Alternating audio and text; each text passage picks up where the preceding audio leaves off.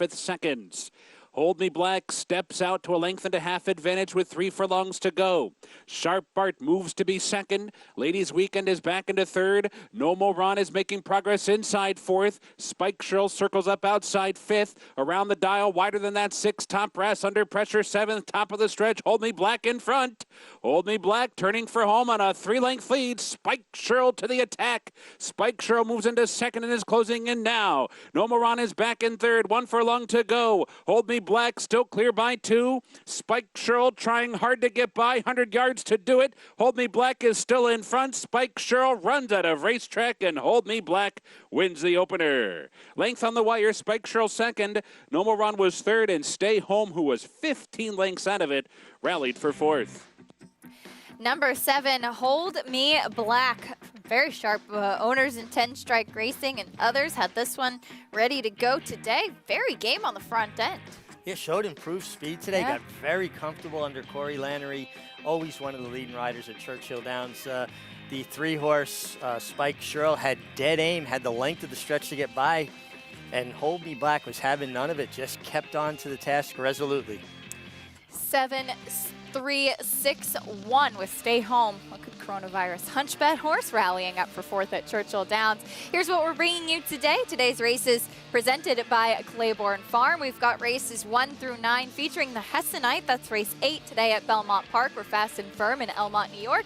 Also fast and firm in Louisville, Kentucky, as we'll bring you the remaining races at Churchill Downs, races 2 through 9 as well. Shifting gears now, back here to beautiful Belmont Park. And remember, you can join NYRA Bets today and play all of the action on our program while earning up to a $200 deposit match bonus. New members can use promo code MATCH200 when signing up and earn up to a $200 deposit match after your first deposit.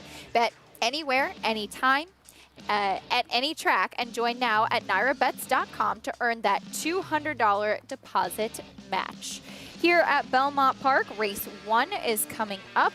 It's 6.5 furlongs on the main track as well. $40,000 claiming a race for horses that have not won 2. The number 2, Dangerous Edge, now your favorite with the scratch of Star of the West, as we'll check in for the first time today with our paddock analyst, Maggie Wolfendale. Maggie, how's it going down there? It's going well. Beautiful day on tap as we have horses making their way to the track for this opener. And as you said, Acacia, scratch of the 4 to 5 morning line favorite Star of the West, who also was the confirmed speed of the race. So I think a lot of people thinking that Dangerous Edge is going to assume that position. And fair enough. He comes in here for trainer John Toscano, second off of a layoff, puts those blinkers on.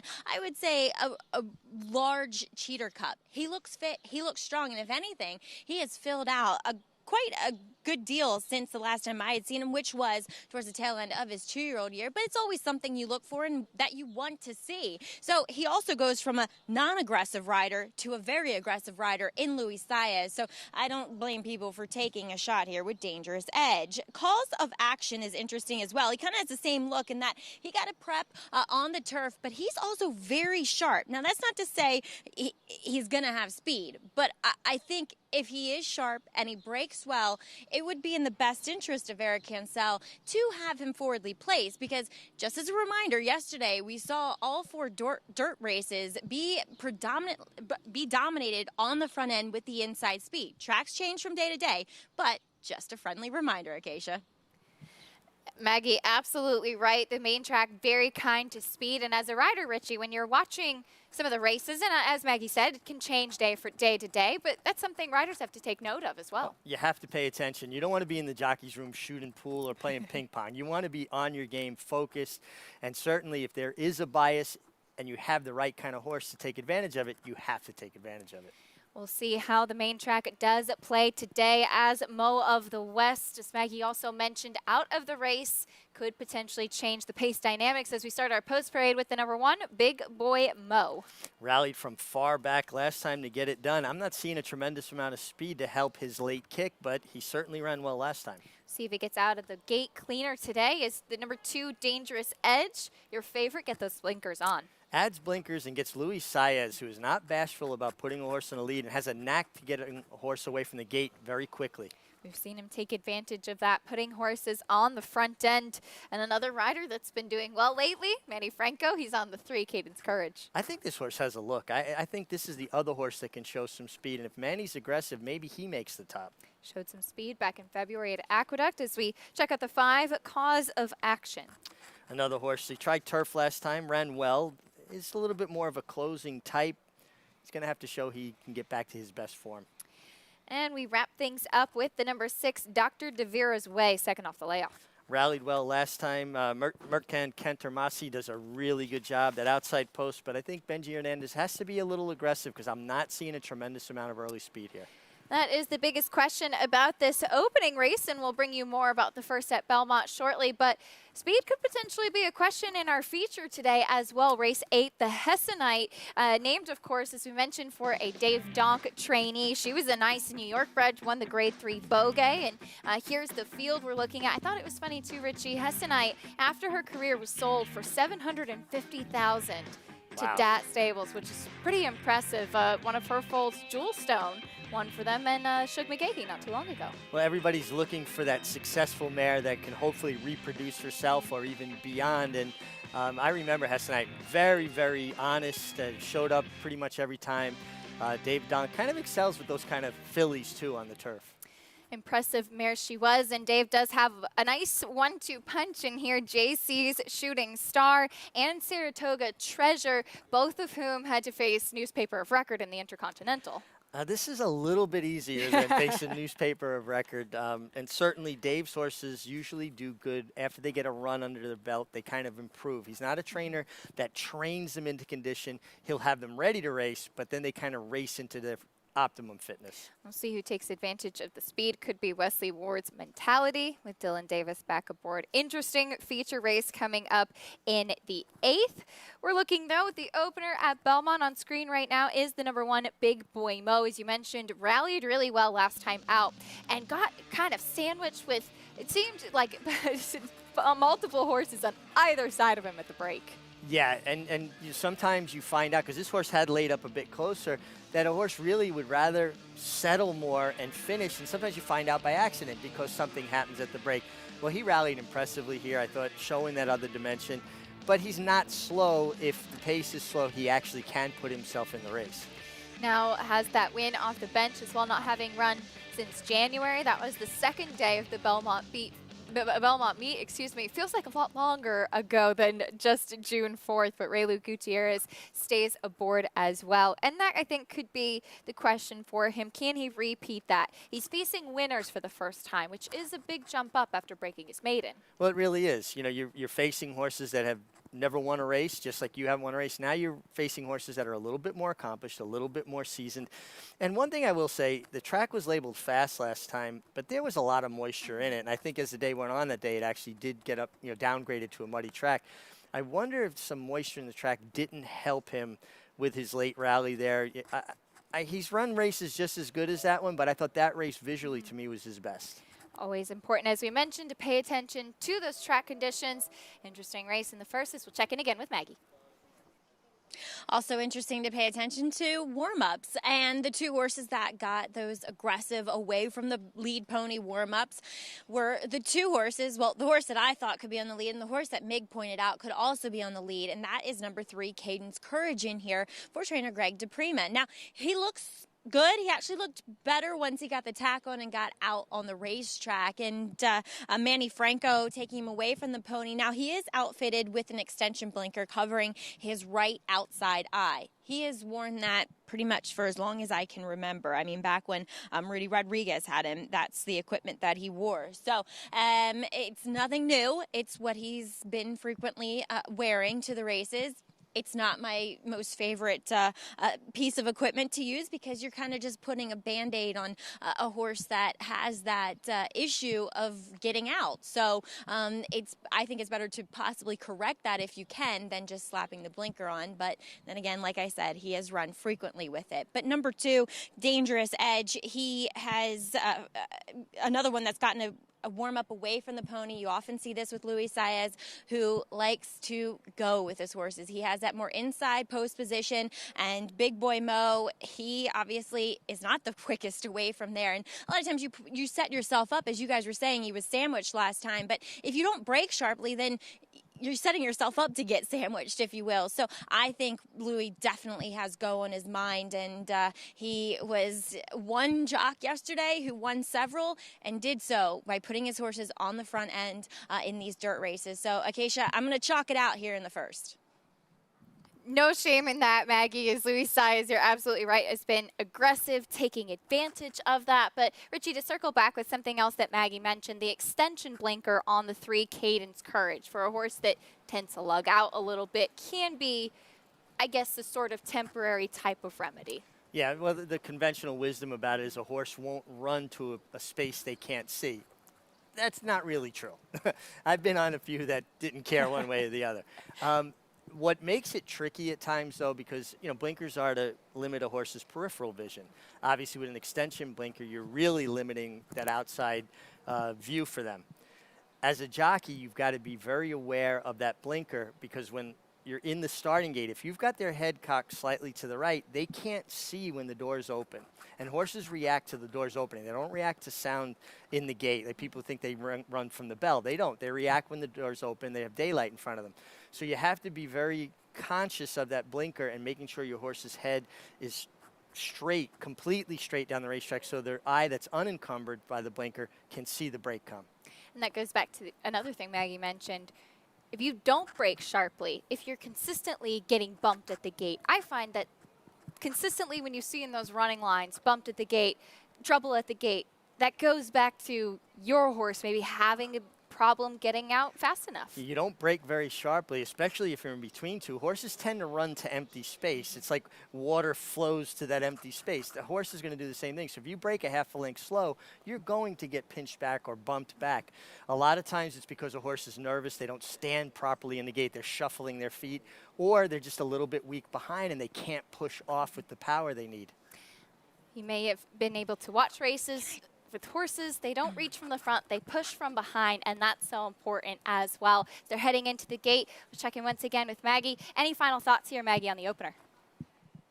Well, I just thought it was interesting, too, talking about horses, and maybe horses, I'm not saying anybody is necessarily bad in the gate here, but horses that don't want to load and talking about wanting to go to the open space. A lot of times that's why you'll see them open the front of the gate to get a horse who is reluctant to load to go in. So just another food for thought about horses and possible gate issues, Acacia. Maggie, thank you. There's so many nuances. We're dealing with live animals at the end of the day, and they can be a bit tricky. We've got 2 left to load. Here's the voice of New York Racing, John Imbrial, with the opener at Belmont Park. They're in the gate. And they're off. From the inside, Big Boy Mo is going out for the early lead. Dr. Devereux's Way and Cadence Courage, their heads apart, second and third. Then it's the favorite, Dangerous Edge, who's racing in fourth, and the trailer is Cause of Action. Big Boy Mo leads here by a half length. Cadence Courage is in between horses. Dr. Devereux's Way on the outside in third. The quarter went in 22 and 2/5 seconds as they begin the run around the far turn. And Big Boy Mo is in front by 2 lengths. Cadence Courage, Dr. Devereux's Way, right together, second and third, and now both of them are moving up on the front runner, Big Boy Mo. Dangerous Edge is taken to the outside and is gaining some ground. Cause of Action is in fifth. They're all still chasing Big Boy Mo, who continues to lead here by a length and a half. On the outside, it's Dangerous Edge along with Cause of Action, the half in 45 and 3/5 seconds. The field is in the stretch. Big Boy Mo, here's Cause of Action on the outside. Cause of Action has taken over. Big Boy Mo back running in second. Then Dr. Devereux's Way and Dangerous Edge. Cause of Action will be the winner of the Friday opener. Cause of Action won by 3.5 lengths. Then Dr. Devereux's Way and Big Boy Mo. Number 5, Cause of Action. Did not matter. There wasn't a lot of pace. This horse was able to come from off of it. And a nice win. Really nice win, Yeah. dominant win. Just circled the field and drew off under Eric Cancel, handled now by PJ Campo as his agent, and he's still full of run. He didn't want to let go of the bridle after the wire. That's got to be a good feeling, too. After the race is done, you feel like your horse still has something in the tank? Well, they're supposed to be tired at that point, and, it'd be a little bit easier to pull up. This horse really finished full of run. Eddie Barker doing a good job. Have this horse ready, and, maybe that turf race was just like what he needed to get him to that perfect fitness level. Wow, and he went down to 9-5. Cause of Action, the winner in the opener in today's first race, Maggie. Not exactly how we expected it to be. Well, no, I mean, maybe we have a more fair track than what we were seeing yesterday, which is always a good thing. And he won dominantly. I wanted to check out the start, not because I necessarily noticed anything exceptional here, but number 2, we thought who would break fast, didn't, and he just looked a little bit flat-footed. I was wondering if maybe his head was turned, maybe something happened in there, he's acting up. He was just slow, and he was giving all the signs that he shouldn't have been like that. But as you said, Acacia, before they broke, they are live animals. You never know what's going to happen. And it looked as though Cause for Action, he just motored home. He was much the best here. So congratulations, Eddie Barker, Eric Cancel in the irons. 5-6-1-2 unofficially at Belmont Park. Cause of Action. Your winner had that turf race last time out. Back to the winner's circle today for Eddie Barker and Eric Cancel. We've got a lot more coming up on America's Day at the races. Stay with us after this quick timeout. As the world faces unprecedented challenges, our faith and resolve have been challenged like never before. But tough times never last, tough people do. Thanks to all the fans, the backstretch workers, trainers, owners, breeders, veterinarians, and countless others behind the scenes. We are inspired daily by your commitment, and we applaud your passion for this great sport. Together we'll rise above this, and soon we will all run happy again. Do you want to bet the next race and don't have a TVG account? Get the TVG mobile app and sign up. It's fun, easy, and it's TVG. I'll show you how it works. You have a jockey that rides a horse. When you bet the horse that wins, you win money too. With the TVG app, select your horse, bet type, and wager amount. Place your bet and watch the race live. Download the app and sign up now, or go to TVG.com. Get double your first deposit up to $100. TVG, your best bet.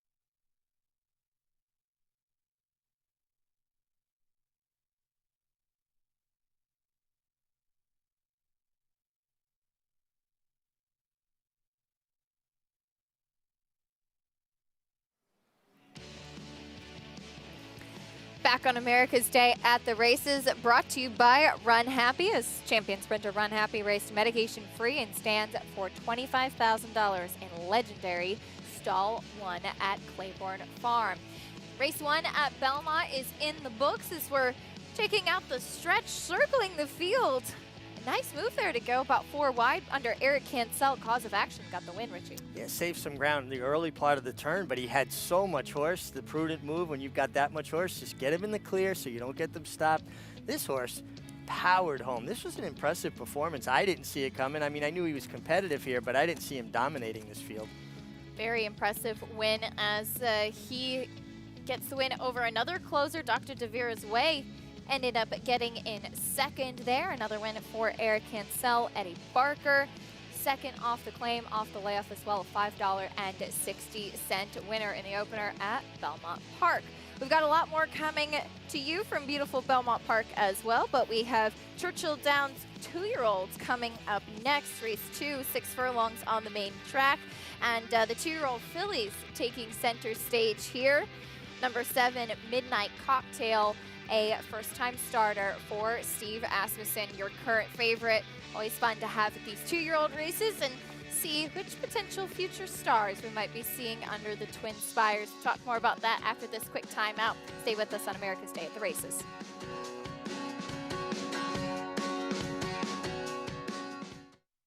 An undefeated graded stakes winner on the track, Algorithms has sired over 70% winners from starters.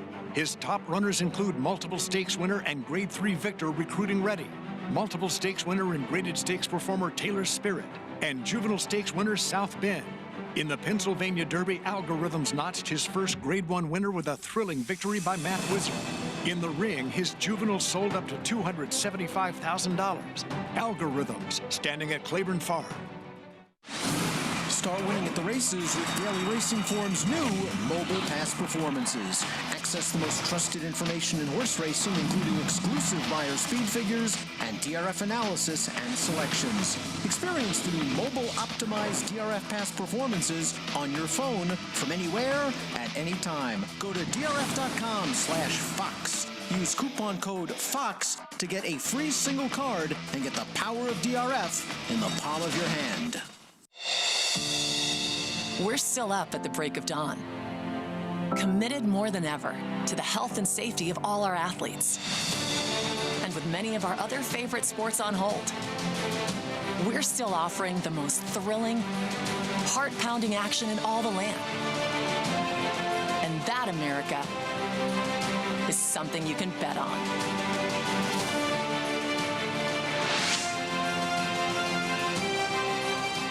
Tom Durkin letting you know New York breds start with an advantage. At the sales, buyers pay up to 7 figures. And there's over $2 million in stakes money limited to New York sired horses in the New York Stallion Stakes Series, like the Park Avenue for 3-year-old fillies. Newly minted wins it for fun. For fun and money. The winner's share generates an additional $55,000 from the New York Breeding Fund. Funny Guy's gonna do it. Funny Guys winning the Times Square division generates the same money. So get with the program at nybreds.com.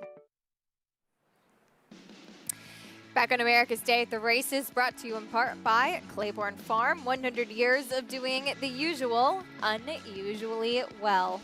Beautiful shot of Claiborne Farm there as we have the second race at Churchill coming up next. 2-year-old fillies, maiden special weight, several first-time starters in the bunch. They're ranked 6 furlongs on the main track. Midnight Cocktail for Steve Asmussen, your current favorite.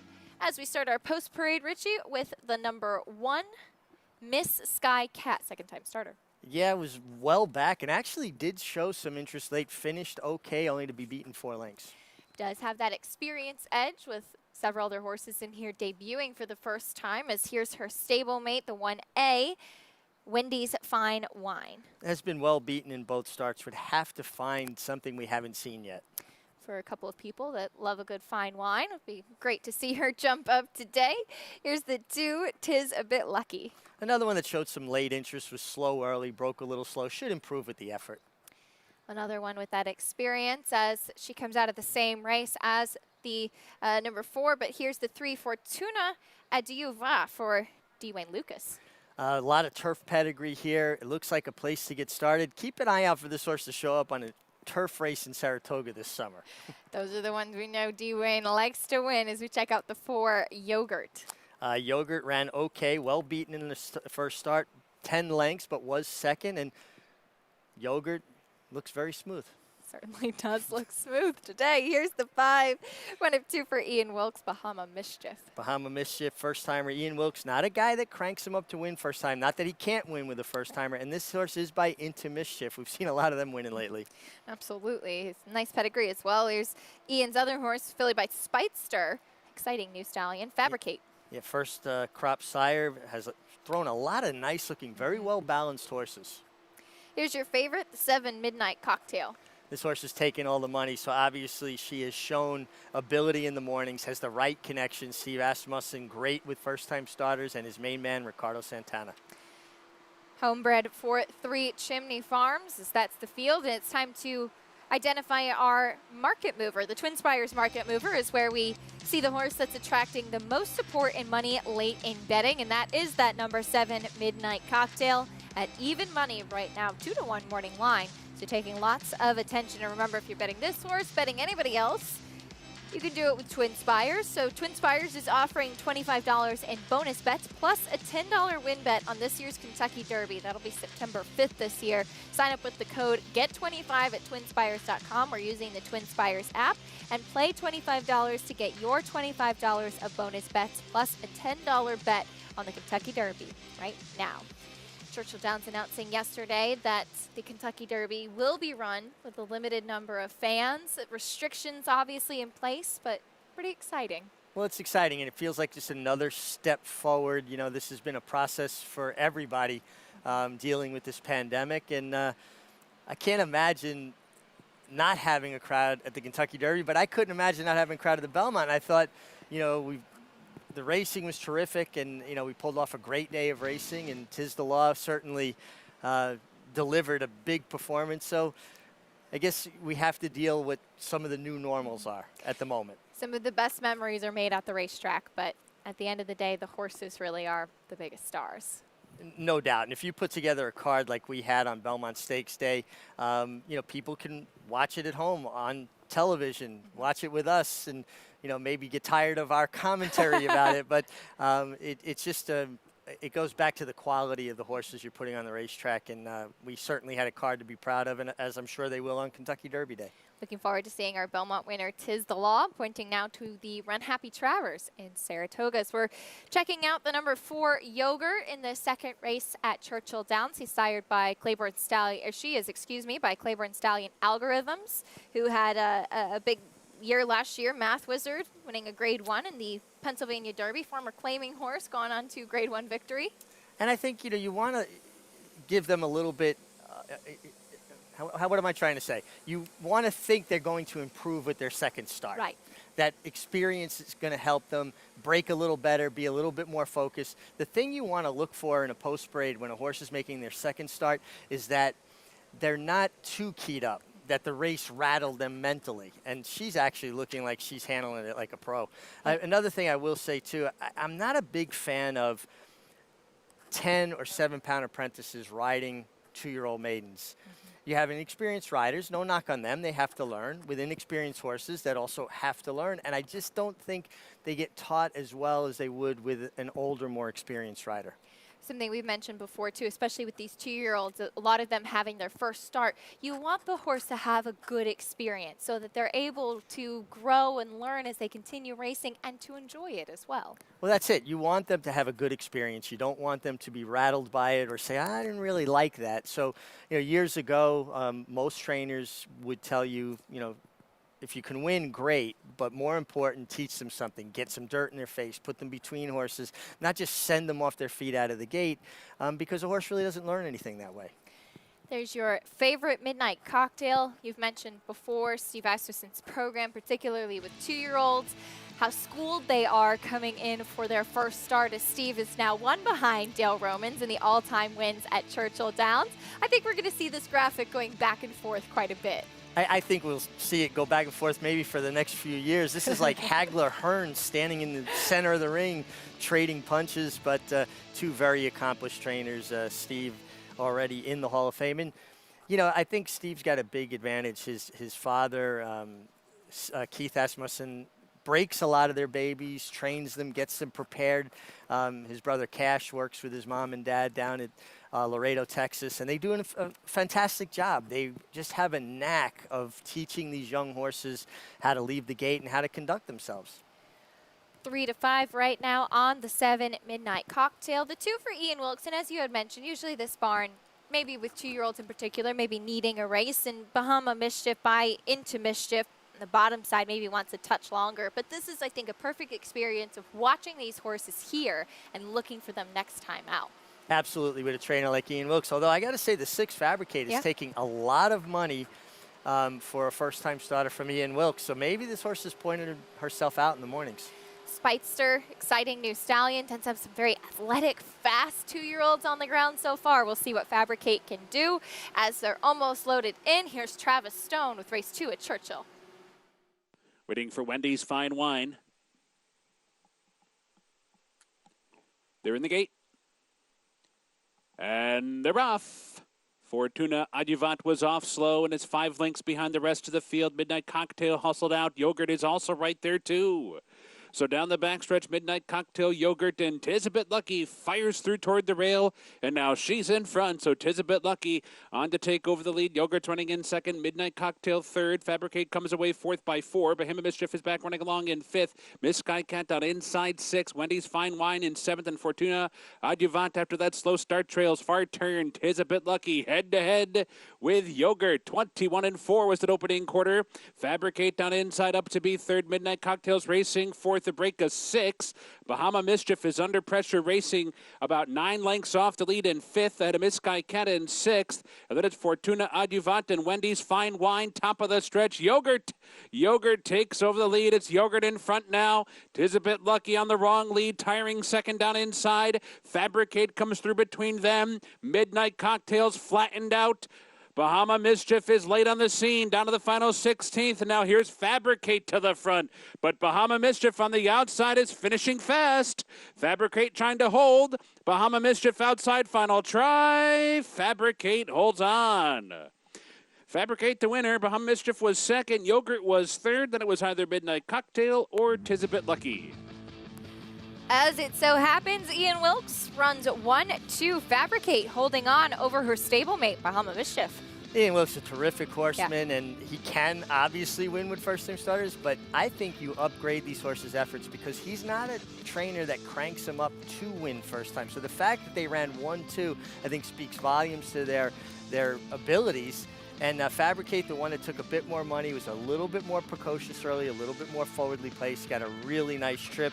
The 5, Bahama Mischief, finally settled in the stride and came with a big run. I'd keep an eye on both of these going forward.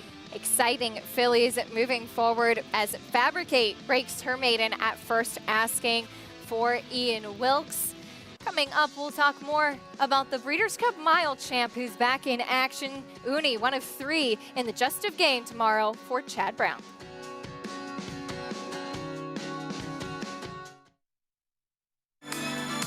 Chad Brown seeks his 4th straight win in the Just a Game Stakes. This year, he sends out a lethal 1-2 punch. Newspaper of Record made headlines in her last start. It is Newspaper of Record. And Uni makes her 2020 debut after making a championship statement in her final start of 2019. Owning in the mile. Watch the Just a Game Saturday. Every race, every day on America's Day at the Races. Adrenaline pumping, hearts racing, the thrill of winning. And it all happens right here. Twin Spires, from the team behind the Kentucky Derby and the destination for horse racing wagering from around the globe. From beginner to expert, Twin Spires is betting made fun and easy. And for new players, once you place your first $25 worth of bets, we'll match that in bonus bets. Twin Spires, racing into your home. Download the app now. See site for details. Void where prohibited. Please wager responsibly.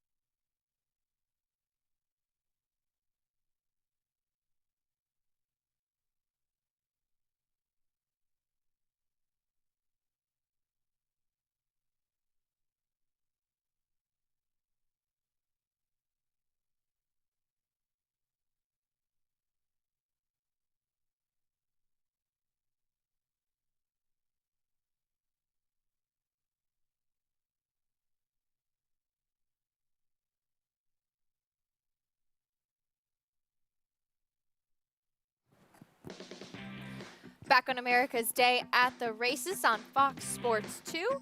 Brought to you by Naira Bets, where you can bet any track, anywhere, anytime using Naira Bets. Get started with the Naira Bets app or at nairabets.com. Great shot there of Belmont Park as we check out the field for race 2 here at Belmont, the number 3 Cobble Hill in this maiden claiming race, your current 6-5 favorite. As we'll head right down to the paddock and check in with Maggie.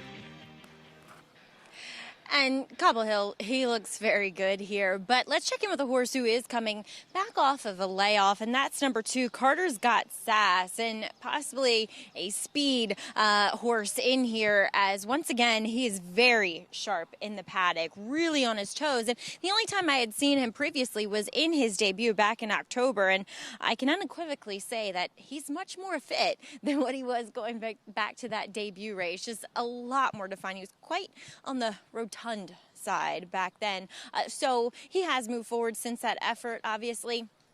And if he can be aggressive out of the gate with Manny Franco aboard, I think he's got a shot here, though he's going to have to run a bit faster than what he had over the winter time back at Aqueduct. Moving on to number 5, Jay's Warrior. Well, he has one race that makes him pretty competitive here, but that was on the slop at Churchill Downs. Whether it was that or the fact that last time he was really wound up in the paddock. I mean, they were having trouble dealing with him and putting the tack on. Today, he walked in quiet as a mouse. He's woken up a little bit since getting the tack on, but just so much more composed, conserving a lot more energy. So whether it was a slop/Churchill, we'll have to see. But he's definitely heading into this effort here in New York a lot better than he did back here on June 4th, Acacia. Maggie, thank you. Jay's Warrior potentially looking for some improvement today. Also had to use that speed from a far outside post last time, Richie. Yeah, and you like to hear that the horse is a little more settled because this horse is going to be close to the pace. You just would hate to get in a duel with the 2 Carter's Got Sass and knock each other out. So maybe this horse can show a little bit of a stalking dimension from the outside. See if he takes a step forward today as we'll start our post parade with the number 1, Kilmarnock. This horse stretched out to a mile and 1/8 and was eased. They know that this horse wants to sprint, and in for 20, that's where this horse belongs. Logical split place for sure. Here's that layoff horse Maggie was talking about. Carter's Got Sass. Definitely has some speed. Yeah, it could play out to be the speed of the speed, certainly making a nice physical impression as he walks out of the tunnel onto the track. Gelding by Golden Ticket. Travers Dead Heat winner, is that right? Yeah, that's with right. Alpha. Yeah. Not many. I haven't seen many of those. As we check out the 3, your favorite, Cobble Hill. Now this horse looks to get some speed in front of him. Ran a really good race last time. Rob Atras does a great job, and the horse looks great in the flesh. Made up quite a bit of ground last time out. As here's a long shot, the 4, Wisecrack. Just too many tries for me not to get it done. 33 tries and still a maiden. If he wins, I'd be surprised. Big price on the board right now. The number 5, Jay's Warrior, potentially showing some improvement today. And I like the fact that Maggie says this horse is acting calmer. It's got a very strong work tab into the first start off the layoff. Well, actually, the first start at Belmont. Interesting horse, I think. The 6, Lost in Rome, comes out of that same race as Cobble Hill. Yeah, and would have to improve a bit off of that. And who say this horse can't, trained by Bob Caceres, a trainer who's known how to win his entire life. Next in our post parade will be the 8, A Fleet Mickey, to the outside blinkers on. Yeah, the Fleet Mickey just has really not shown anything in his 3 starts. Biggest price on the board right now at 50-1. As we are looking, I think, for the number 7. He's somewhere out there. I promise that. Field of 8 getting ready here for the second race. And, well, he's somewhere. The 7, Topazzo, is 19-1. He's somewhere out there. Yeah, actually, I think he's jogging on the outside there with the... there he is. Yeah, the quartered silks there. This horse, every once in a while, runs a race and gets a piece of it, maybe can run in for a minor award. We'll see what he does today. That's the field at Belmont Park. And as we've been mentioning, coming up tomorrow, both here at Belmont and Churchill. And you can catch all of that graded stakes action with us on FS1. But we have the Just a Game where Chad Brown, he knows how to win this race. He's looking for his 4th win in this race. And he's got 3 entered, including Newspaper of Record and Uni Breeders' Cup winners. Yeah, and it's interesting that Chad Brown trains for Peter Brandt, who owned Just a Game many years ago, and here he is looking for his 5th Just a Game. I love Uni. She's just one of my favorite horses. She's not very big, but she's got a big heart and a huge turn of foot, or acceleration, if you would. Always determined, and comes with that late run that's usually timed so well by Joel Rosario. Super game as the girls ran 1-2 in the Breeders' Cup Mile. Got stormy, finishing 2nd there that day, as they'll get a chance to rematch once again. Here's Uni's work in company with Sister Charlie. You know, I just find it so interesting. Chad Brown has so many good horses, and he works them in company. Think about great boxers that spar with each other. You're not going all out. You're not trying to beat the other horse or the other guy in a sparring session. You're trying to get something out of it, build towards a race, a fitness level. It keeps the horses in the bridle. But this would be like a great fight trainer, Angelo Dundee, training Joe Frazier and Muhammad Ali and having them spar with each other. That's the kind of horses that Chad Brown has. I love that. Chad saying Uni maybe a work or two shorter than he would have liked bringing her back, but he said she's been hanging in the mornings with a champion, as Sister Charlie is. So he says he's not really concerned about that, and she does have that deadly acceleration. And you can see the disparity in size, particularly that hind shot. Sister Charlie's so big and long, and Uni kind of small, but has that stride that just quickens. She's fun to watch. She certainly is. Looking forward to seeing her and the other Chad Brown runners in the Just a Game tomorrow, as we have race 2 about 3 minutes away here at Belmont, and we'll check in again trackside with Maggie. Yeah, that Just a Game looks like an all-out war. So excited to see those horses coming back off the layoffs as well and facing newspaper of record. As we'll check in with the inside runner, that's number 1, Kilmarnock, for a trainer, Rob Falcone. Now, he is second off of a layoff in which he was attending the pace and chasing the gate-to-wire winner, Star of the West, last time, which he had run in the first race. Get a better gauge of how Kilmarnock stands against this maiden 20 field. But I was a little underwhelmed back in the paddock. He looked fit. He's really ready to go, having that one race under his belt. But Louis giving him his signature, aggressive type of warm-up, and he really woke up and responded favorably to that. So I'm liking what I'm seeing from him, but his job doesn't get any easier from that inside post, as there is some other speed horses that he'll have to likely sit behind, and maybe taking some dirt as well. As number 3 is Cobble Hill, also coming out of that Star of the West race. He kind of rallied from off of the pace for Rob Atras. Look, he doesn't look like a maiden 20 type, but on the flip side of that, they also paid $370,000 for him as a 2-year-old. So he is a good-looking horse, hence that purchase price. He's gotten a little hot out there on the racetrack. He has been warmed up with gusto, to say the least, underneath Irad Ortiz. But I don't love that because it's not that hot out today. So while I liked him in the paddock, I'm liking him less out on the racetrack, especially as the even money favorite. I totally get where he can win, but I'd be willing to look elsewhere, and I am going to look elsewhere with number 5, Jay's Warrior. This horse has just made a 180 for me as far as the way he's presenting himself. Raylu Gutierrez is aboard today, and I like the way he's been handling him. He's kept him with the pony, trying to keep him nice and calm, but still letting him move out there, and he moved quite nicely out on the racetrack as well. So I know his job isn't going to be easy, as you guys were saying, with the presence of Carter Scott Sass, but at least he's posted outside of him. And furthermore, last time, as you alluded to, Acacia, that pace totally collapsed. I mean, we saw Big Boy Mo have that troubled start and came from out of the clouds. So I'd be willing to give him more than a pass for that last effort, and maybe he can get back on track here today. Maggie, thank you. Jay's Warrior, a nice 5-1 right now on the board. You're both going with the 5. Yeah, well, Maggie's commentary about how this horse was more settled in the paddock kind of won me over. I thought this horse had a look anyway. You look at the works, 46 and change on April 23rd, a minute and change on May 2nd. These are very strong works for horses at this level. And the fact that he's acting good today, maybe he can just kind of stalk from the outside, get into the race the right way without being under pressure. And I got to think Luis Saez is going to try to use as much speed as he can from the rail because of that position. Maybe the 1 and 2 get hooked up and Jay's Warrior sits that perfect trip. Could be. We'll see if he's able to close 3 Cobble Hill. Some not great comments from him, getting a bit warm as well. He is the half-brother to Marley's Freedom. I'm sure a big part of that purchase price as well. We'll see if he can get things on track and finally get to the winner's circle. So we have a couple left to load, both Maggie and Richie taking a shot with the 5, Jay's Warrior. Here's John and Brielle for race 2 at Belmont.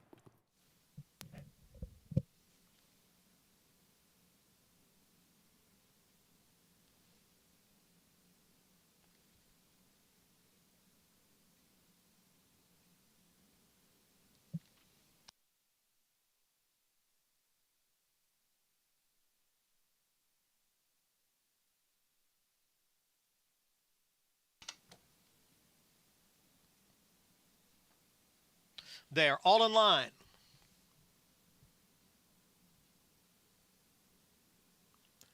And they're off. Stumbling start for number 1, Kilmark Knock from that inside post position. He is moving up a bit now. Carter's Got Sass has the early lead. Jay's Warriors running in second. Cobble Hill is next and third on the outside of Fleet Mickey, and at the rail, Kilmark Knock. Then it's Tapazzo, who's running in 6th, followed by Wisecrack in 7th, and the trailer is Lost in Rome in 8th. The field goes around the far turn. Carter's Got Sass, challenged here by Jay's Warrior. The two of them are heads apart, with a Fleet Mickey on the outside in third, the quarter 22 and 2. Kilmark knocked down at the rail. The favorite Cobble Hill is now advancing in between horses, and Lost in Rome has moved up into 6th. Farther back, it's Tapazzo and Wisecrack as the field comes for the top of the stretch. Carter's Got Sass down at the rail, has the lead. Kilmark Knock looking to come on through, and on the outside, here comes Cobble Hill. Oh, it got tight in there for Kilmark Knock and Jay's Warrior as Cobble Hill now takes over the lead. Cobble Hill in front, late close here from Lost in Rome. It's Cobble Hill by 2, Lost in Rome on the outside. Cobble Hill will get the job done as the public choice. Lost in Rome was second, Kilmark Knock finished third. Cobble Hill managed to get up and to the winner's circle today. Not the smoothest run from him, though. No, he had to kind of work his way out, and then he leaned in a little bit as he was going by horses. He was under pressure from a long ways out. He just looks like a kind of a lazy horse that you've got to keep his attention. We're going to see them kind of come together here. He's going to squeeze. I don't think it was his fault as much. It was the 5 horse kind of leaned on the 1 Kilmarnock who got left at the post, kind of stumbled at the break. When you get caught in that position, occasion, you're getting squeezed and you're right on a horse's heels. That's the most dangerous situation, because if you catch that horse's heels, a lot of times that your horse will trip, and you're going to see when he comes back over to horse. Well, the inside came out in his face a little. That was just a real tough spot for Luis Saez, and thankfully they were able to extricate themselves from it without a problem. Handled things smoothly for sure. Cobble Hill, Maggie, as we're talking about in this little spot here, some slight commotion going on there around the 3/16 pole. Yeah, number 3, Cobble Hill was first. Kind of started by number 2, and here Carter's Got Sass. Is he kind of tired on the front end? And horses, when they get tired, naturally, when you pull them up in the mornings after work, after a gallop, they will.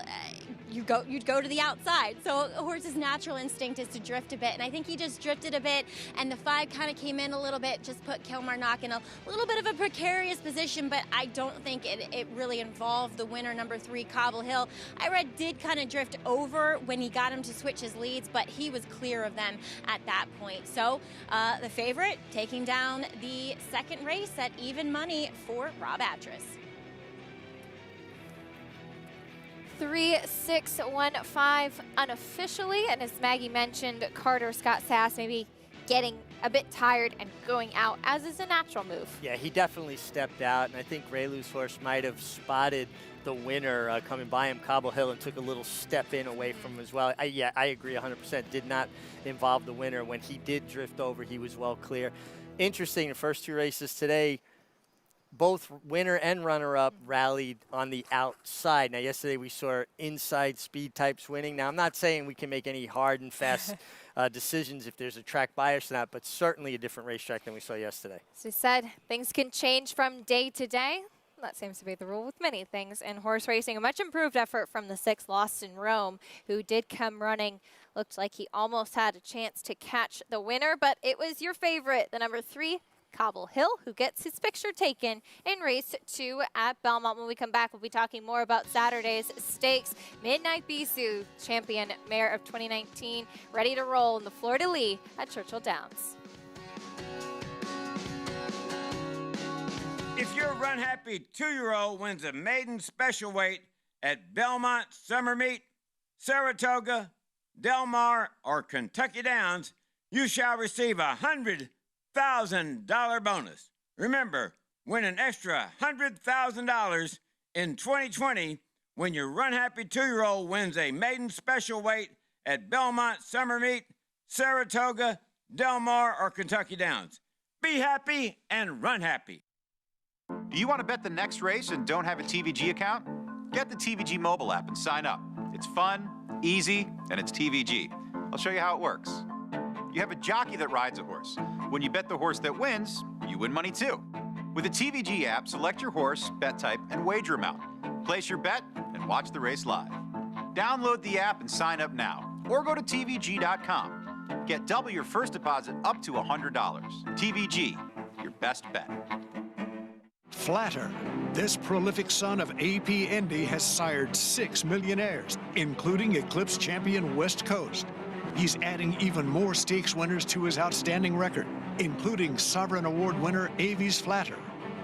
His yearlings have topped the Fasig-Tipton July sale 2 years in a row and sold up to $900,000 at Keeneland September.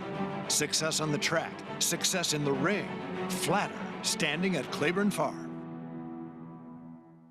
Racetrack Television Network brings you every race, from every track, on every screen, every day.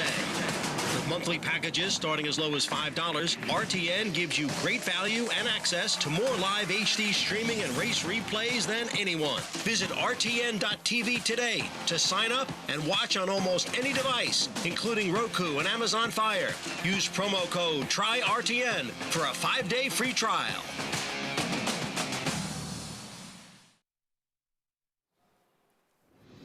Welcome back to America's Day at the Races, brought to you by America's Best Racing. For the love of the race, visit americasbestracing.net today. Race 2 at Belmont Park is done and dusted. Your favorite, the number 3, Cobble Hill, the half-brother to multiple graded stakes winner Marley's Freedom. He finally gets to the winner's circle himself. Yeah, got the right setup, and certainly his last race pointed out that he was going in the right direction. Rob Atras had this horse ready. Got that big warm-up from Irad Ortiz, trying not to let him lag as much, but he had to ride him from a long ways out. Horses all coming out of that same race on June 3rd at Belmont. Run 1, 2, 3, $4.20 winner in race 2. Major stakes action at both Belmont Park and Churchill Downs tomorrow. And our ABR race of the week is the Fleur-de-Lis. We'll see the return of champion Midnight Bisou. She'll do battle with Serengeti Empress, last year's Kentucky Oaks winner. And let's not forget that this race is a win and you're in race for the Breeders' Cup Distaff. And what a nice bunch assembled here, Richie. Nice bunch assembled here, and this division is so deep. Yeah. We can go long ways with the ones we've seen already, but Midnight Bisou coming back from her big effort in Saudi Arabia, and Serengeti Empress, she needs no introduction with her speed. Very, very fast out of the gate as we're checking out Midnight Bisou's last start. This was her first race of 2020 in the Saudi Cup against Males, where she's down on the inside in the red cap. This might have been, and she's run some great races, this might have been one of her biggest performances. She ran huge. She ran huge. To be second here, facing off with the boys. Here she's coming up along the inside, and for her to run this big against the Colts, it pointed her out. I agree. I think this was her best run ever. Huge performance from her. She was second in the Breeders' Cup Distaff behind Blue Prize. Prior to that, a string of graded stakes victories. So we're looking forward to getting a chance to see her back stateside. And how lucky are we that she's running still now as a 5-year-old mare, looking to find her way back to the Breeders' Cup. Again, this Fleur-de-Lis, part of the Breeders' Cup Challenge Series. Here's the stake schedule of what we'll be bringing you from Churchill Downs. Don't forget, you can watch all of this on our show on America's Day at the Races on FS1 tomorrow. Stephen Foster, Fleur-de-Lis, both Breeders' Cup winning your in races with the Regret and the Bashford Manor for the 2-year-olds. Looking forward to that, too. 2-year-old stakes action already, and always a race that kind of points out the horses that we get to see in Saratoga later on. Looking forward to all of those races. But as we mentioned, Midnight Bisou, not the only star in that fleur-de-lis. Serengeti Empress coming out of a disappointing effort in the Apple Blossom, but she has a different setup today, potentially, as she does have that early speed. Here's our colleague and her trainer, Tom Amos, native of Louisiana, giving a little hint as to what her secret sauce is. So how does Serengeti Empress get to the winner's circle having to run against the champ? We've got some thoughts on that. Number one is Serengeti Empress likes to make her living on the front end right out of the gate. So the idea for us is going to be no secret to anyone in the race. We're going to the front. Can we save our energy for the end of the race is going to be the secret to our success, our secret sauce. But Serengeti Empress has a really high cruising attitude when she runs, so it's going to take a lot for anybody to want to keep up with her early. And as far as the race unfolds, if we're in front, turn it for home on this Churchill track that Serengeti Empress loves so much, then Midnight Bisou had better have brought her lunch with her because she's going to have some work to do to catch us. Tom Amos, Serengeti Empress, who's 2 for 3 at Churchill Downs. Midnight Bisou is 0 for 2 at Churchill. Well, that's interesting. And, Yeah. and Churchill can be a track that horses struggle with. But that piece with Tom, though, with special sauce and bring her lunch, I'm hungry. This is what Tom Amos did to us. Speaking of Churchill Downs, we've got the 3rd at Churchill coming up next. Great matchup of those mares tomorrow. But we do have this nice allowance race going 1 mile and 1/8 on the main track coming up next. And we'll get right into our post-parade. The number 1, Job Security, kicks things off. Well, a horse that certainly will appreciate the mile and 1/8 and has run his best races at Churchill Downs. Here's the 2 locally owned for Al Stall, who has Tom Stata and the Stephen Foster tomorrow. Yeah, Al Stall does a great job, and his horses have been all running. He's got only 3 wins, but 9 seconds. He's got them prepared. They just got to get lucky. The number 3 is All West, second time out for Ron Moquette. Yeah, and this horse would have to get a little bit faster on speed figures, but got a good trainer and certainly the right kind of rider in Ricardo Santana. Here's the number 4, Mr. Quality, switching turf to dirt today. Yeah, another horse that I think would just have to get a little bit faster than what he's shown so far. Looks like he could be back on his preferred surface. We'll see if that's enough to do it. As the horse that broke his maiden last out is the 5, What a Country. I thought this horse was very impressive breaking his maiden. Rallied resolutely and showed an affinity for Churchill Downs. I think this horse could win right back. Here's the 6, Beau Luminary. Does have a little bit of speed. Has speed, showed good speed at Gulfstream. This is the first time this horse is trying 2 turns. Stretching out to the 1 mile and 1/8 today is that number 6 for Rodolphe Brisset. As here's the number 7, Gigging. And a horse that'll be lurking from off the pace. Certainly has speed figures that put this horse squarely in the mix. I'm a little surprised at the price. 7-1 seems a little high for me. 3rd last time out, had a win 2 starts back, a 4-time winner here in this field as we check out the number 8, Ambrazo. Now, this horse broke his maiden in an off-the-turf event at Tampa. You know, I have to see something that I haven't seen before. Sometimes difficult to gauge those off-the-turf races as well and how they stack up, as that's the field for the 3rd. And remember, Twin Spires is offering $25 in bonus bets plus a $10 bet on this year's Kentucky Derby. Sign up with the code GET25 at twinspires.com or with the Twin Spires app and play $25 to get your $25 of bonus bets plus a $10 bet on the Kentucky Derby right now. The Kentucky Derby now, the first Saturday in September. Taking a look at the number 2 locally owned, ridden by Tyler Gaffalione, who is currently your leading jockey at Churchill Downs. Been having himself a great meet, 8-5 right now. Tyler's been riding so well, and everything with these young riders that are so talented is confidence. And you could see his confidence level is at an all-time high. Tyler winning the Preakness last year for Mark Casse. And this is a good group of riders, and he's dominating at this point. A lot to do with his agent, Matt Musiker, doing a great job getting him live mounts. But Tyler putting him in the position to win. Corey Lannery up there, certainly always one of the leading riders. And Ricardo Santana, he's one of the strongest riders in the country right now. And he's been spending his Saturdays, it seems, in the last couple of weeks in New York as your Churchill Downs jockey standings brought to you by Claiborne Farm. But we see these riders all the time. They go to different tracks. You have to adapt to the different type of track that you're riding in. Some have different layouts, different configurations, a different type of jockey colony. You have to react to a lot of different things. Well, and especially not knowing the other riders. You don't ride with them on a daily basis. You're not as aware of their habits, things that riders do unconsciously. Sometimes they don't even realize they have particular habits. You know, you would always know the guy who was going to go to his left-handed stick and drift out to meet a horse, so you'd sit in behind him so you could get through on the rail. Little things, like I said, that people develop habits they don't even realize they have. And just the familiarity with a place, knowing the locker room, where the steam room is, what time you go out of the room for, you know, to the paddock. Some tracks it's 15 minutes, sometimes it's 20.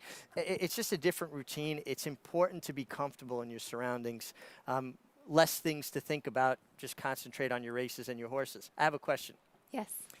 The 2-horse locally owns 8-5. Yes. I think he's a rightful favorite. The 4-horse Mr. Quality ran a bad race in the turf last time, but was third behind, beaten over 3 lengths, to locally owned. Mr. Quality is 17-1. That's a big disparity in price. I totally agree. I couldn't agree more. I thought they should actually be more even. I guess maybe the question is this horse broke his maiden at Tampa, but then he came right back with a good third. Rafael Bejarano riding in good form here. I didn't think there was too much separating them. I just thought a big disparity. I'm more likely locally owned to beat that horse, but at a price, I'll take a stab. Here's Travis Stone for race 3 at Churchill. They're in the gate. And they're off. Mr. Quality made a left-hand turn out of the gate. All West was squeezed back and relegated to the back. Umbrazzo for the downside post is racing for the lead, and Mr. Quality is away well, too, and the 2 long shots go out to set the pace. Locally owned backs off to be third inside.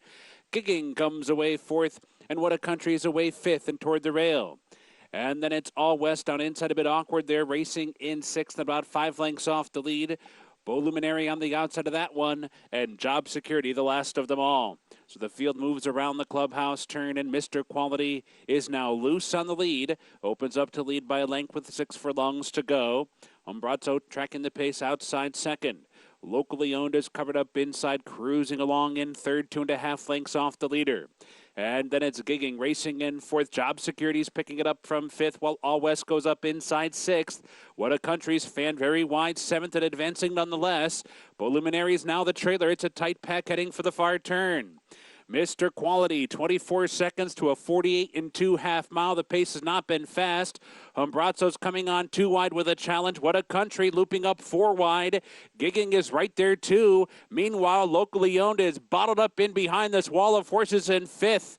Beau Luminary's picking it up from the back of the pack, too. Then it's Job Security and All West.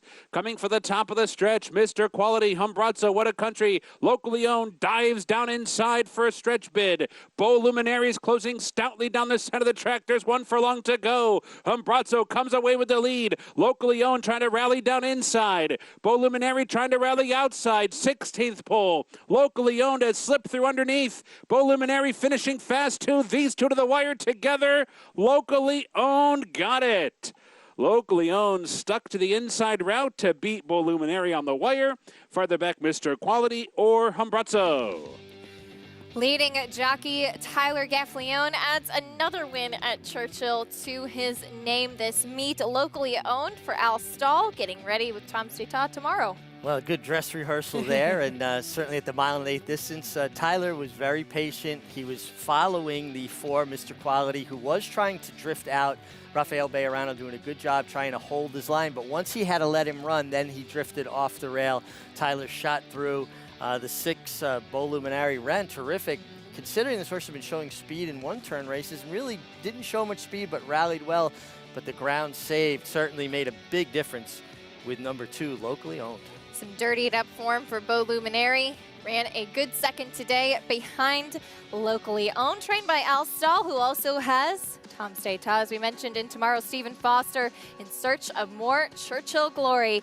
Greg Wolf coming up on the desk to take you the rest of the way on America's Day at the races.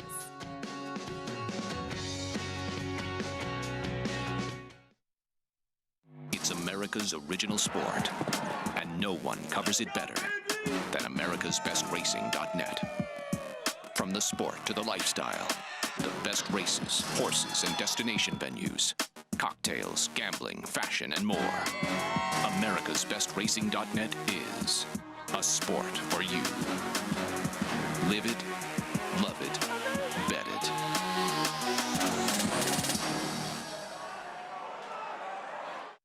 Adrenaline pumping, hearts racing, the thrill of winning. And it all happens right here. Twin Spires, from the team behind the Kentucky Derby and the destination for horse racing wagering from around the globe. From beginner to expert, Twin Spires is betting made fun and easy. And for new players, once you place your first $25 worth of bets, we'll match that in bonus bets. Twin Spires, racing into your home. Download the app now. See site for details. Void where prohibited. Please wager responsibly.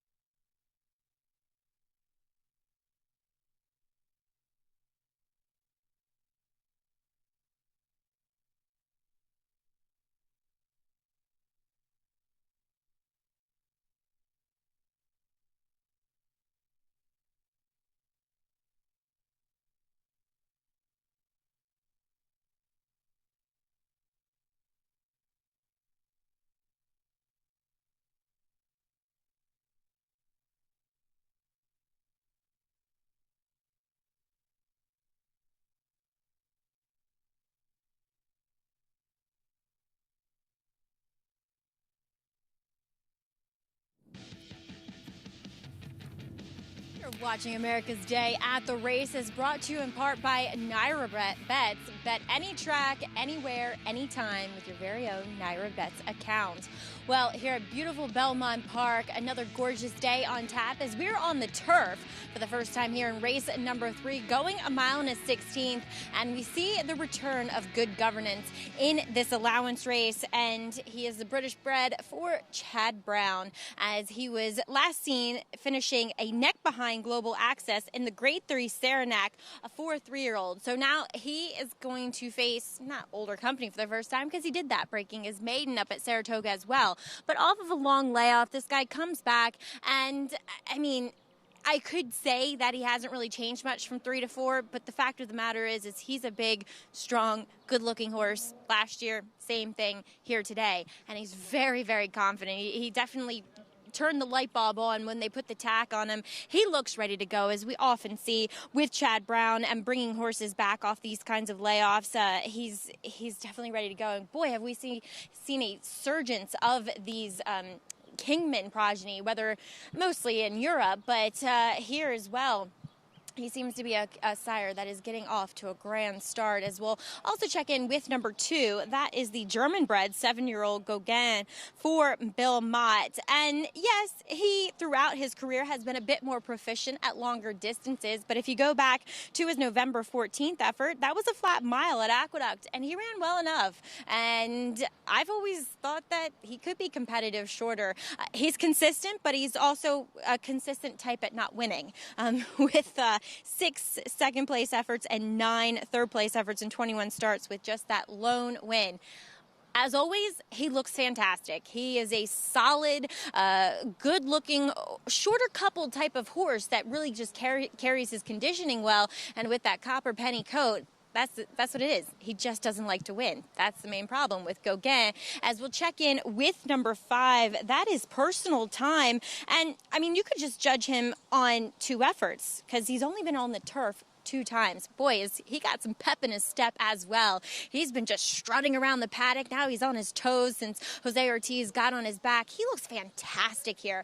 Now, as we saw last time, he did not get away that cleanly. Sometimes that is his biggest problem, is he doesn't break out of the gate as sharp as you would like and put himself in an advantageous position. But last time, he was tipped out wide while the winner, who was a favorite, a Chad Brown horse, got just a better trip. And he almost got to him that day. So this guy is a neck short of being undefeated in his 2 starts on the turf. And I wouldn't be surprised if he might be able to take down another Chad Brown horse in Good Governance today. Good matchup between these two as we welcome Greg Wolf to the set. He's alongside Richard Migliore. Greg?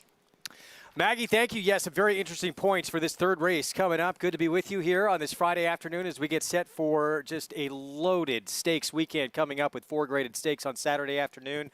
Mig, this 3rd race, though, very intriguing. Good Governance. Right out of the bat, he won with a difficult trip for Chad Brown, and then he threw him in a graded stakes company and just missed in a very good field. Yeah, I mean, he pointed himself out, and he's obviously the favorite for good reasons. And the layoff doesn't seem to be a problem for Chad Brown. He has them prepared and ready. My question is, how this race is going to be run? Who is the confirmed front runner here? There isn't one.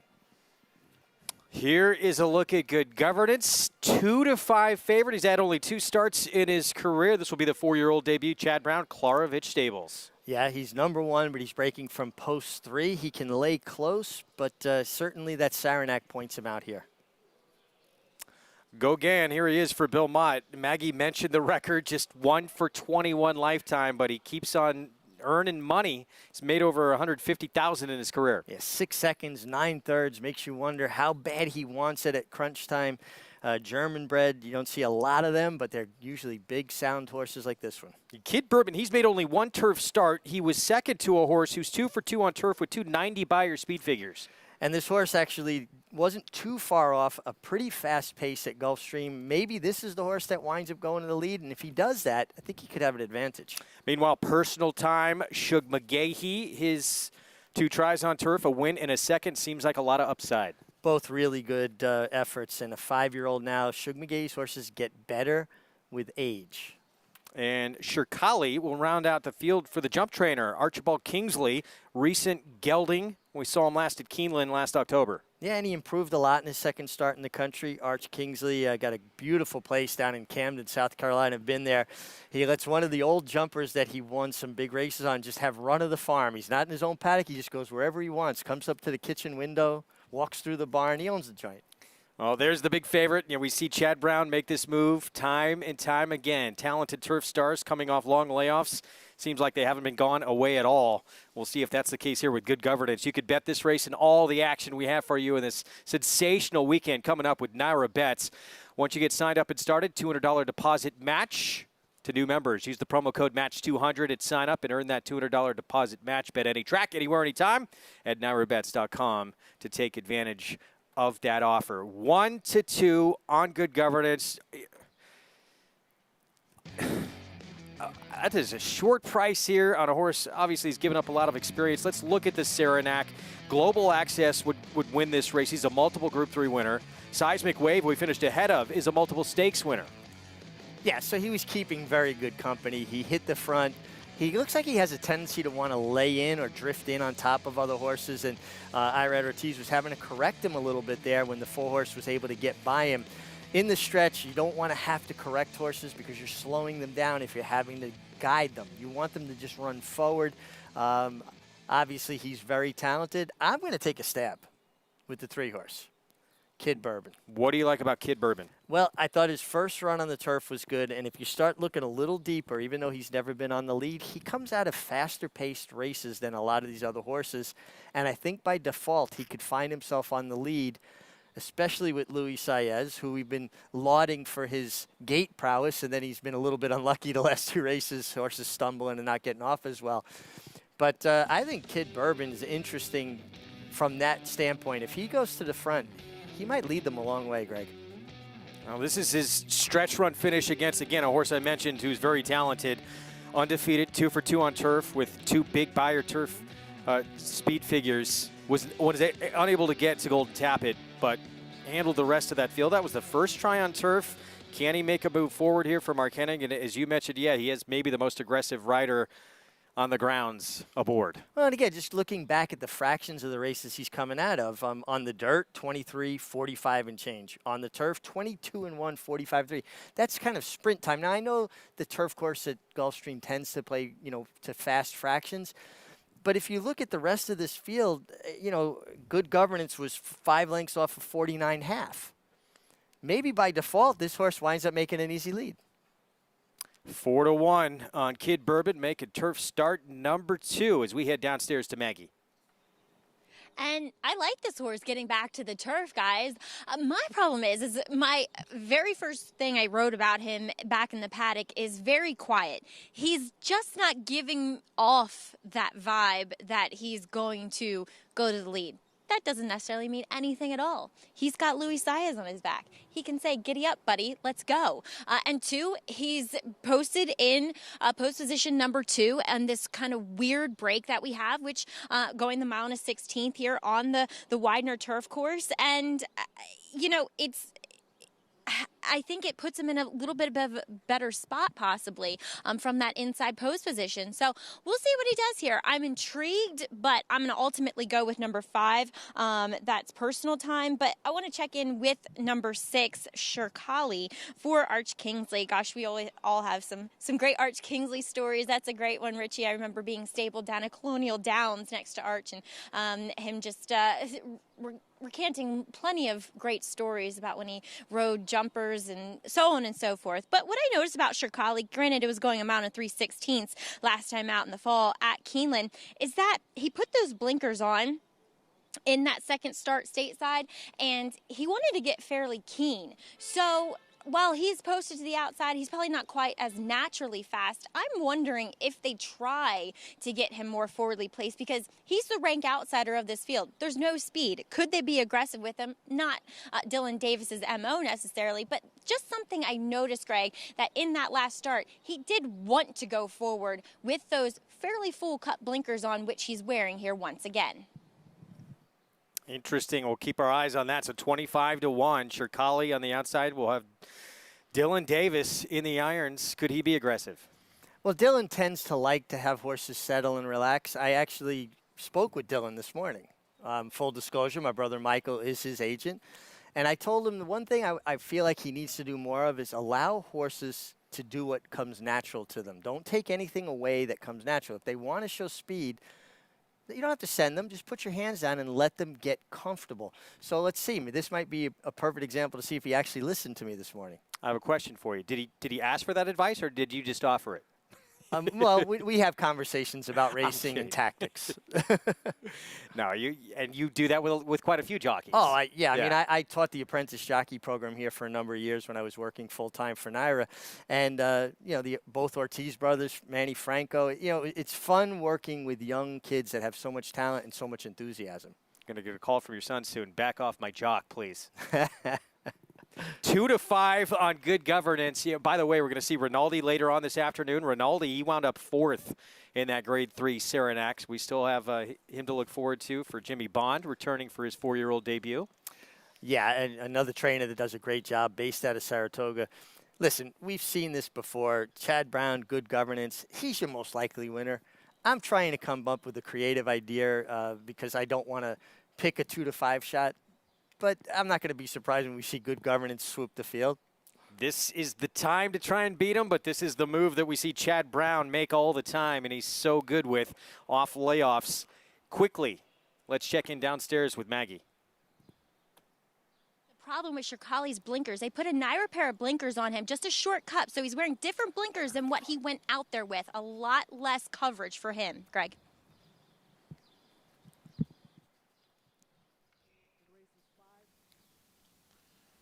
And the rough.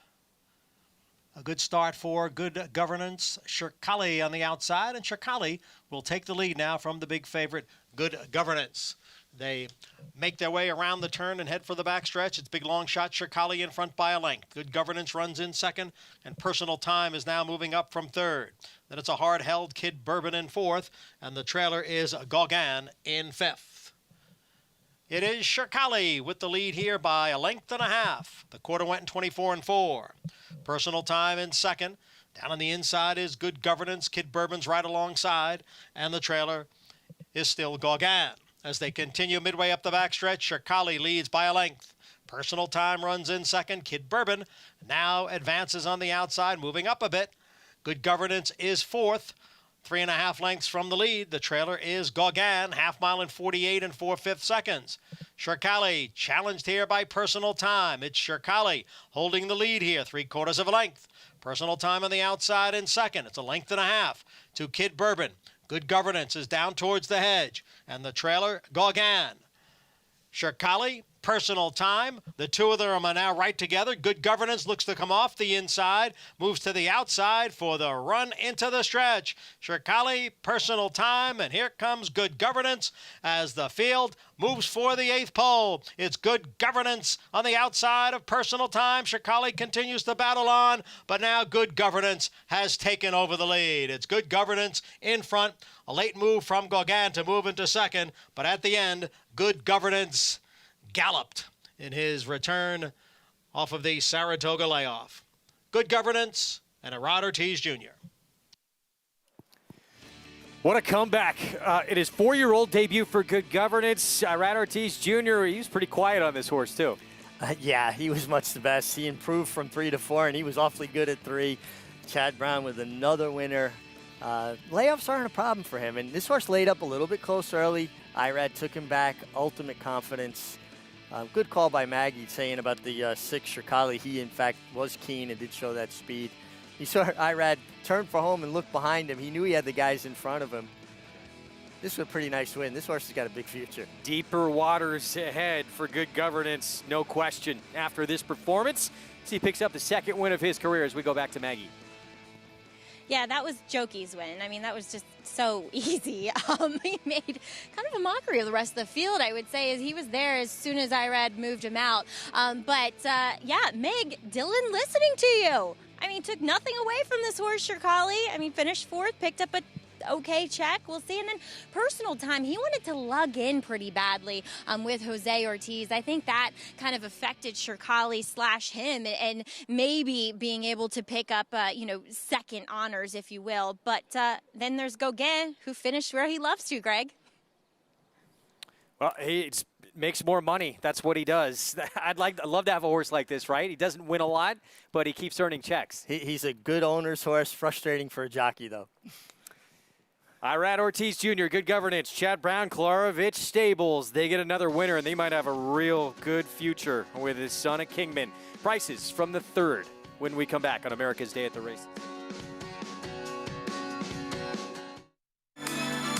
America's Day at the Races invites you to come dancing.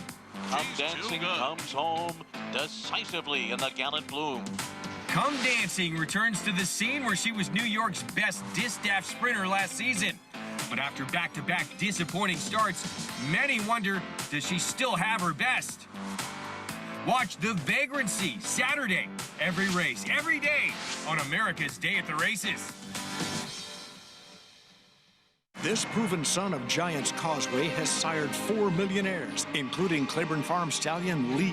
Recent top runners include Cutting Humor, winner of the Grade 3 Sunland Park Derby, Grade 2 winner Sharp Samurai, International star Shamal Nibras, graded stakes performers Uncapped and Sweet Sammy D, and Bal Harbor, runner-up in the Grade 1 Woodward Stakes.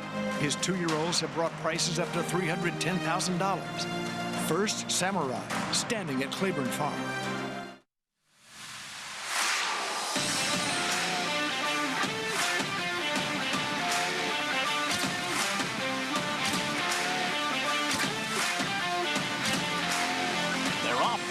Challenge Derby presented by Run Happy, running away in the Run Happy hopeful. But Coley wins the Run Happy that mile. Have won the Run Happy Grabbers. Run Happy, standing at Claiborne Farm.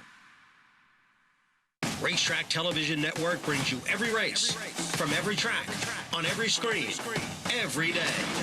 With monthly packages starting as low as $5, RTN gives you great value and access to more live HD streaming and race replays than anyone. Visit RTN.tv today to sign up and watch on almost any device, including Roku and Amazon Fire.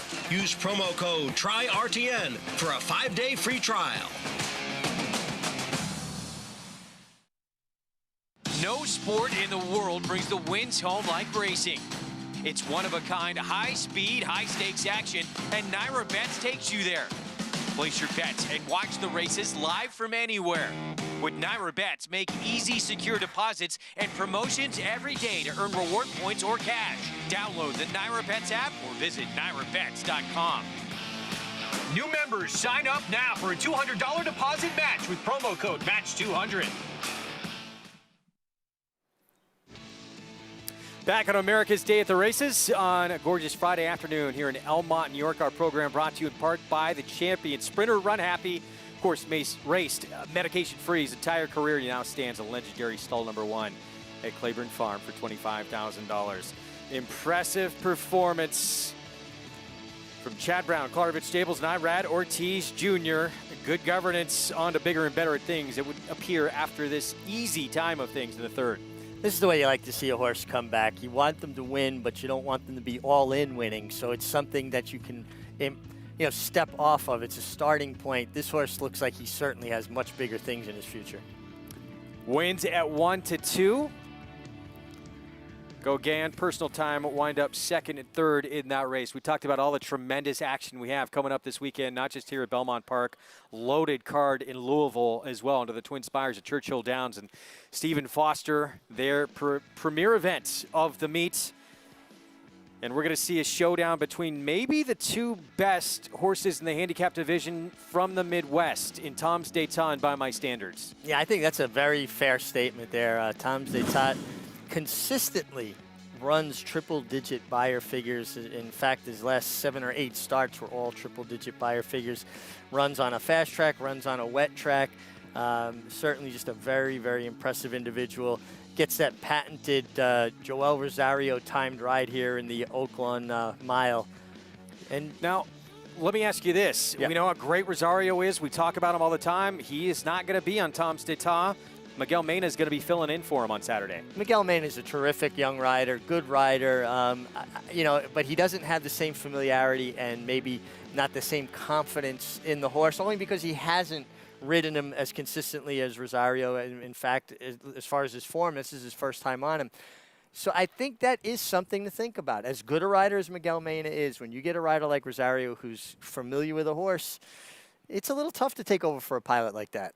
Al Stahl has all the confidence in the world in Tom's d'Etat, but he said we may have finally run into a young Turk who's too good for us, and he was talking about by my standards. We will see. It's going to be quite a throwdown, we would think, between those two horses and the Stephen Foster. We bring in for the first time this afternoon Jonathan Kinchin. Time for his best bet of the afternoon, presented by Spendthrift Farm. How you doing, JK? I'm good. I missed you guys since yesterday. But I always turn the TV on first and pretend like I'm hanging out with you. I like play a double here. A lot of times when I like horses, I love when they're connected in the sequence so that I can try to put together a multi-race bet. And today I'm going to do that starting in race 7 at Belmont. I like the 9 Rinaldi, who's drawn to the outside. This horse had some really big races last summer, and this horse runs well fresh. He ran well for Jimmy Bond on debut as his first-time starter. I think he's going to run well today as well. I like the outside draw for him. Should get a comfortable trip. And I'm going to play that double with the 9 into the 7, Saratoga Treasure. Saratoga Treasure kind of has a little bit of dirty form with that poor performance last time, but I think there's a couple of built-in excuses. 1, the freaky newspaper of record, and 2, the racetrack. The turf course was extremely wet that day, and I don't think that Saratoga Treasure liked it, and I think you're going to kind of get a better price than you normally would, just because people look down on the form and they see that terrible performance, and I think they might not understand why that happened. So I'm going to play a double, the 9 with the 7. Jonathan, thanks. That's the Hess Night. That's our feature at Belmont. where in the world did that performance in the autumn days come at the end of her 4-year-old campaign? If you believe that was true, she just became a completely different racehorse in that one performance. We haven't seen it before, she didn't come back that way, granted, against much better competition. Well, sometimes, too, just the ground in the fall is a little different. Maybe that has something to do with it. Also, horses can be seasonal. Some don't like it when it's too hot. Some don't like it when it's too cold. You got to kind of know your horse's physical makeup. We're at Churchill Downs. Mile and an eighth, maiden special weight coming up at the fourth. Skyhawk went by for Neil Howard. Here's Messina for Todd Pletcher. Messina, first time on the dirt, going a mile and an eighth. Interesting, they're switching surfaces. Wild Love, 7-2. Ricardo Santana Jr. for Steve Asmussen. Horse that started on the turf, ran sprinting on the dirt, ran well, showing good speed, stretches out. Filly by a Belmont Stakes winner, tonalist here for Chris Hartman. Angel Decora at 10-1. Horse improved from her first run sprinting to her second start going a mile with a sharp pace. Maybe the mile and an eighth is what she's looking for. Morning line favorite, top choice on the board currently as well. And Glamour Girl, 2-1. There she is, another tonalist filly. From a trainer, Larry Jones, that has a way with the fillies, seems to get the most out of them. But she's had a lot of tries. Do you really want her at that short a price as the favorite? Yes, had a lot of opportunities already to this point. Majorette, just the second start of her career, had some trouble at the beginning of her race, and she wound up second. This is who I like. She was far back after getting bumped around at the break. She stretches out to a mile and eighth with the start under her belt, and I think she can take a big step forward. 6-1 on She's a Deal, Helen Pitts and Julian Leperoux. Improved vastly on her first start as a 3-year-old. Would have to take another step forward again. And Risotto, huge long shot on the outside. Joe Talamo debuted on turf, now tries the main track. Trained by a good friend of mine, Carlos Vacareza. I love Risotto, the food. Not the filly. Not as much. All right, 33-1 again, big price there. Time for our Twin Spires Market Mover. Let's go to Jonathan Kinchin. Hey guys, the Twin Spires Market Mover is a 7, Majorette. This horse didn't take much money on debut, which means that I don't think people thought the horse was meant to run very well. Missed the break that day, was far back, did close into an honest pace then, but as a debut and a first try on the racetrack, I think that's a really strong indicator. And the other thing is, Michael Stidham is 0 for 20 at the Churchill meet, and this horse is taking a lot of money. I think a lot of people look at those records to see how things are going. The fact that the horse is taking that much money into the teeth of that cold record, I think that that's a sign that this horse is meant to run better today. But Richie, I need you to do me a favor. You're the guy with all the jokes, and you've been phenomenal for the last couple of weeks with the jokes. You leave the picks to me. You're picking my horse. You're taking my only thing here. Sorry, Jonathan, but I will say though, in Michael Stidham's defense, that even though he's 0 for 20. He does have 4 seconds and 4 thirds, so he's putting horses on the track that are performing. Maybe they just haven't been getting the bounces either. Good point. If you want to bet the Twin Spires Market Mover or anybody else coming up in this race, Twin Spires offering you $25 in bonus bets plus a $10 bet on this year's Kentucky Derby, the first Saturday in September. Sign up with the code GET25 at twinspires.com or on the Twin Spires app. Play $25 to get your $25 in bonus bets plus that $10 bet on the Kentucky Derby. So, mile and an eighth, 2 turns here coming up. This maiden special weight, and it seems like we all like Majorette in here in the public right there as well. Co-favorite, not far behind this filly right here, who has had plenty of opportunities. Glamour Girl, this is start number 9 for her. 4 thirds, 2 seconds, and at a certain point, these are the horses that you got to say, if they're favored, you want to try and beat. Well, I look to try to beat them, certainly. But, I mean, she has run consistently better speed figures. And actually, it looks like they're talking with the state vet there, as a matter of fact. So let's see, something's going on here with the 6 Glamour Girl. The rider is off, Martine Garcia. And it looks like she's jogging back towards the paddock. So we're going to have to keep an eye on this situation and find out what's going on. All right. Does not look like a promising situation there with Glamour Girl to stay in this race, but we will keep you posted. And if there is a change, we're going to see a short price here coming up on Majorette. Well, then all the money's going to go to Majorette. And, for people that don't know, there's an examining veterinarian stationed behind the starting gate watching the horses warm up. If they see something they don't like about the way the horse is moving or something about how they're hitting the ground, they will take the horse out. Or if the rider feels something, they'll go to the examining vet. So it's just another safeguard to make sure that only the soundest of horses are on the racetrack. And she's being jogged back to the barn. She is a scratch, as you see there on the graphics. So she's coming out Now Majorette, not that there was a ton of value there anyway, becomes a even shorter 6-5 favorite now on the board. Well, the value just went completely out the window. I mean, you know, that was, to me, I thought being a little bit clever. How about we try something else now? A 13-1 shot on the inside, Skyhawk.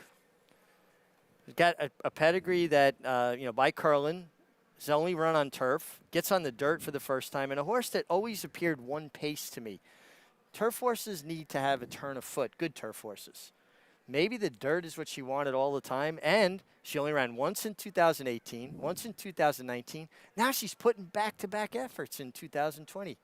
Maybe she, you know, Neil Howard, her trainer, finally got her good. You're trying to sell me on it. I can hear it in your voice. Well, this filly, I think, is interesting. You take a look at the 4 here. I think a chance that she is all alone on the front end. Yeah, I agree with you. Wild Love should be on the lead and comfortable doing it, too. She was a huge price. Her first try on dirt, almost 30-1. That was going 6.5 furlongs, but she was in front or close to the lead early, now stretching out to 1 1/8. They're going to have to play Come and Catch Me. Wild Love's going to be the one setting the pace in here, Ricardo Santana Jr. And she's got a stamina-based pedigree as well, Greg. So she's shown speed, but she looks like, according to her pedigree, she should stay. And, you know, what about She's a Deal? It was maiden 50 last start, but it was at Churchill. She's going to be closing as well, it would seem. A big step forward, but I think she could be hurt by the potential lack of pace in here. Travis Stone with the call. Here's race 4 from Churchill Downs. One to move in, and the gate will be full after the risotto. They're in the gate. And the rough. Bit of crowding at mid-pack. Angel Decora and Majorette took the worst of that. It's Messina who bounces out on top. Wild Love comes away well, racing in second. Skyhawk is up close in third. Angel Decora, very restive in behind horses, wrangled back toward the inside, lost a couple of spots in the run to the clubhouse turn. So it is Messina out to set the pace, leads by just more than a length. Wild Love is running in second. Skyhawk is down inside third. Majorette moves up to be fourth. Risotto in the clear, racing fifth. Angel Decora down inside, a bit more settled now. 5 lengths off the lead, moves up into the 5th spot as Risotto's back into 6th. And She's a Deal, the last of them all. The opening quarter was 24 and 1/5 seconds. So it is Messina heading down the backstretch run, unopposed so far and cruising along with 5 furlongs to go. Wild Love is tracking the pace while second. They go 1-2 heading for the far turn. Majorette is up to be third outside of Skyhawk, who's inside fourth. She's a Deal together with Angel Decora. They're still about 6 or 7 lengths off the lead as Messina hits the far turn and break of 4 to Risotto. Messina trying to see it out. Here comes Wild Love with more pressure, though.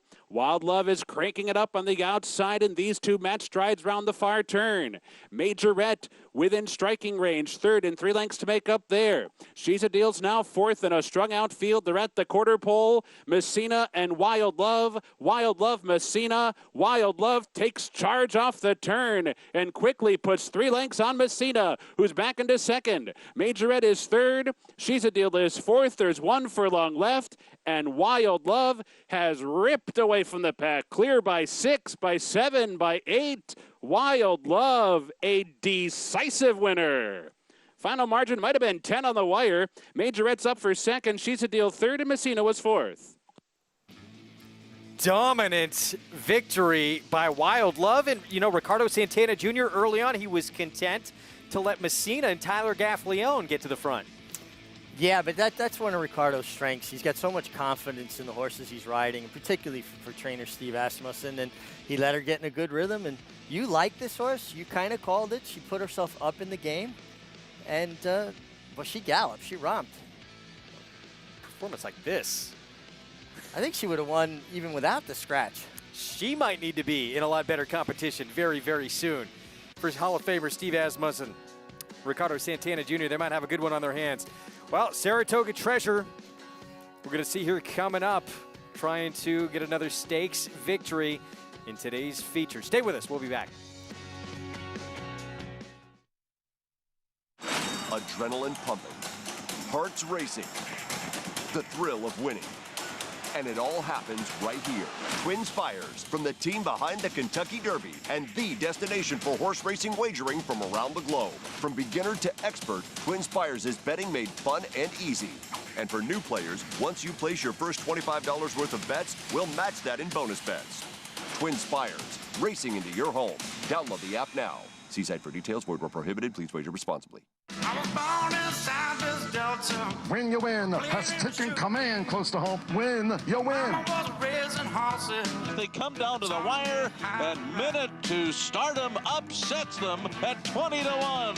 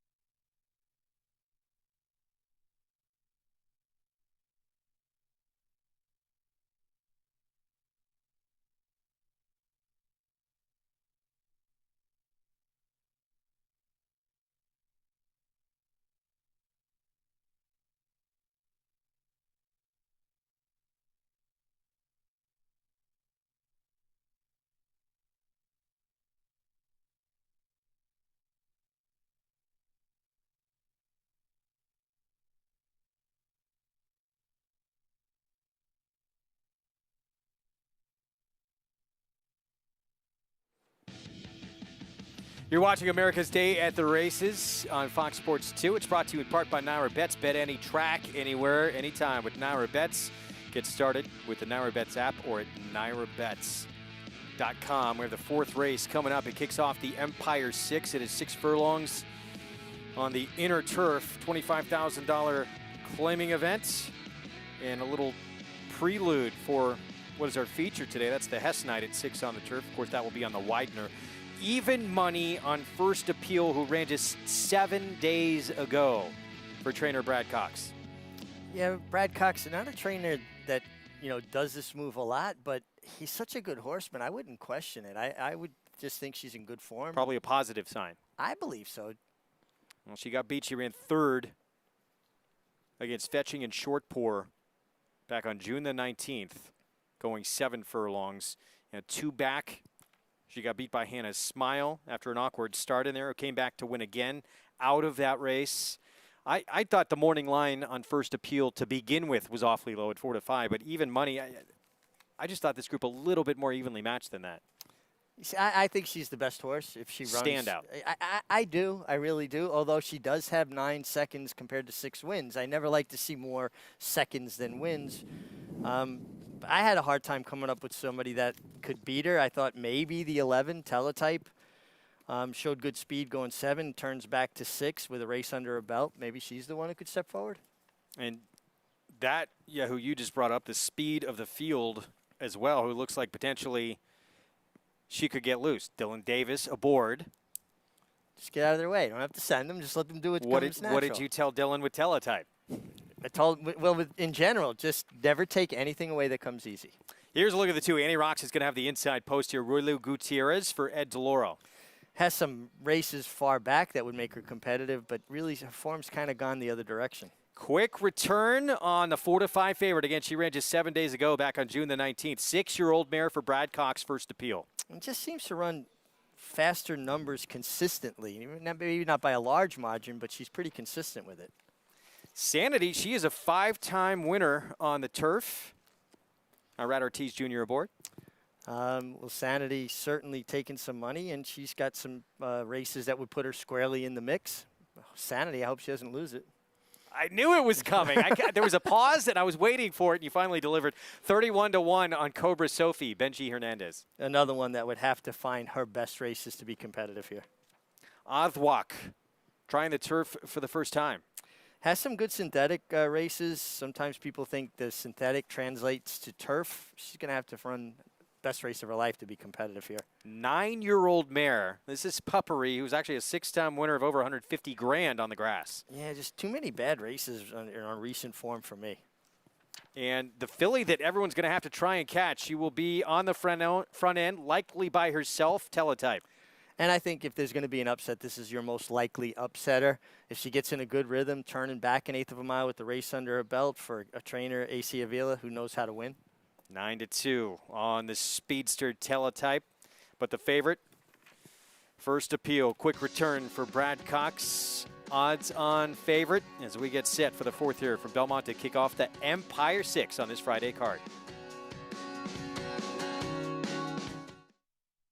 Whether you like it hearty, hot and spicy, smooth and creamy, or loaded with veggie flavor, the Petaluma Creamery offers the highest quality 100% organic, non-GMO cheese money can buy. Made with the utmost respect for our happy cows and the land they roam free. Visit SpringHillCheese.com and shop our extensive line of delicious cheeses and dairy products. Pick your favorites and we'll ship them right to your front door. Petaluma Creamery. The best dairy products come from the happiest cows. Golden Sense was Intimicious' best son at the racetrack. I think Golden Sense has a real chance to produce a classic distance horse. They've got a ton of heart. They're very competitive. They've got athleticism. They've got speed. The Golden Sense just have that it factor. They look like the good Intimicious. Everybody else chasing Mr. Money. By my standards, has won the New Orleans Classic. I think he's got a big future.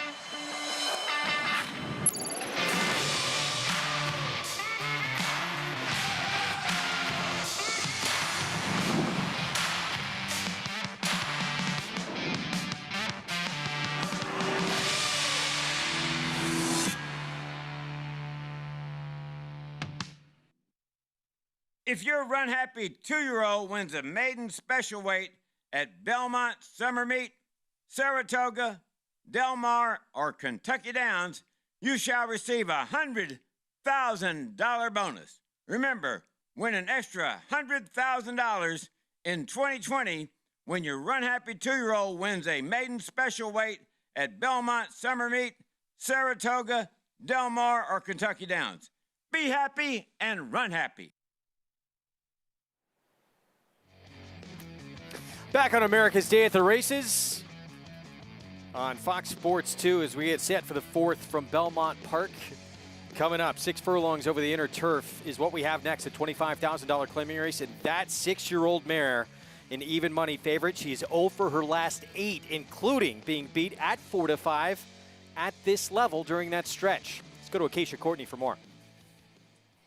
And she is the big standout on paper, Greg. I totally agree with you in that. She's also getting a slight turn back in distance here from the 7 furlongs to the 6 furlongs. And looking at First Appeal in here, I don't mind that, actually. It's not a huge difference, but just maybe she's a little bit more of a compact build just in her torso, in her body. She's actually got some good size to her, a little bit longer in the leg. So this kind of 6 furlong sprint looks like it should suit her perfectly. Now, for a horse that raced just 7 days ago, big thing I was looking for was how is she carrying her weight? How is her energy level? All things good, really. She seems to be carrying her weight well. She looks well balanced. She looks healthy. She looks fit.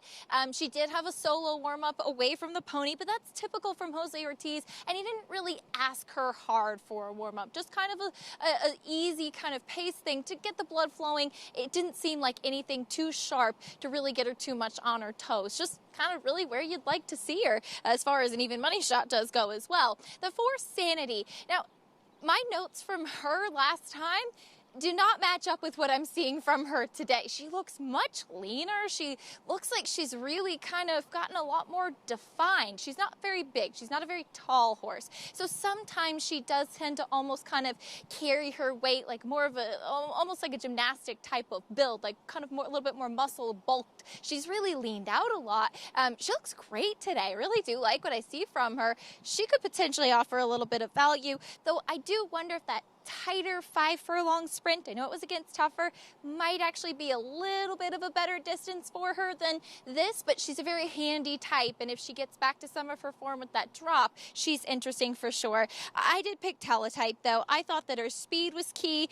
She ran recently, too, on June 11th. My only question with her was that she was a touch on edge in the paddock and kept that coming out on track as well. Dylan Davis keeping her with the pony, trying to keep her kind of settled, not expending too much, and she did settle when she had a little bit of a warm-up with the pony. But for a horse that has a lot of speed like Teletype does, I want to see her on her toes a little bit. She looks super fit this afternoon, and I felt she was 7-2, a logical alternative to the favorite, Greg. Yeah, that's the one they're going to have to come and catch. Maybe she wins. I just didn't think 4-5 warranted on first appeal. Well, you know, everybody has the price they think is fair, and we look for value. 4-5 is very short. Brad Cox, a trainer that wins consistently everywhere. I wasn't overly crazy about her warm-up. I thought, you know, she did leave the pony, but I would have liked to have seen a little more energy level from her.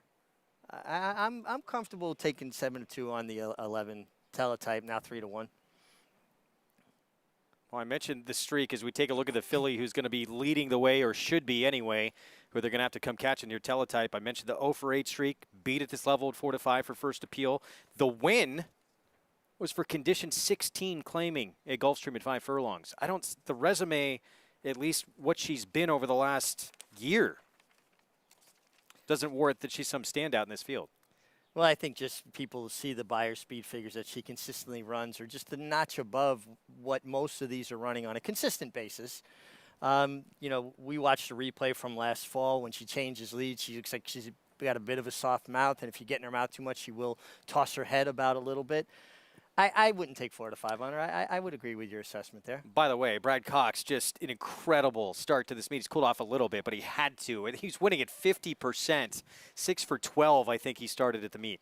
If you're winning at better than 20% in this game as a trainer, that's Hall of Fame numbers.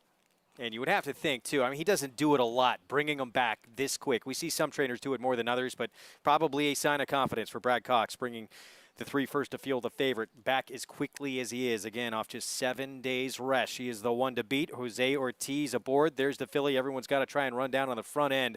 We're set for the 4th for Belmont. John Imbrial with the call.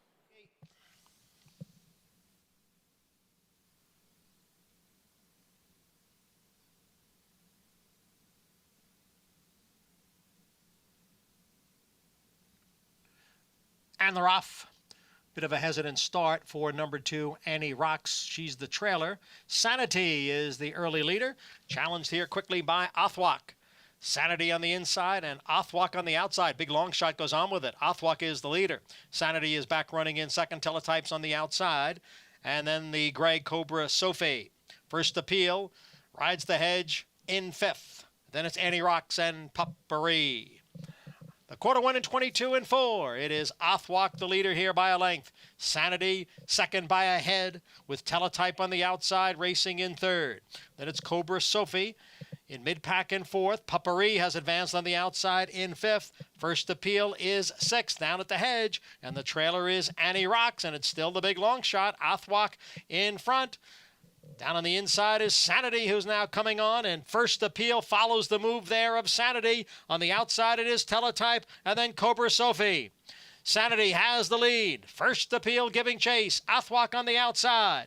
It is Sanity with the lead by almost 2, and Rod Ortiz Jr. is going to get his own personal pick 3 here. Sanity the winner. Then First Appeal and Othwak.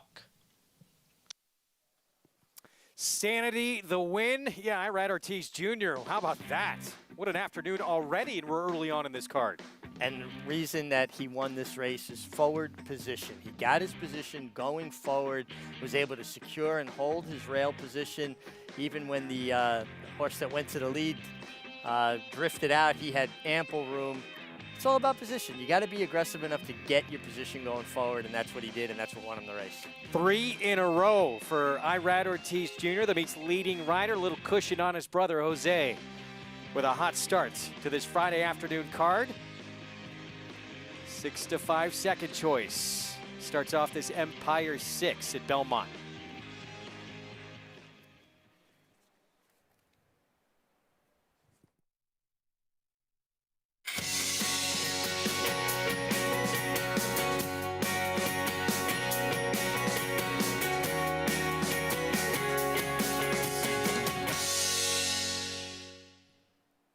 Welcome to America's Day at the Races on Fox Sports 2 and Fox Sports regional networks across the country. Great to have you with us on this Friday afternoon here in Elmont, New York. It's brought to you in part by America's Best Racing. For the love of the race, visit americasbestracing.net. Today, Greg Wolf alongside former champion jockey Richard Migliori. Our feature race later today. We're going to be sprinting on the turf in the Hessenite, and then 4 graded stakes races coming up this weekend on Saturday afternoon. Some great racing, and great racing coast to coast and beyond tomorrow. We get to look at the Irish Derby as well as the Ohio Derby. So we're going international tomorrow here on America's Day at the Racing, and we got great product to bring you and watch, and we're just fortunate we get to sit up here and look at this stuff. No, absolutely. It's going to be incredible. Churchill Downs as well. We have the champion Midnight Bisou tackling last year's Kentucky Oaks winner, Serengeti Empress. We have the Stephen Foster as well.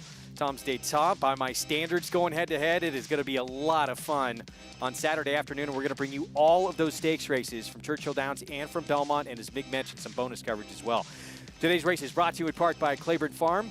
100 years of doing the usual, unusually well. Belmont races 5 through 9 ahead. The late pick 5 and the rest of the card as well under the Twin Spires at Churchill Downs. Get signed up, started, play along with Naira Bets. Earn a $200 deposit match bonus. New members use that promo code MATCH200 to take advantage. Bet any track, anywhere, anytime at NairaBets.com or in the Naira Bets app to earn that $200 deposit match. Back in the 4th at Belmont Park. 3 in a row for Irad Ortiz Jr. We've seen him string along a lot of victories in a row before. We saw him do it last summer at Saratoga. He's on a roll right now. He certainly is, and everything in a rider at this level is confidence, and his confidence is through the roof. And you got to get position going forward. You can't be wide on the turf throughout.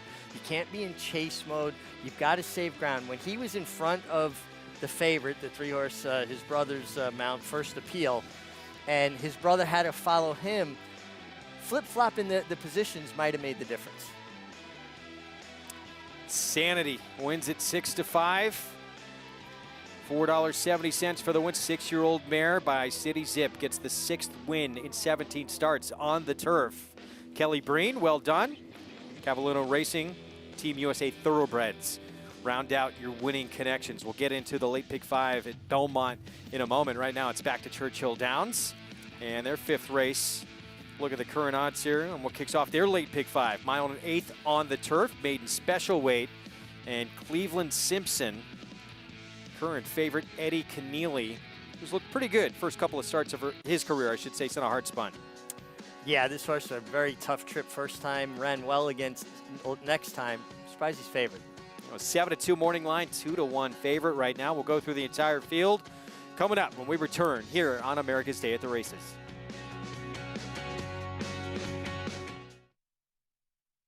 Warfront. This son of Danzig ranks among the world's elite sires, with Grade 1 winners on dirt and turf, and star performers both at home and abroad. Warfront's success as an international super sire is unmatched. Recent Grade 1 winners include Omaha Beach and Preakness Stakes hero War of Will.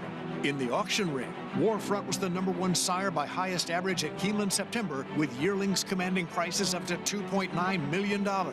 Warfront, standing at Claiborne Farm.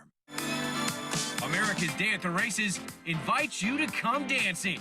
Come Dancing comes home decisively in the Gallant Bloom. Come Dancing returns to the scene where she was New York's best distaff sprinter last season. But after back-to-back disappointing starts, many wonder, does she still have her best? Watch The Vagrancy Saturday, every race, every day on America's Day at the Races.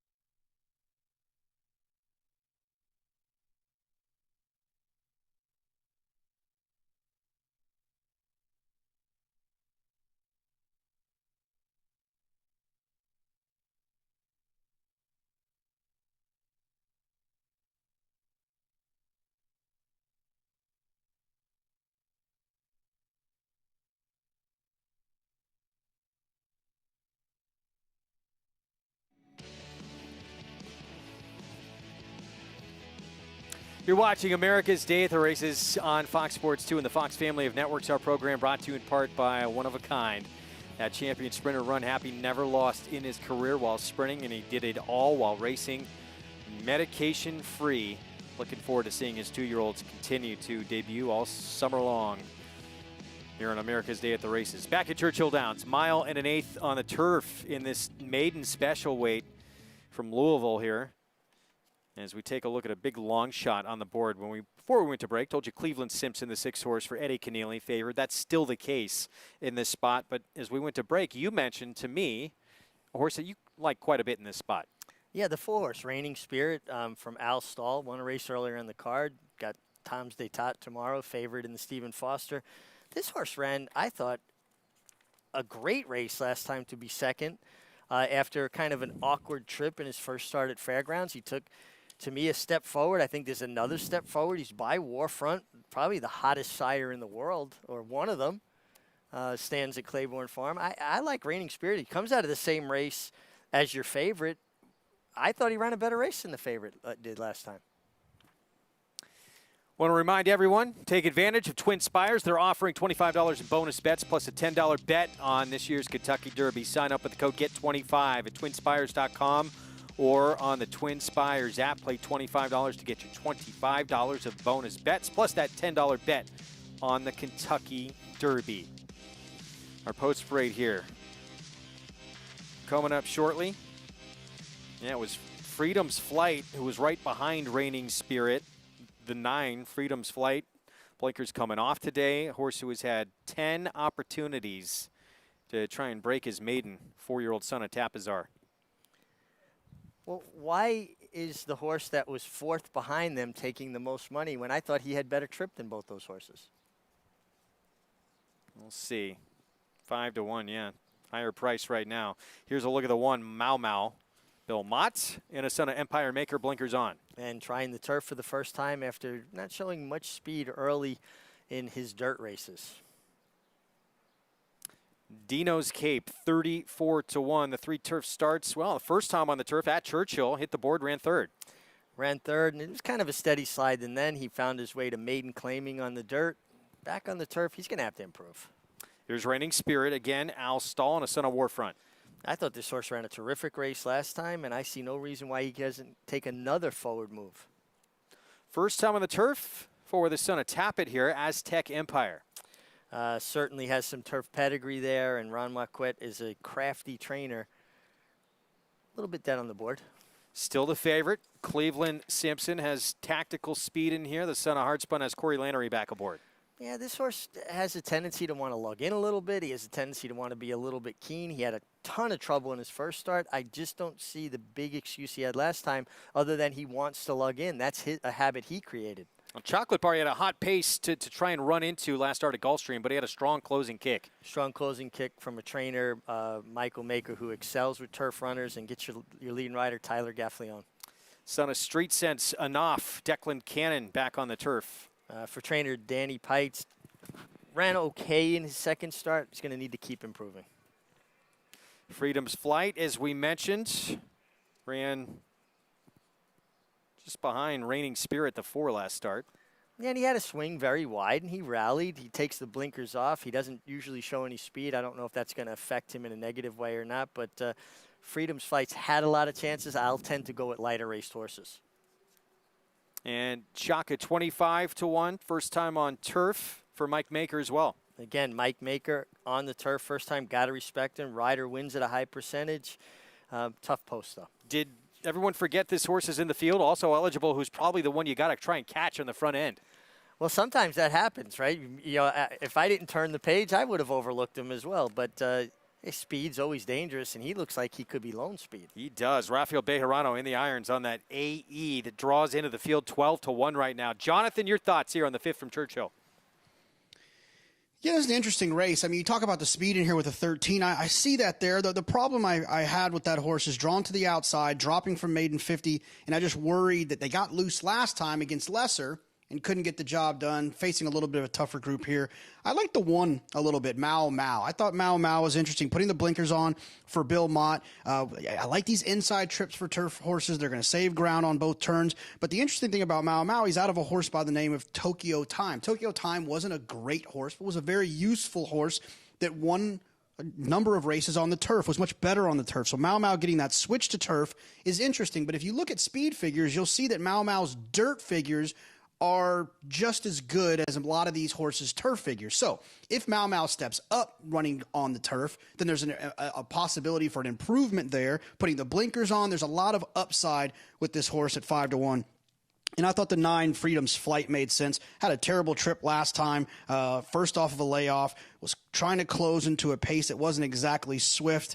And did it without having any trip at all. Was extremely wide around there. I thought the 9 was interesting. I want the 1 and the 9 out of this spot. But if I was putting my feet to the fire to nail one of them, I would take the 1 Mau Mau, putting the blinkers on. Jonathan, thanks. All right, Mau Mau, first time on turf for Bill Mott, and Martin Garcia will be aboard. Of course, tomorrow, premier race of the meet, this Churchill Downs meet, Grade 2, Stephen Foster. Mile and 1/8, he is sending out the horse who is just like a fine wine, the 7-year-old Tom's d'Etat, looking to win his 4th in a row, already a Grade 1 winner at Churchill. Here's Al Stahl on his 7-year-old son, a Smart Strike. We set up a campaign for Tom late last year after he won the Clark here. And obviously we worked from the Breeders' Cup at Keeneland in November back, and we wanted to get a race in before the Stephen F. Foster in April, and we were planning on doing it at Keeneland, and that didn't work out, so he ended up running on the exact same day we had picked at Oaklawn Park. So we're kind of right on schedule. It took a while to get here, but it was kind of confusing and a lot of moving goalposts, as they say, but we made it to where we want to be, and we're right on schedule for the rest of the year. If he would run an A type of race or run like Blame did, we'd certainly think about the Whitney or Saratoga. Tom's d'Etat has an excellent record at Saratoga. He really runs well up there and does well up there, so that would be kind of an obvious place to go. Miguel's literally worked him 15 plus times. Last year, Fairgrounds, here, he's worked him every time he's been here, so he knows him really well. Not even the least bit worried about the switching riders, none whatsoever. Well, it's a Breeders' Cup Challenge Series win, and you're in race for the Breeders' Cup Classic. And, you know, this horse super lightly raced early on in his career. Al Stahl has just done a tremendous job bringing him along and getting now to him to peak really at his best as a 6-year-old. What do we always talk about? Your best trainers, Shug McGahee, people like this, their horses continually get better with age and racing, and that's because they develop them over time for a career. Al Stahl has done a masterful job with this horse. Now, you heard him just say, Miguel Mena, who's on him, worked him maybe 15 times. I appreciate that he gets the opportunity because he put the work in the morning. So it's like an understudy, right? You're hoping for your break, but you got to be ready for it when it comes. Well, working this horse, he put himself in a position to pick up the mount. He did. Still a tough task.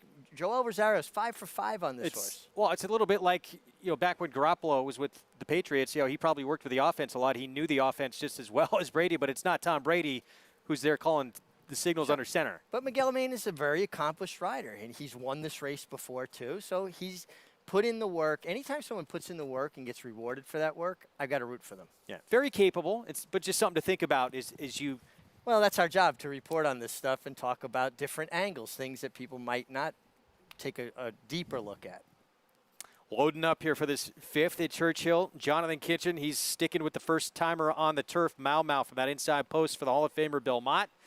Favorite in a wide open betting race has become the 4 in here, Reigning Spirit, who Mig likes. For Al Stahl, who you just heard him talking about Tom's D'Etat. Here's Travis Stone, race 5, Churchill. Gate. And the rough. Aztec Empire squeezed badly soon after the break and is relegated to the back of the pack. Dino's Cape also out of there. Dino's Cape takes the lead right away. Tiz Light the Way for that outside post. Gets a forward spot, too. So Dino's Cape and Tiz Light the Way. 1-2 bias the first time. Chocolate Bars racing in 3rd. And then down inside, Cleveland Simpson is hard held 4th, trying to settle in toward the inside, about 3 lengths off the lead. Mau Mau comes away in 5th. Freedom's Flight is 6th, and off is now 7th. Reigning Spirit comes out in 8th. Aztec Empire moves up into 9th after that slow start, and Shaka's the last of them all. And up top, it's Dino's Cape heading for the backstretch run, in front by a length. Tiz Light the Way backed off just a bit and is tracking the pacemaker in 2nd. The opening quarter solid enough, though, in 23 and 2/5 seconds. So it is Dino's Cape in front by a length and a half. Tiz Light the Way is running along in 2nd. Chocolate Bars honing in from 3rd. Cleveland Simpsons moved outside from 4th, starting to advance as that one. Mau Mau is down inside racing 5th. Freedom's Flight is 6th, and only 4 lengths off the lead. And then it's an off inside 7th, asked to go now. Reigning Spirit started to put in a late rally. Aztec Empire still near the back, and at the back is Shaka. Around the far turn, Chocolate Bar looms up on the outside of Dino's Cape. Dino's Cape's in a full-out drive. Chocolate Bar is cruising alongside. They're off the turn going 1-2. Dino's Cape desperate to hold on. Chocolate Bar leans in but grabs the lead nonetheless.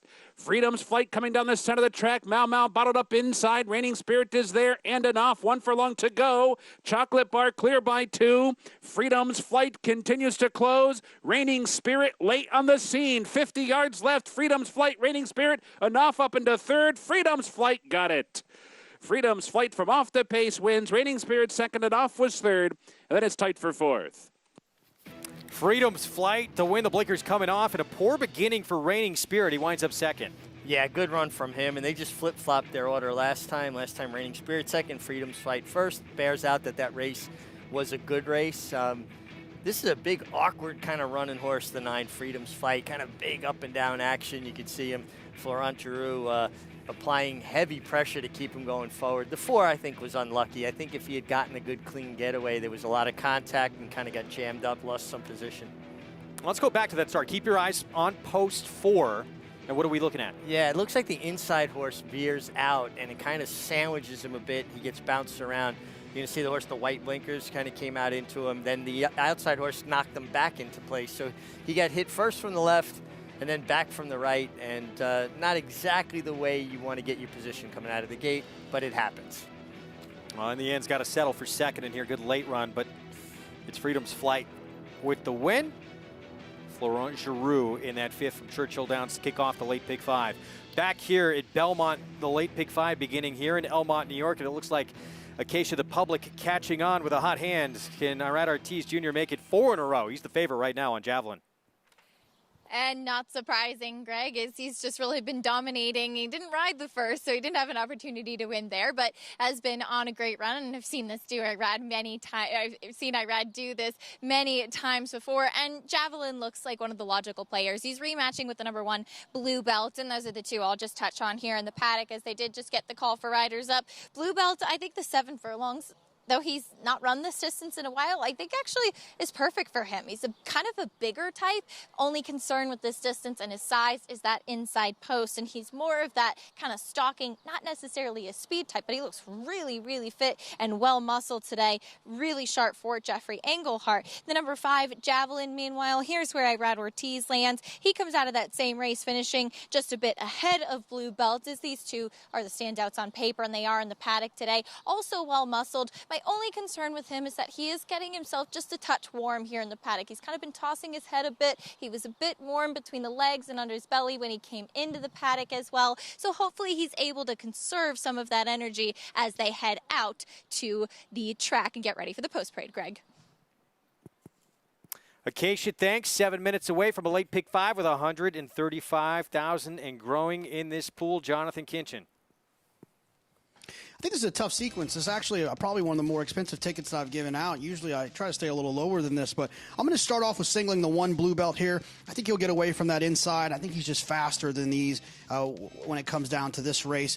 I'm going to use the 1, 4, 5, 10, and 11. I think the 10, Ain't It Funky Now, and the 11 Valero are the ones that I think are the most interesting there in the second leg. I'm also going to spread in the third leg because my best bet of the day, my press, is going to be on the 9 Rinaldi. But if the 9 Rinaldi doesn't win, I have no clue who's going to win. I'm going to spread in there 1, 4, 6, 8, 9. I'm only going to use the 1 Hannah's Smile and Saratoga Treasure, the 7. And then I'm going to wrap this thing up using the 1, 13, and 14. A very tough sequence, but if you can hit it, I think it'll pay pretty well. Yeah, I thought it was tough this afternoon, and yeah, that last race, 13 and 14, definitely a couple that you probably need to use in that. I thought even that first-time starter may be worth a look for Tom Albertrani. Yeah, I mean, it's amazing to me that anybody can hit these sequences. I look at it and I just get confused. I got to follow along with people like Jonathan and Andy. Otherwise, I'm lost. That's not true at all. That's not true at all. Blue Belt, Dylan Davis. I'm all on board here with Blue Belt. This horse should be on the lead. He's got the inside, and there's not a lot of speed. Dylan Davis needs to be aggressive. How many tickets have you cashed today already? You're playing coy with us. Neighborhood Bully, the 2 big long shot AC Avila. There weren't too many neighborhood bullies where I grew up. There was always somebody tougher. This horse is just too slow. Gaultier, 10-1, a horse cutting back in distance and turf to dirt. And would have to find some races back from last year to be competitive here. Can Irad Ortiz Jr. meets leading rider make it 4 in a row here on Javelin? Well, he's riding for Rob Atras, who does a great job. And this horse is a closer, though, in a race devoid of speed. Too hot to even speak. Louis Cardenas at 31-1. Another one that just doesn't have much speed. And Tale of Mist dropping down from 25 to 10 claiming. Well, I think this horse is getting in a realistic spot for Randy Prasad, but another one who's never shown a tremendous amount of speed, except for in the slop over the winter. Actually did put himself in the game a bit. Irad Ortiz Jr. that meets leading rider. Cobble Hill, Good Governance, Sanity. Can Javelin make it 4 in a row for Irad? As we kick off the late pick 5 coming up here in Elmont, New York. We'll be back. Javelin, the 8-5 favorite in our next race.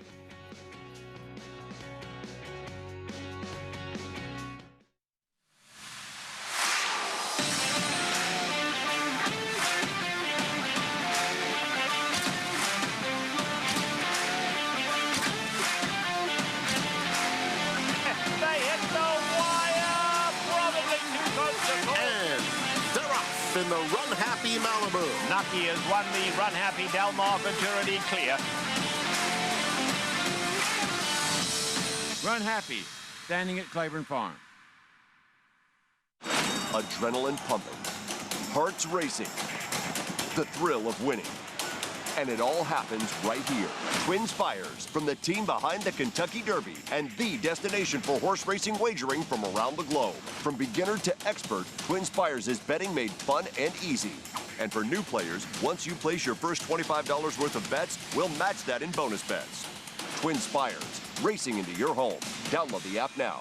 See site for details. Void where prohibited. Please wager responsibly. Ironicus. This graded stakes-winning millionaire defeated over 20 Grade 1 winners, including Canadian champion and Horse of the Year Up With the Birds. A Grade 2 winner and course record setter at Saratoga, he won 3 graded stakes and was runner-up in multiple Grade 1 events. His first yearlings have sold for over 7 times his stud fee. The leading money earner at stud for emerging Sire of Sires Distorted Humor.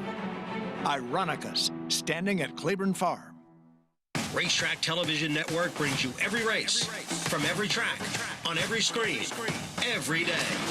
With monthly packages starting as low as $5, RTN gives you great value and access to more live HD streaming and race replays than anyone. Visit RTN.tv today to sign up and watch on almost any device, including Roku and Amazon Fire. Use promo code TRYRTN for a 5-day free trial.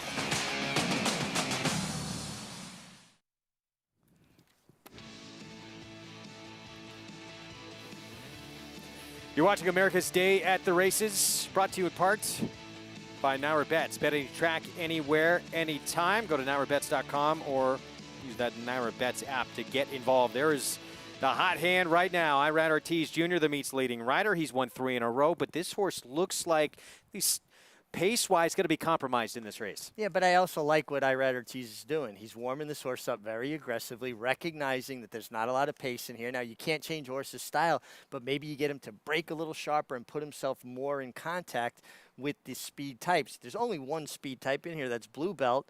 He has the rail. He's a horse that has a tendency to want to hang, not pass the last horse. Well, if you're in front, you don't have to worry about passing anybody. You've already broken through that plane. And if you're Dylan Davis, we're going to take a look at the jockey standings here as well. And that man we just showed you is leading the way. Irad Ortiz Jr. getting a little breathing room on his brother Jose with his hot start to this afternoon. Dylan Davis in this race on Blue Belt, in a way, given a gift in this race with the scratch of Blinded Vision. Blinded Vision was the quickest horse in this race at 3. That horse comes out. Now you're the lone speed. So you have to take advantage of the situation, right? Absolutely, especially with the rail. Again, it simplifies things. Allow your horse to go to the lead, get in a good rhythm. Don't slow him down. The art of riding a front runner or a horse on the lead is not throwing out the anchor and going as slow as you can.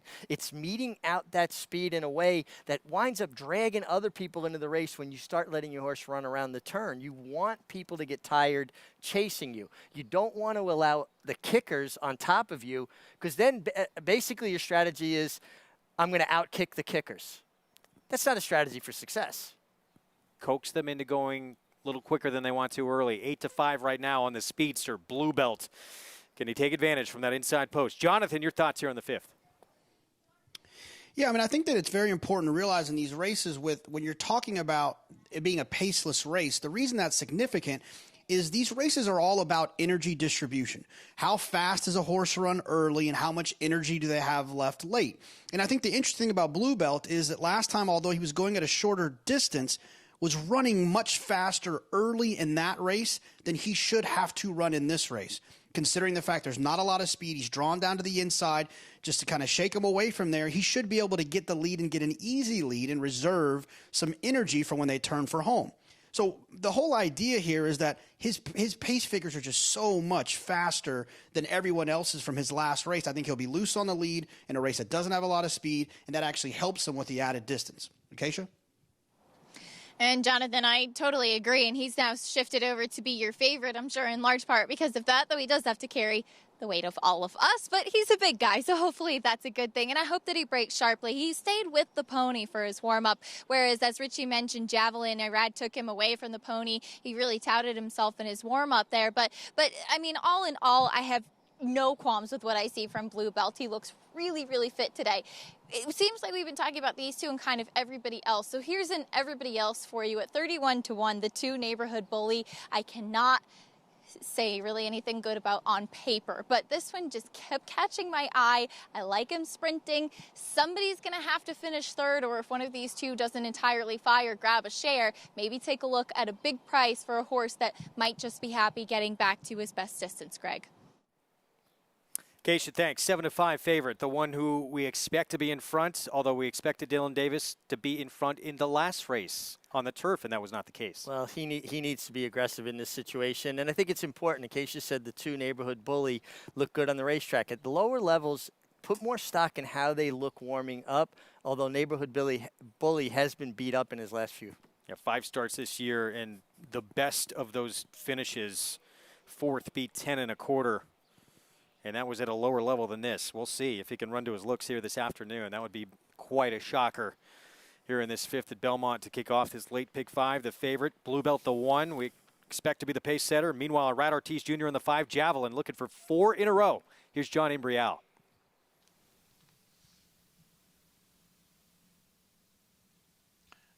And they're off. A good start for Blue Belt from that inside post position, and he's got the early lead. Gaultier runs in second. On the outside is Javelin in third.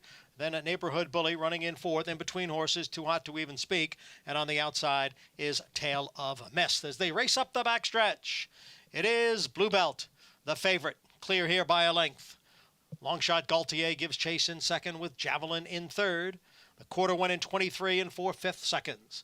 Blue Belt in front by a length. Then Gaultier and Javelin. Tale of Mist is on the outside of Too Hot to Even Speak. And now it's a big break back to Neighborhood Bully, who trails the field in 6th. Midway on the turn, Blue Belt at the rail leads by a half length.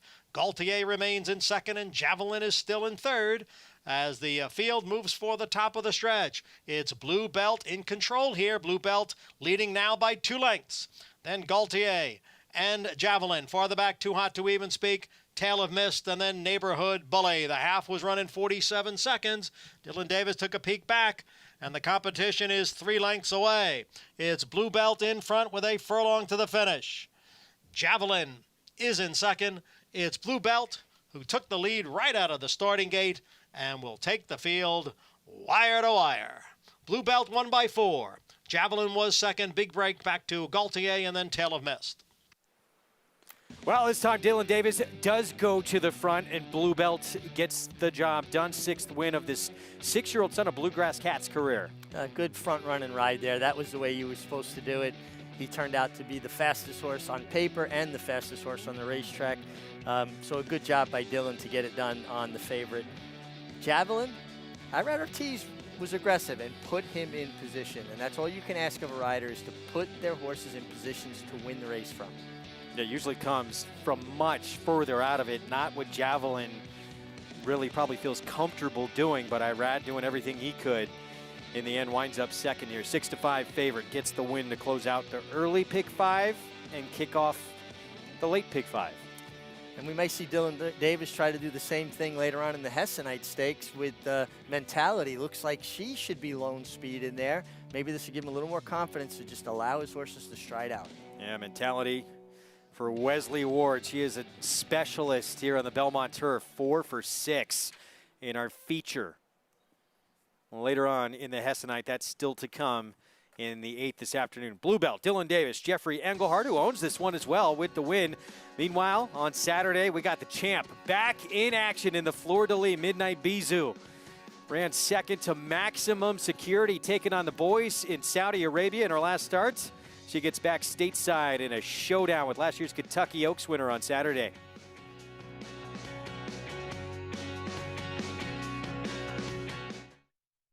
Nobody wants to fall into a safety net, but when adversity or hardship presents itself, it beats the alternative. Since 1943, the Jockey Club Safety Net Foundation has been serving those individuals and families in need across every facet of the thoroughbred industry. Help us continue to be the safety net and catch those most in need. Visit tjcfoundation.org to learn more. When you win, has taken command close to home. Win, you win. They come down to the wire, and Minute to Stardom upsets them at 20-1.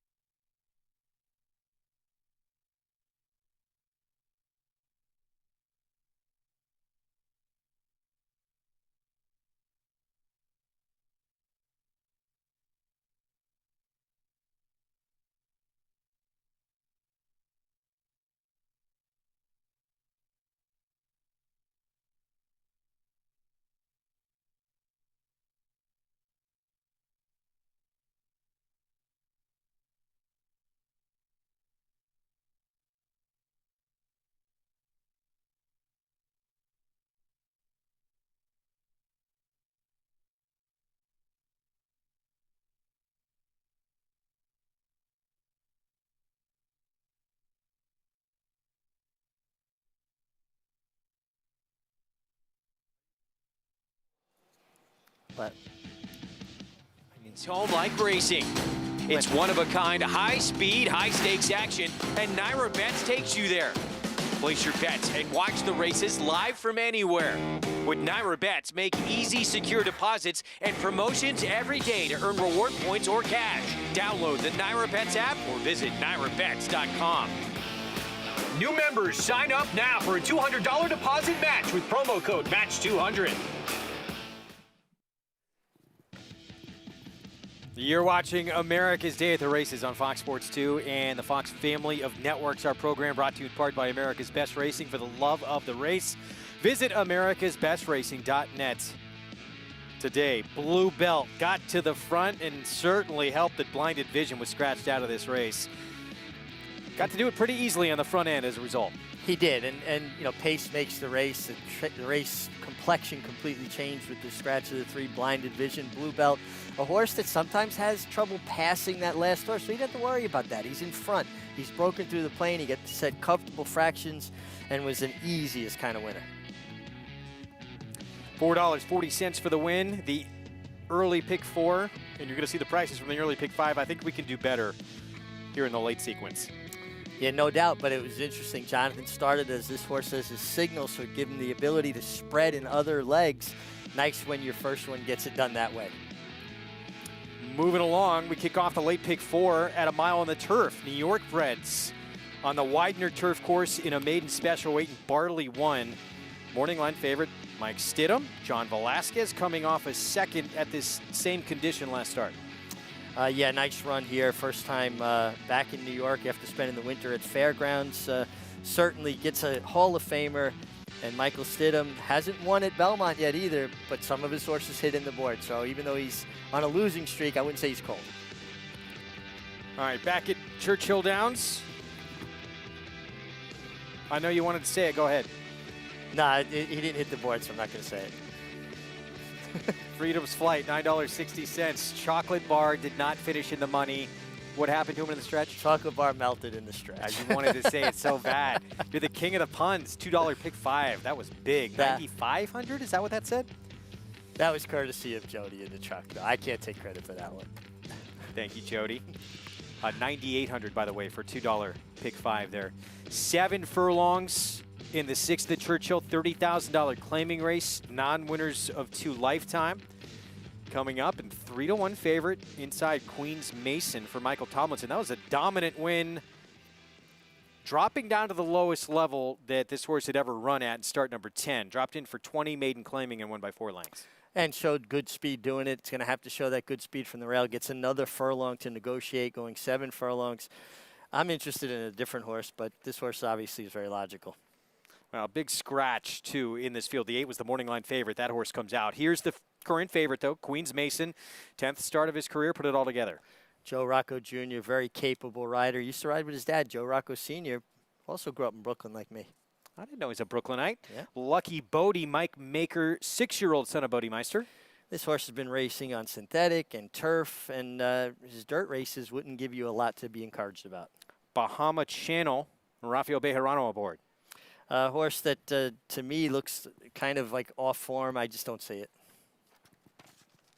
Continuum, the next we see with the 4 and the 5 scratch. Steve Asmussen, runner, won first time out to end his 3-year-old campaign. At Remington Park, and probably fits very well here at this $30,000 level. Gets Ricardo Santana for his main man. Automate Grant Forster taking money. He was 12-1 morning line. He's 5-1 now, although we do have a lot of scratches in here. Well, I think this horse takes a meaningful drop in class, and he's making a beautiful impression on the racetrack. Natural history, like the one Queen's Mason. Look at this aggressive warm-up.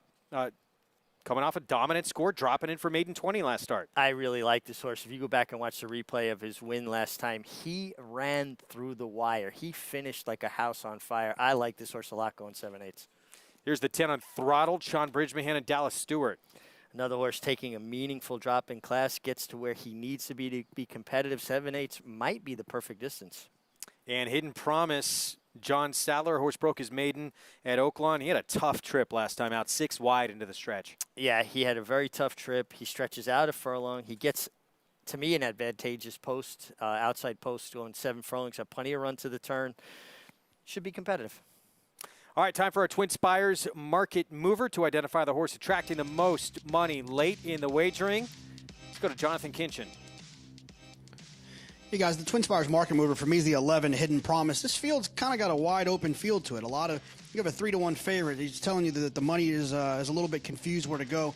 I landed on the 11 Hidden Promise for a couple of reasons. I felt like John Sadler is a good horseman, a successful guy who's winning at 16% for the year, which is probably not to his standard. I felt like this is a kind of a confident move, up in claiming price a little bit. Not a huge jump up, but up in price. He's got the outside draw. He had the trip last time that Richie mentioned. And I looked at him instead of the 6 Continuum because that's another successful trainer, Steve Asmussen, you've heard about on the show over the last 3 weeks or so. This guy is having a kind of a less confident move with this horse. He breaks the maiden, has plenty of opportunities to run this horse protected, but decides to run him for a tag, which means maybe it's not the sign that you're looking for. So I ended up going with the outside horse, the 11, rather than the 6, who I think is taking a little money as well.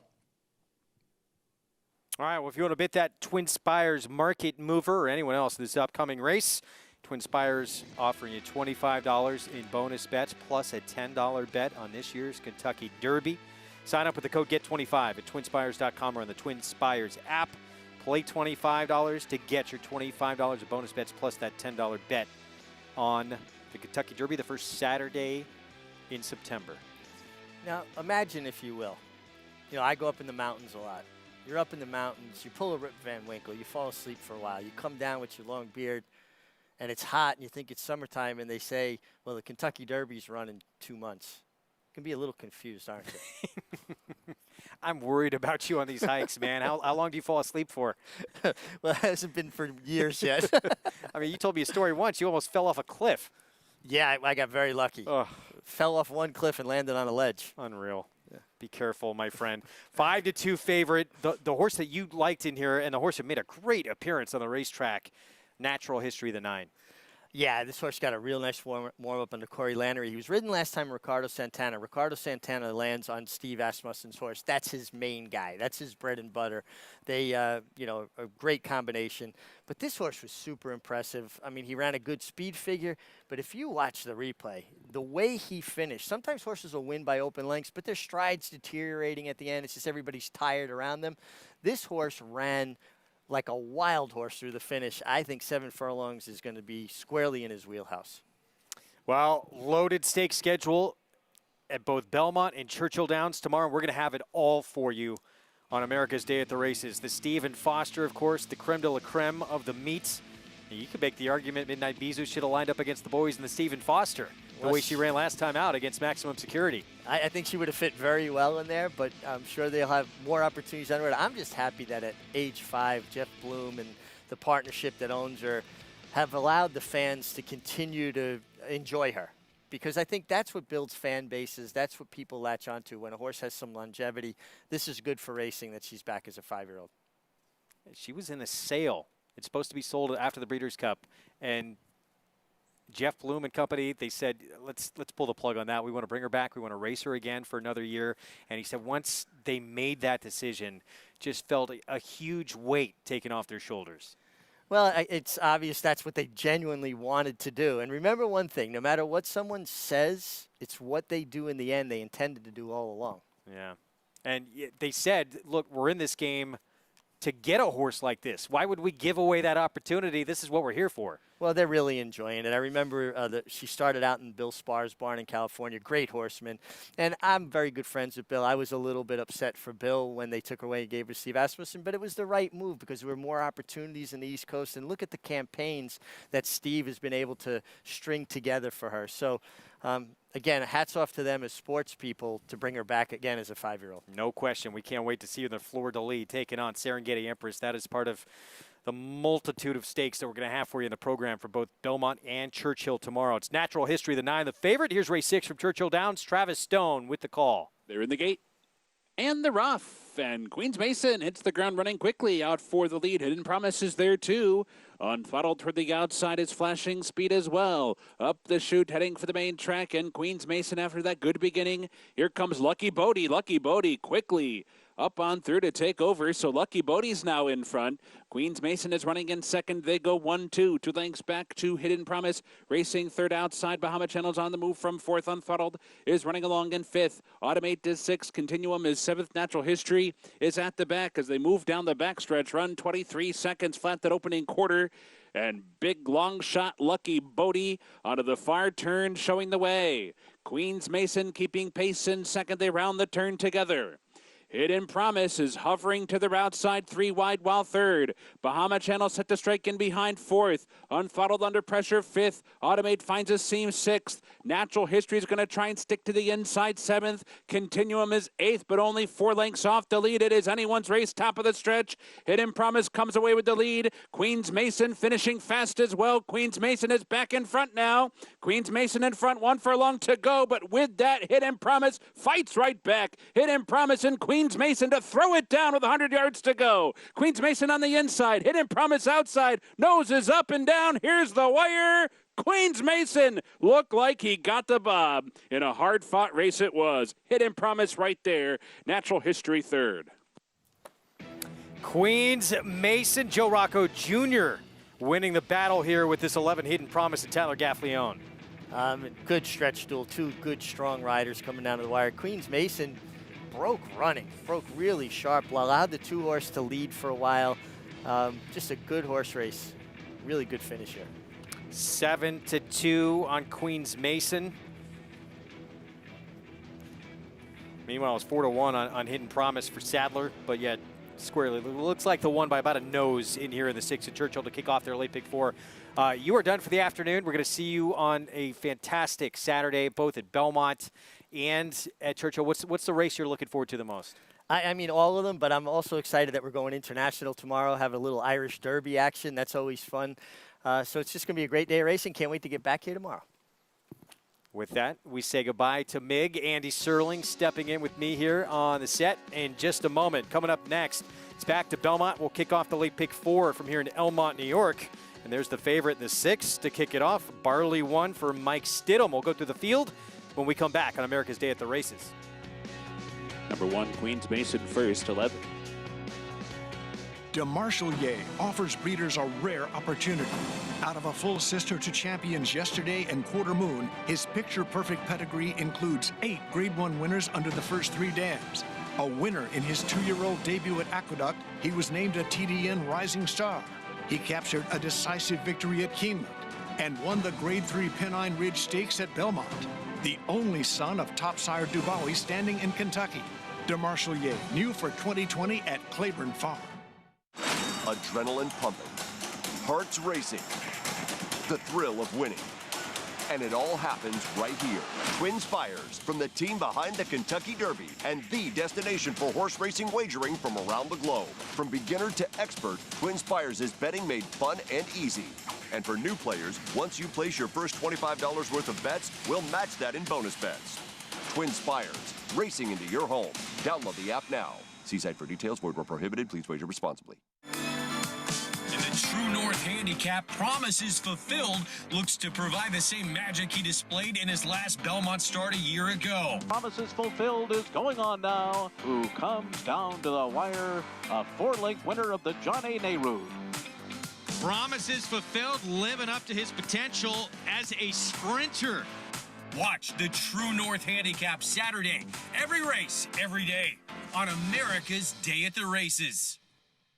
If your Run Happy 2-year-old wins a maiden special weight at Belmont, Summer Meet, Saratoga, Del Mar, or Kentucky Downs, you shall receive a $100,000 bonus. Remember, win an extra $100,000 in 2020 when your Run Happy 2-year-old wins a maiden special weight at Belmont, Summer Meet, Saratoga, Del Mar, or Kentucky Downs. Be happy and run happy. America's Day at the Races coming back at you here as we are set and ready for race number 6 at Belmont Park.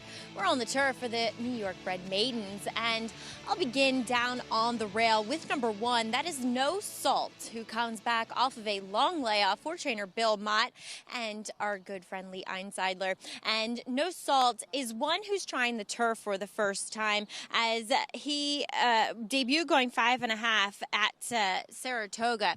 That day, he actually dropped jockey Junior Alvarado in the warm-up. And again, here in the paddock, he's acting up quite a bit. So I am definitely going to keep my eye on him as we go postward. But he's done really well. He's grown. He's filled out. He looks 10 times stronger behind the saddle than what he did as a 2-year-old. So there's been a giant leap forward physically with him, just maybe not mentally. And as far as the turf is concerned, this guy, By Tonalist, who we've actually seen a lot of his progeny run well on the turf as of late, and half sibling broke maiden on the turf and was never worse than third on it. So he looks as though he should handle it too. He's got a massive hoof to him. So this is a good spot for him, especially going the mile, as we'll check in with number 6, Mendacious, for Jeremiah Engelhart.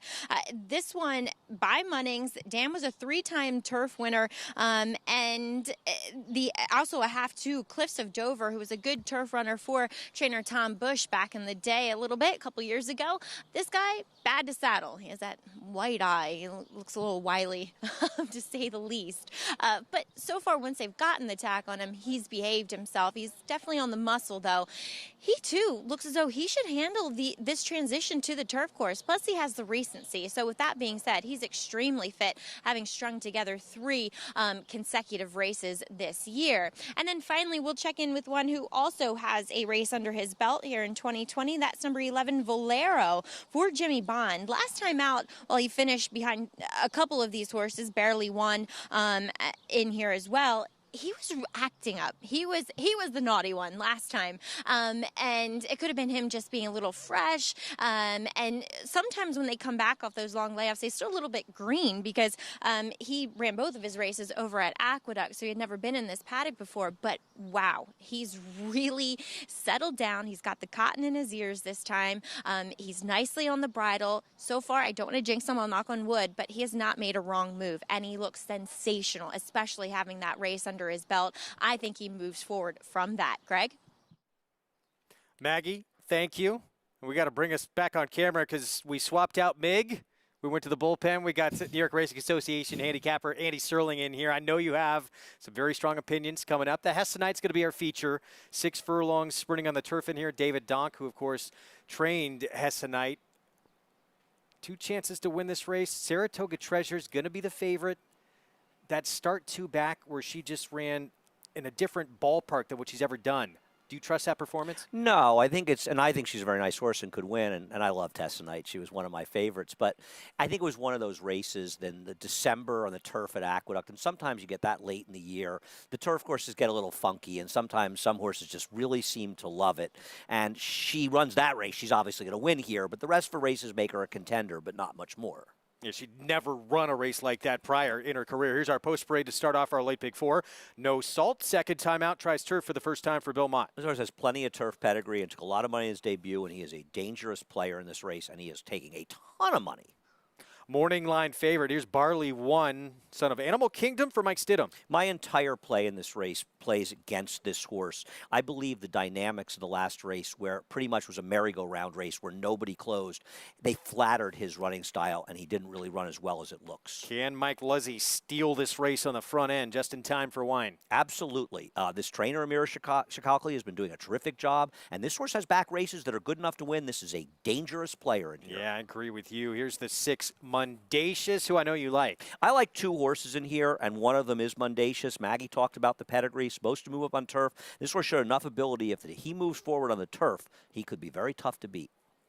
David Donk, we mentioned he has 2 in the stakes race named after a horse he trained. He sends out Operative here.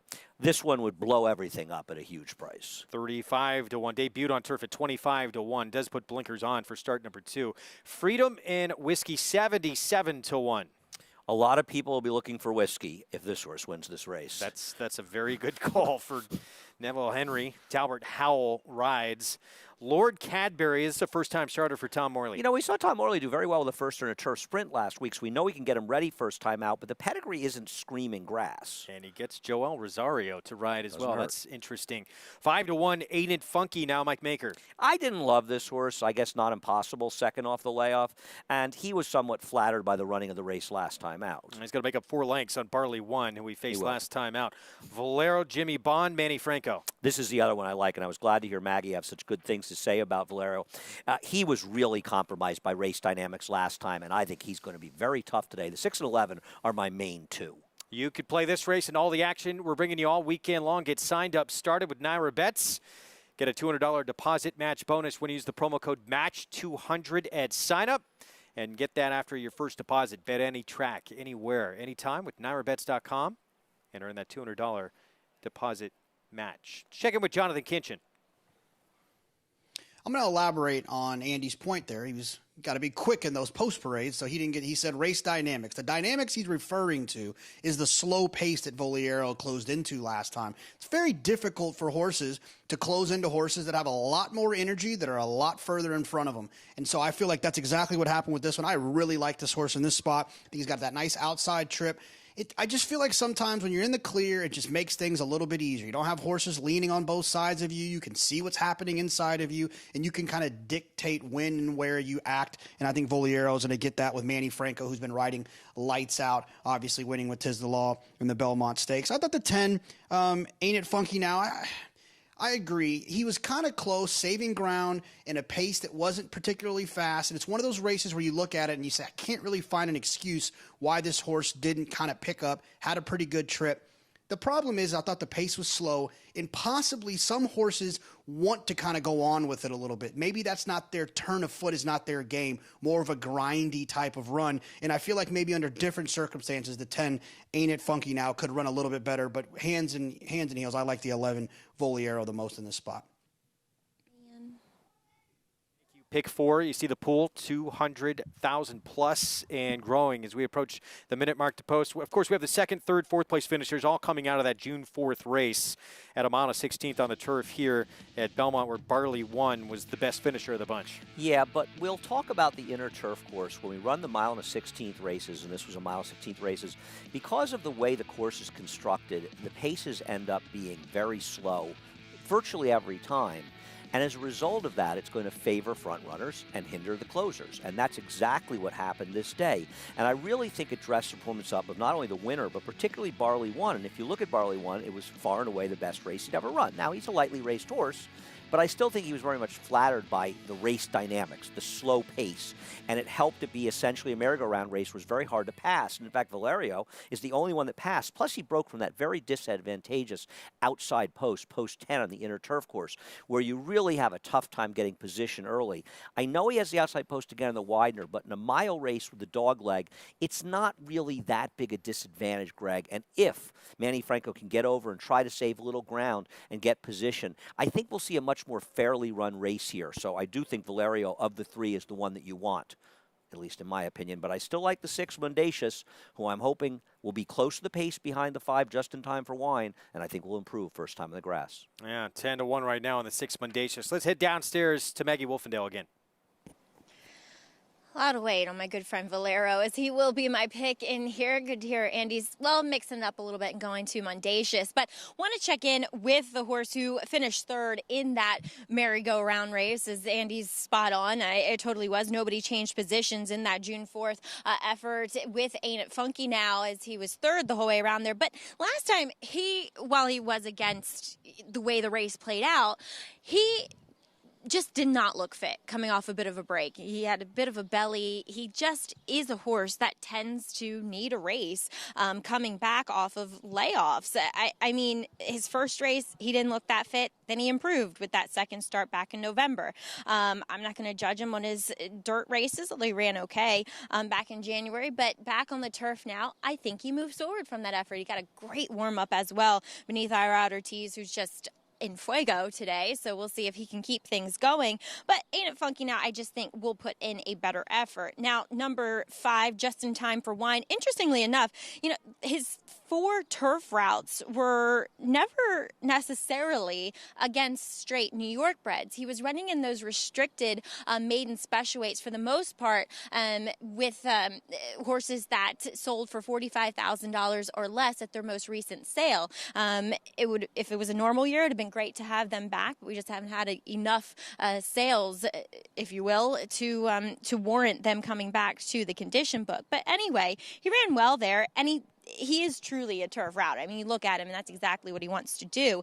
And furthermore, he's filled out a bit, which I appreciate. He was always a very kind of lightly framed horse as a 2-year-old. And boy, I mean, he ran a lot as a 2-year-old. 9 starts last year. That's nothing to scoff at. So I think this horse definitely deserves a mention here. As Andy pointed out, will likely be the pace setter. 7-1. Yeah, he's intriguing. Going to be in front in here. And we saw Mike Leslie go gate to wire just the other day. Yeah, no, that horse, and for the same connections, as a matter of fact, that horse is dangerous because even if you look at the last year, Greg, as a 2-year-old, he was running figures that actually they fit against these horses. So why can't he be competitive here? And I really think Amira Shikakli has done a terrific job with the horses that she has. 2 winners already,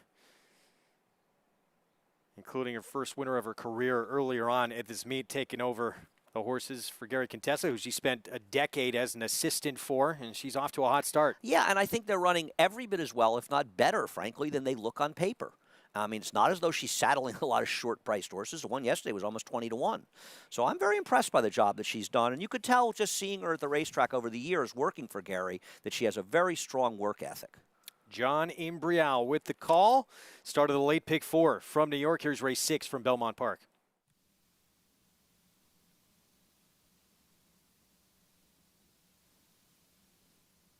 They're all in.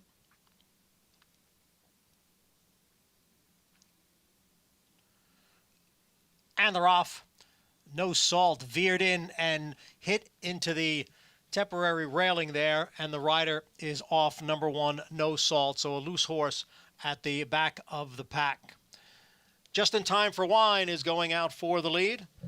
Then it is Operative, and Freedom and Whiskey heads apart 2nd and 3rd. Mundacious runs in 4th, alongside is Barley 1 in 5th. Break of 3. Back to Ain't It Funky Now running in 6th. That is Volieto in 7th, and Lord Cadbury trails the field in 8th. A quarter 23 and 1/5 seconds. Just in Time for Wine steps away here to lead by 3. Big long shot, Freedom and Whiskey runs in 2nd. Down on the inside is Barley 1 in 3rd. Length and a half to Mundacious, who's in 4th, followed by Operative. Farther back, it's Ain't It Funky Now. Then Volieto. As they go around the far turn, being pulled up there at the back of the pack, Lord Cadbury. Lord Cadbury's out of it. Half mile 45 and 3. Just in Time for Wine has a 4-length lead. Barley 1 now inching closer in 2nd. Mundacious has advanced up into 3rd. They're at the top of the stretch. Just in Time for Wine. Barley 1 on the outside. Just in Time for 1 and Barley 1 on the outside. Barley 1 has now taken the lead from Just in Time for Wine. Then it is Mundacious, Volieto, Ain't It Funky Now, and Operative. Barley 1 has it won. He'll break his maiden going a mile on the Widener. Volieto completes the exacta, then Mundacious, and Ain't It Funky Now. Barley 1, much the best here in the 6th at Belmont. John Velasquez, Mike Stidham, and a son of Animal Kingdom. Not my kind of horse off his trip last time, but boy, did he get a great ride and great trip today from John Velasquez, and he absolutely destroyed this field. He was much the best in here, getting it done quite easily for John Velasquez. Mike Stidham, I think it's his first win at Belmont or Churchill, in fact, since either of those meets started. So nice to see him get a win in a big way. I finished 2nd and 3rd here, but it wasn't close, Greg, and obviously we'll monitor the number 1, No Salt, in that incident at the start, but it seemed like the Outrider was catching that horse in the back. Yeah, Outrider caught up to No Salt. We'll try and get you an update on Junior Alvarado as soon as we hear anything. Did hear that he was up and walking off, so that's good news.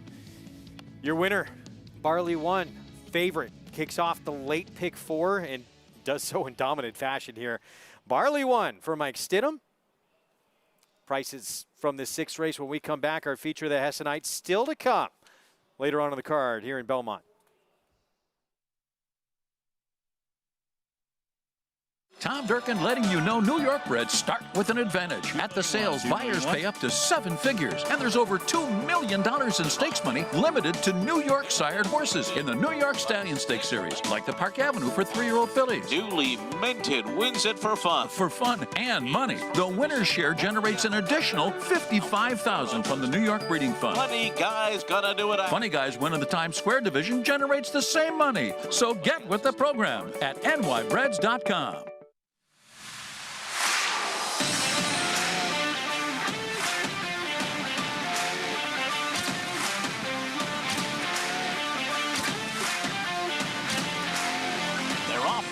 Challenge Derby presented by Run Happy. Running away in the Run Happy hopeful. But Tolley wins the Run Happy mid-mile. Have won the Run Happy Travers.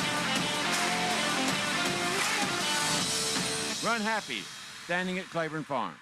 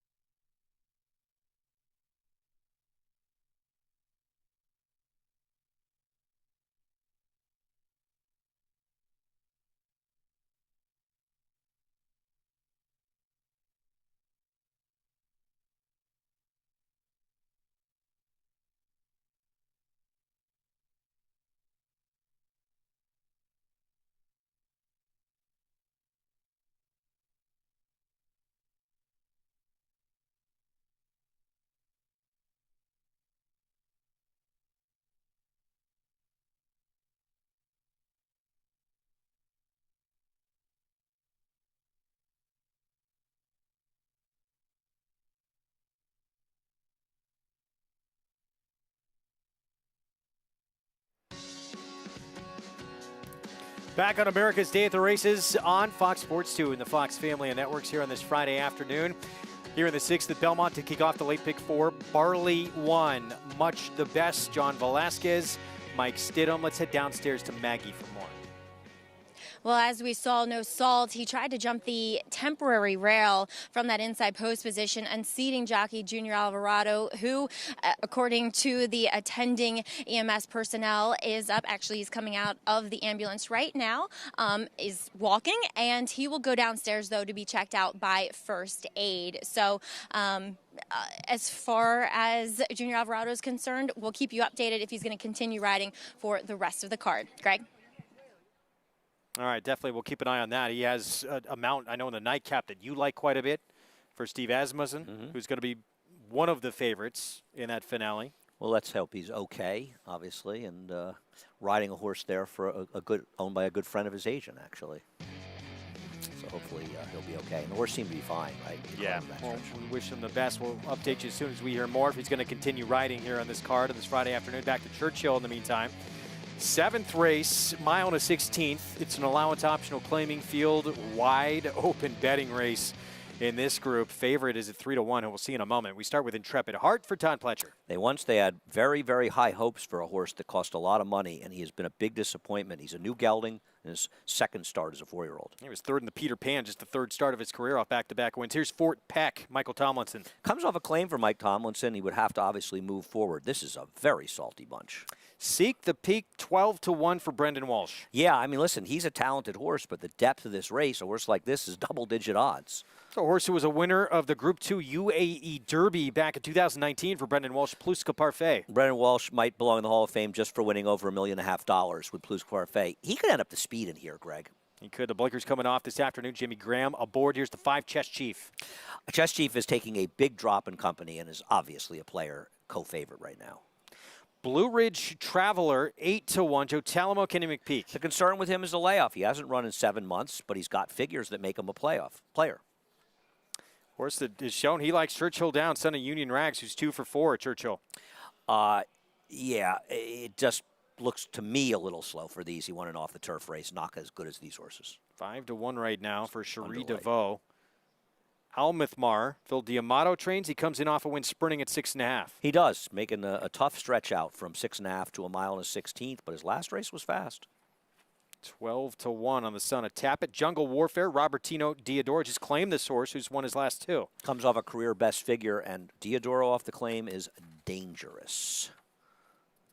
And Proverb, 20-1. Gabriel Saez, Richard Baltus was a winner 2 back at Oaklawn. You know, he's not an untalented runner. He's been in good form, but it just shows you the depth of this field, Greg. This race and the next race at Churchill Downs are super competitive allowance races.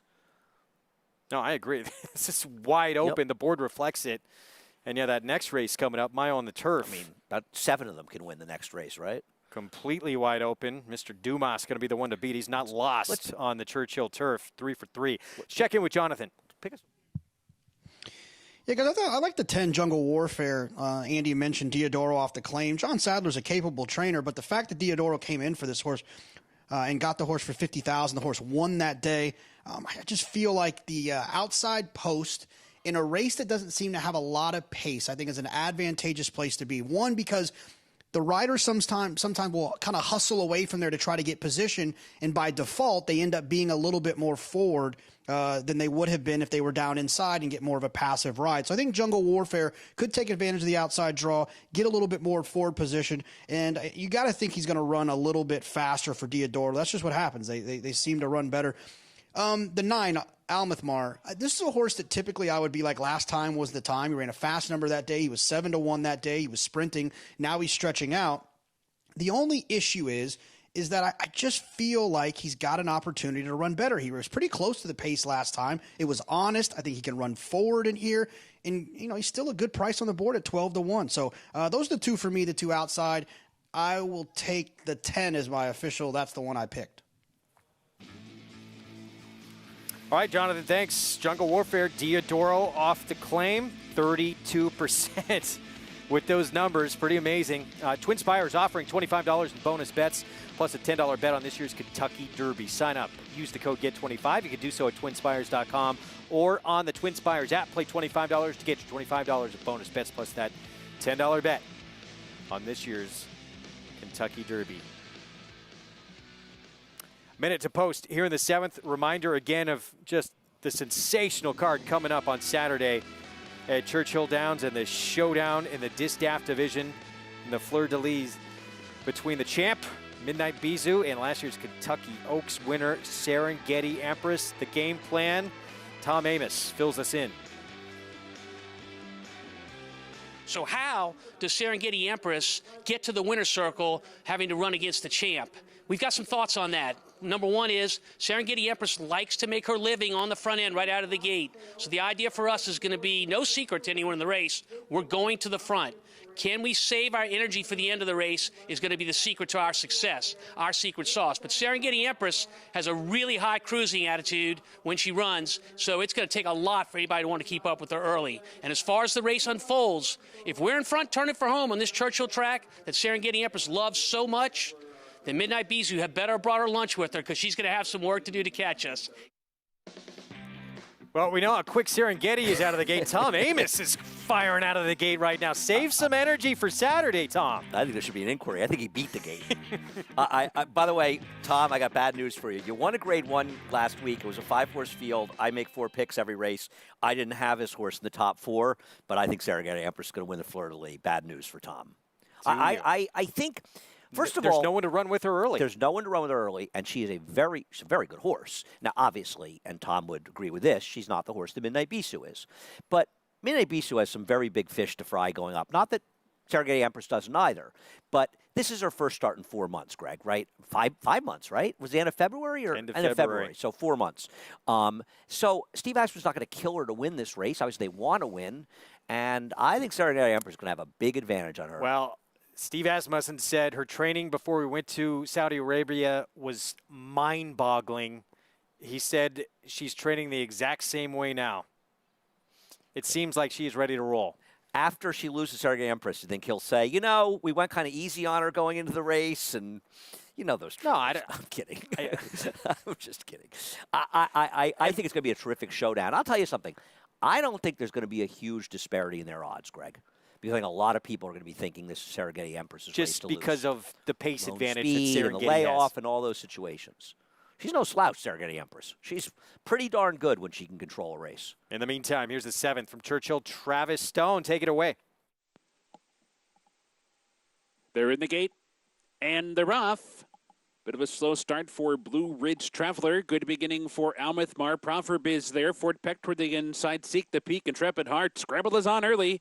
They race for the clubhouse turn in Almouth Mar for that outside post. Crosses and clears, but Intrepid Heart quickly comes on through to challenge. So now these two go head and head early on. And now Almouth Mar once again assumes control and opens up on the clubhouse turn. Intrepid Heart backs off to be second. Proverb comes away third. Fort Peck is fourth. Dinar's moving up while wide fifth. Seek the Peak reserved back in sixth. Just at a Pluska Parfait on inside seventh. Chess Chief is eighth. Blue Ridge Traveler in some traffic at the back in ninth, and 3 lengths back to Jungle Warfare, who's the trailer with 5 furlongs to go and 8 lengths off the lead. And the opening quarter, not particularly fast, 24 and 1/5 seconds. There's 4.5 furlongs to go, and Florent Giroux trying to foster out the speed of Almouth Mar. The leader with 4 furlongs to go. Intrepid Heart tracking from second and outside. Fort Peck saving ground inside while third. Proverb picks it up. Proverb up into third now. Dinar's revving up with a wide run. Wide on both turns for that one. Right there to Seek the Peaks in between horses. Farther back in the field, Chess Chief is asked to go now. Jungle Warfare switches to the outside. Pluska Parfait saving ground. Almouth Mar and Intrepid Heart and Proverb. These 3 off the turn together. Intrepid Heart strikes the front. Almouth Mar tries to battle back. Proverb with a long shot chance outside. Proverb takes the lead. 1 furlong to go. Intrepid Heart tries to battle back. Then it's Almouth Mar, Seek the Peak, and Chess Chief 16th pole. Proverb desperate to hold on. Intrepid Heart battles back. Intrepid Heart reclaims the lead. Intrepid Heart won. Intrepid Heart, the winner. Proverb ran a big race, has to settle for second. Pluska Parfait and Chess Chief. Intrepid Heart with the first 2 starts of his career. He was third in the Peter Pan, cost $750,000 at auction. Maybe he's starting to come around. And I believe that is a happy birthday to Todd Fletcher, who I believe is having his 53rd birthday today. Was it yesterday or today? It's hard to remember, days get together, but that's a nice win for Todd, whether it was his birthday or not. And Intrepid Heart's a horse they had very high hopes for. He was even money in the Peter Pan and disappointing the Belmont, and only 6-1 in the Belmont, this horse, right? And they've gelded him, so they're obviously hoping things go better. Tough loss if you had the 11, but Intrepid Heart, he just kept finding more. 4-year-old son of Tappet into the winner's circle for the 3rd time in his career. Prices from this one when we come back. When we return, Chad Brown looking for number 4 in the Just a Game. Rushing Fall, Raving Beauty, Antono. He's got 2 Breeders' Cup winners going head-to-head. Looking for number 4 on Saturday afternoon in the Grade 1. We'll be back.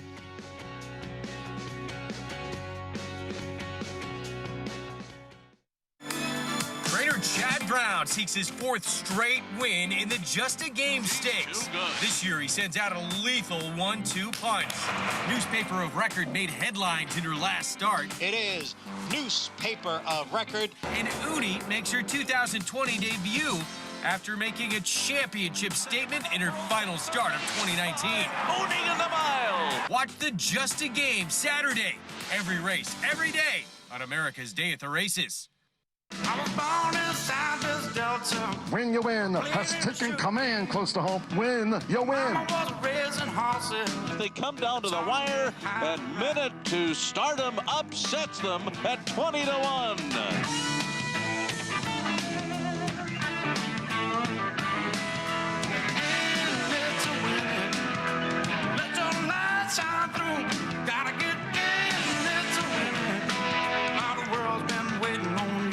Racetrack Television Network brings you every race, from every track, on every screen, every day.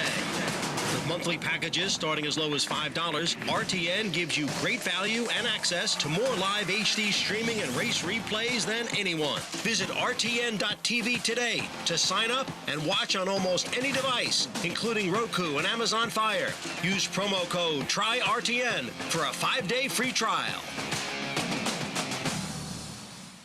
Undefeated Grade 1 winner Mastery won impressively in his 2-year-old debut at Santa Anita.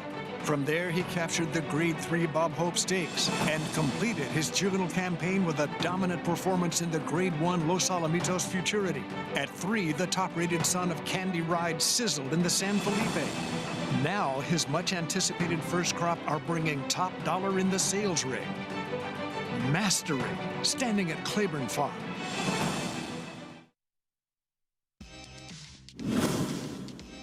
Rushing Fall trying to shake away here with 1 furlong to run.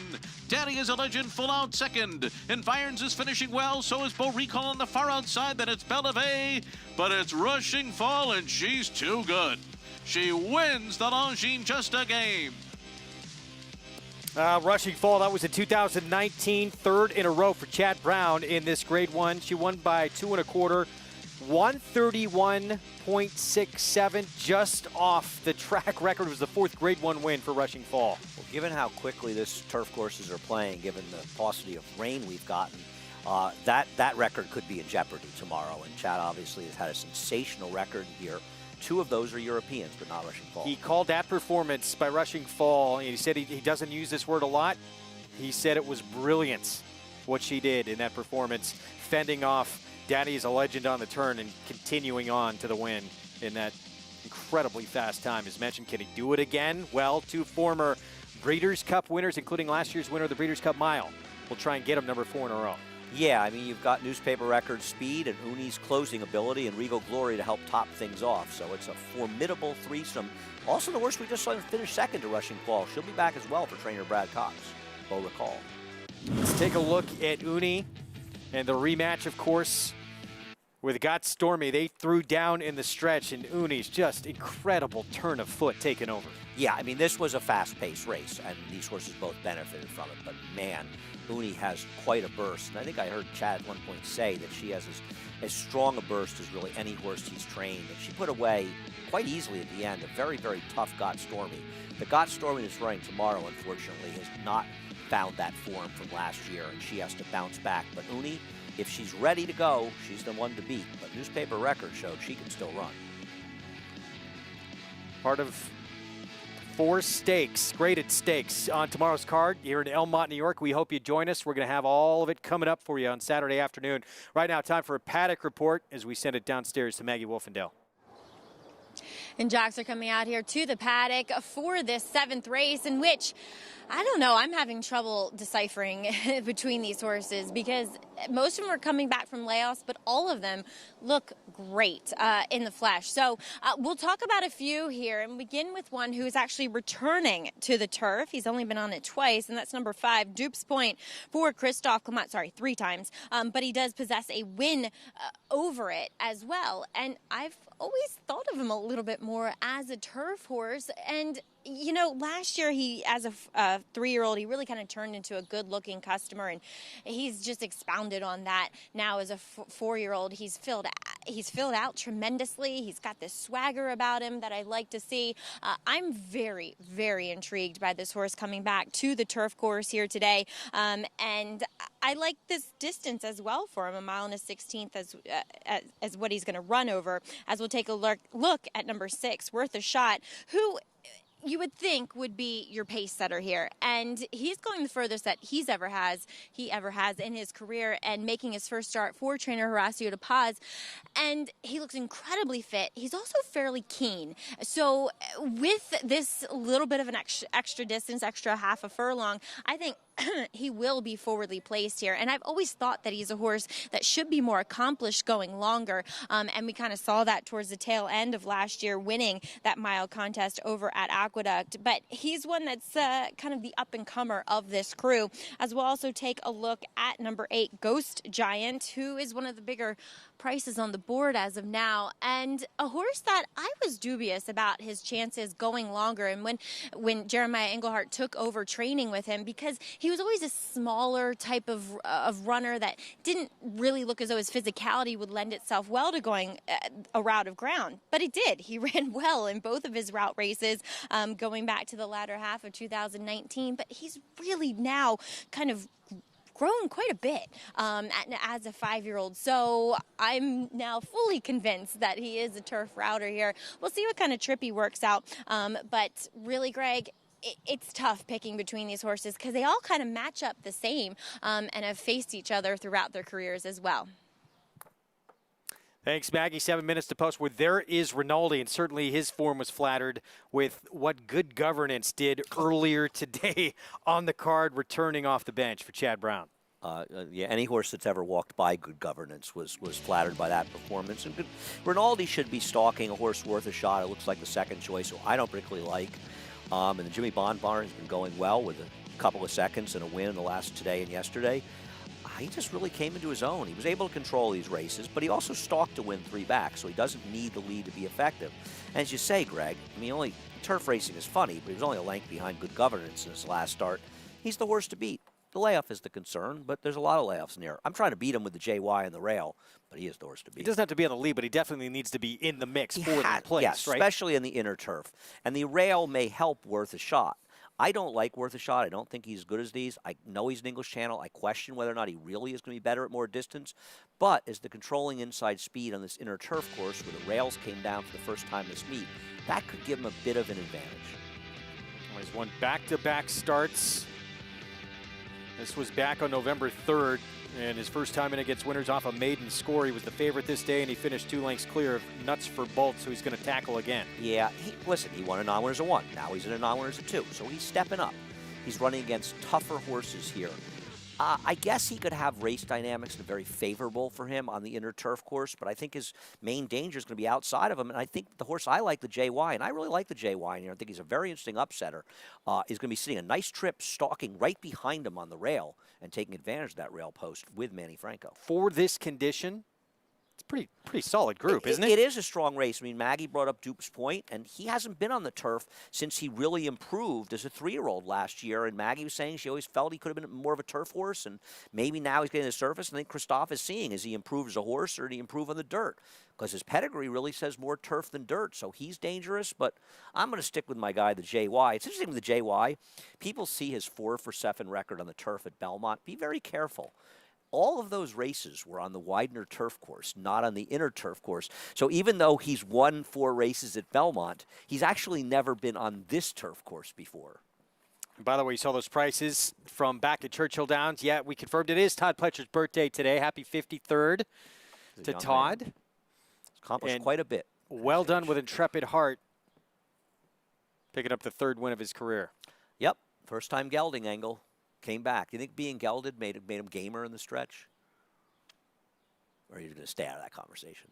We heard Post-parade coming up at Belmont.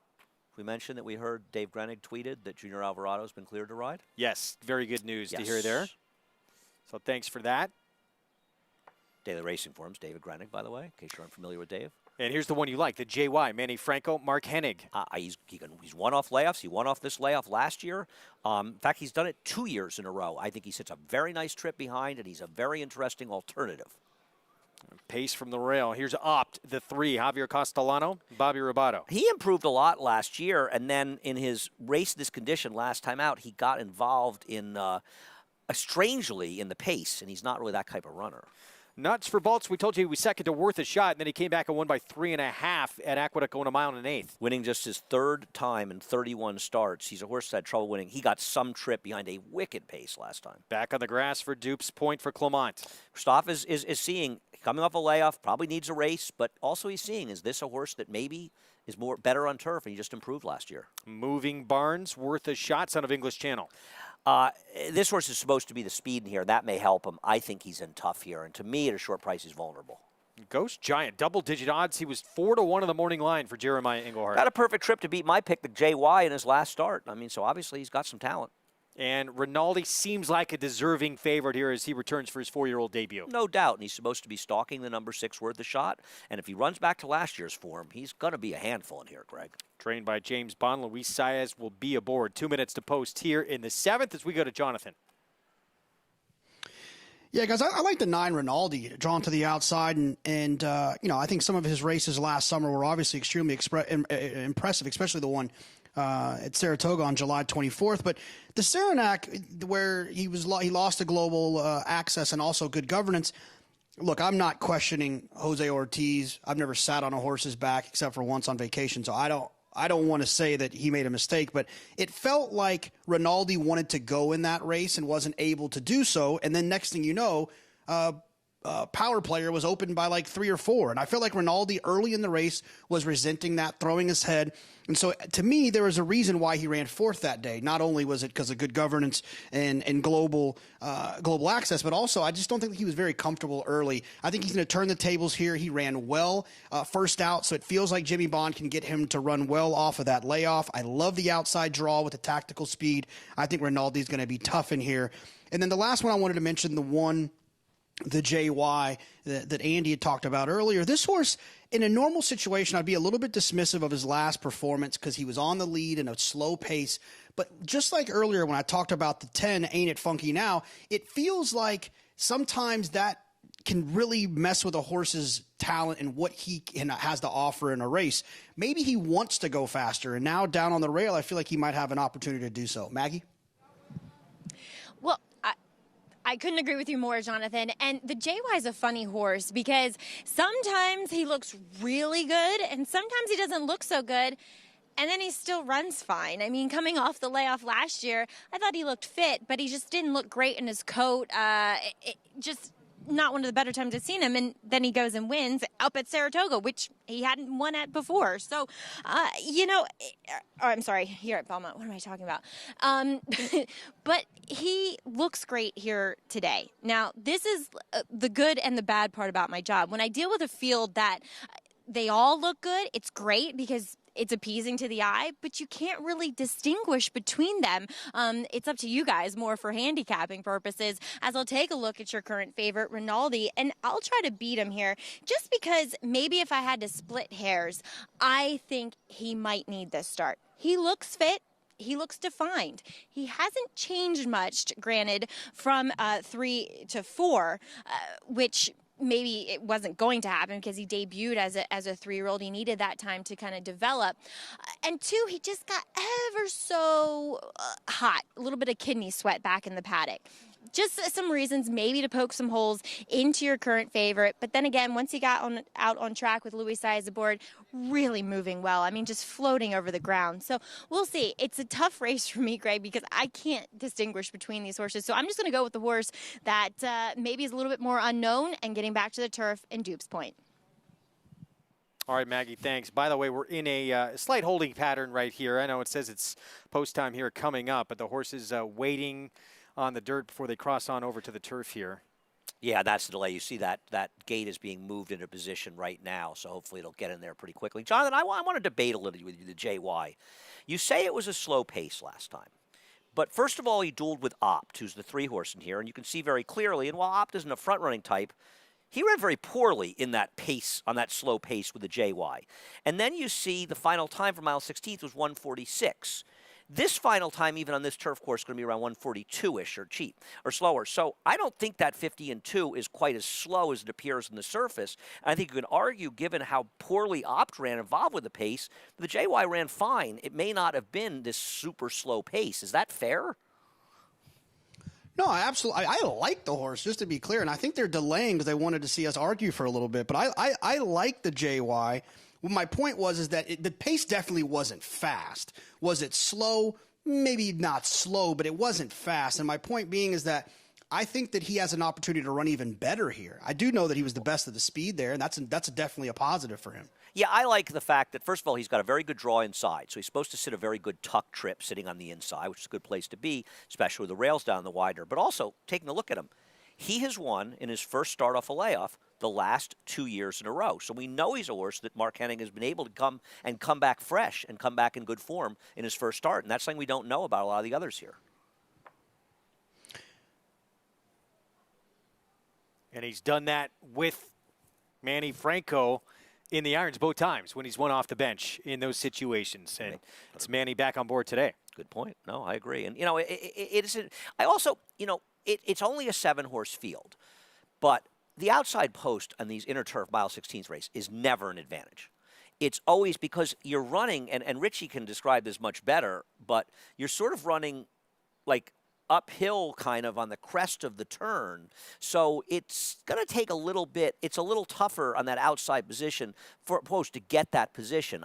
You almost have to make an immediate sharp left, right? Well, but sure. You have a bunch of horses next to you and you can't do it. You've got to get that position. And that's one of the reasons the paces slow up and it helps front runners is that they hit that turn so quickly. So I would never like to be on the outside. I mean, I guess it was a 4-horse field, but even so.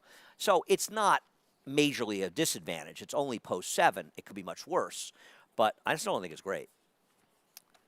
6-5 favorite. Wow. Rinaldi in here. Wow. Can he be ready to go off the bench for Jimmy Bond? He won back-to-back stakes starts against restricted runners back in his 3-year-old campaign, and he looked so good doing it. Jimmy Bond put him in the Grade 3 Saranac against Global Access and Good Governance. And I think that all of the people in here, as a non-winners of 2, their options are limited after this, and especially Jimmy Bond are thinking, I want to get into those New York bred stakes in the turf because that group is starting to dwindle. We have a stake coming in a few weeks, and there aren't that many even nominated that are turf horses. So I think they're all kind of have hopes that maybe they can take that step forward, particularly a horse like Rinaldi, but the same could be said for a Worth a Shot or even a Dupe's Point, where maybe they're able to do well here and elevate themselves to the New York Breds. We've got a great program for the New York Breds, particularly on the turf, with those 4 stakes, the Ashley T. Cole, the Kingston, the Mohawk, and eventually the Mohawk's the last one. There's 4. Mohawk, West Point. I forgot the West Point. Don't want to forget the West Point. Let's take a look while we have a moment here, too, this stake schedule coming up on Saturday. I asked this question to Mig before he left. What race are you most looking forward to? Well, I love Newspaper Record, so I'm looking forward to seeing her run. I just have an enormous amount of love for her. So I am looking forward to Just a Game. And Mig hedged and said all of them. I think the True North is going to be a very, very interesting race because Promise Fulfilled is the best horse he runs his race, but he's very questionable in there. And I think there are plenty of horses going to be prices that have real chances in there. Yeah, had an ankle issue, surgery, but he's been working better and better, Dale Roman says, every step of the way, and they're going to have to come catch him. That's the game plan. Oh, no question about it. And Dale's not afraid to send speed to lead, and Dale has been on a very good run at Churchill Downs, so his horses are running extremely well right now. All right, finally loading up here for this 7th mile and 16th here on the inner turf course. Rinaldi throughout has been favored, the 9-horse to the outside in here. Luis Saez, James Bond, Bond Racing Stable, the son of Posse. 7-5 favorite on the board. And how aggressive early out of the gate are we going to see him from that outside post trying to establish himself early on in the race? I think aggressive. Luis Saez is an aggressive rider. I think you're right. I think he wants to go right after Worth a Shot and establish his position. If Worth a Shot doesn't break, I think you'll see Luis Saez clearing to the lead here. And if that happens, if something happens, the 6 doesn't break sharply and Saez gets the lead with the 9, I'm going to tell you right now, this race is probably over. That could be the key to this race here early on. Keep your eyes on the 9 Rinaldi early on under Luis Saez. We're set for the 7th from Belmont. We send it upstairs. Here's Johnny Brial with the call.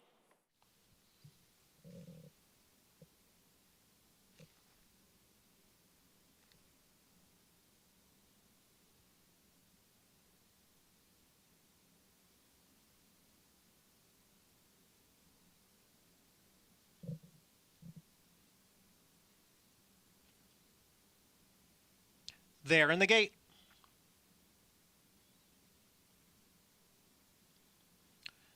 And they're off.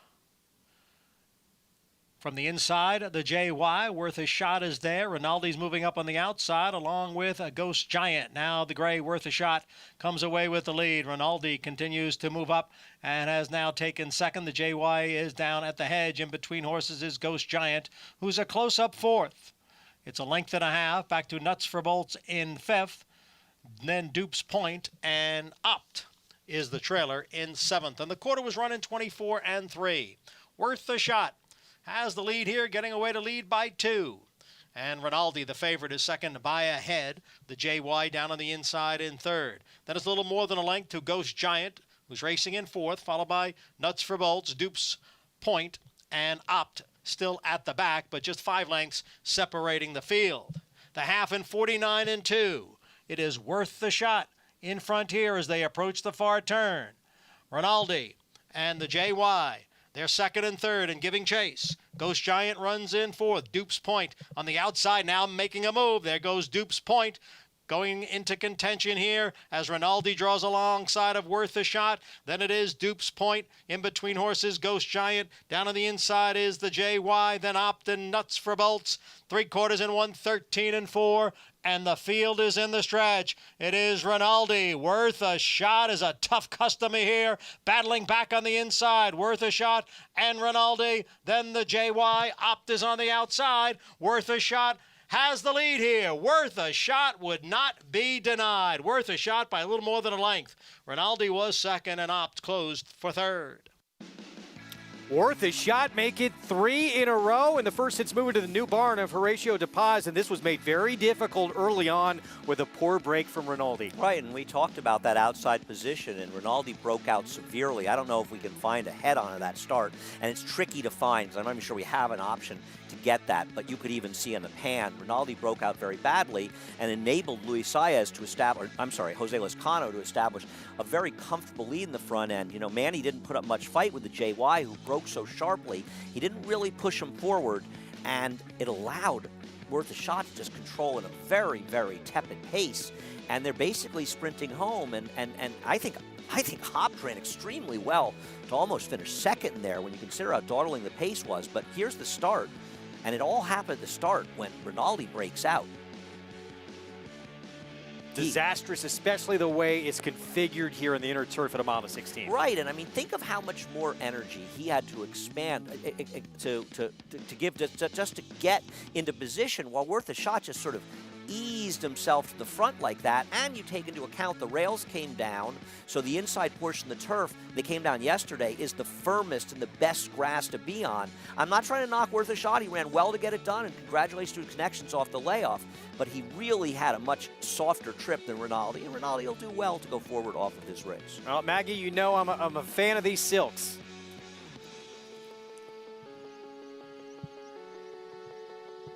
Yeah.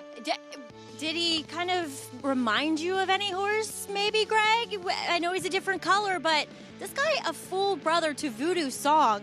And I know he had things his own way, but the tenacity he showed, well, that certainly reminded me of his brother on the front end. Would not be denied, just putting his nose out there and laying it all on the line. So congratulations to Barry Schwartz, Horacio De Paz, and Jose Lezcano. Good way to return to the races, that's for sure, with Worth a Shot.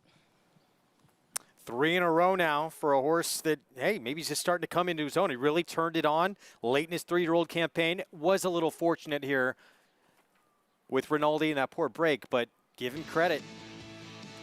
And Rinaldi definitely want to keep our eyes on next time out. Back at Churchill Downs.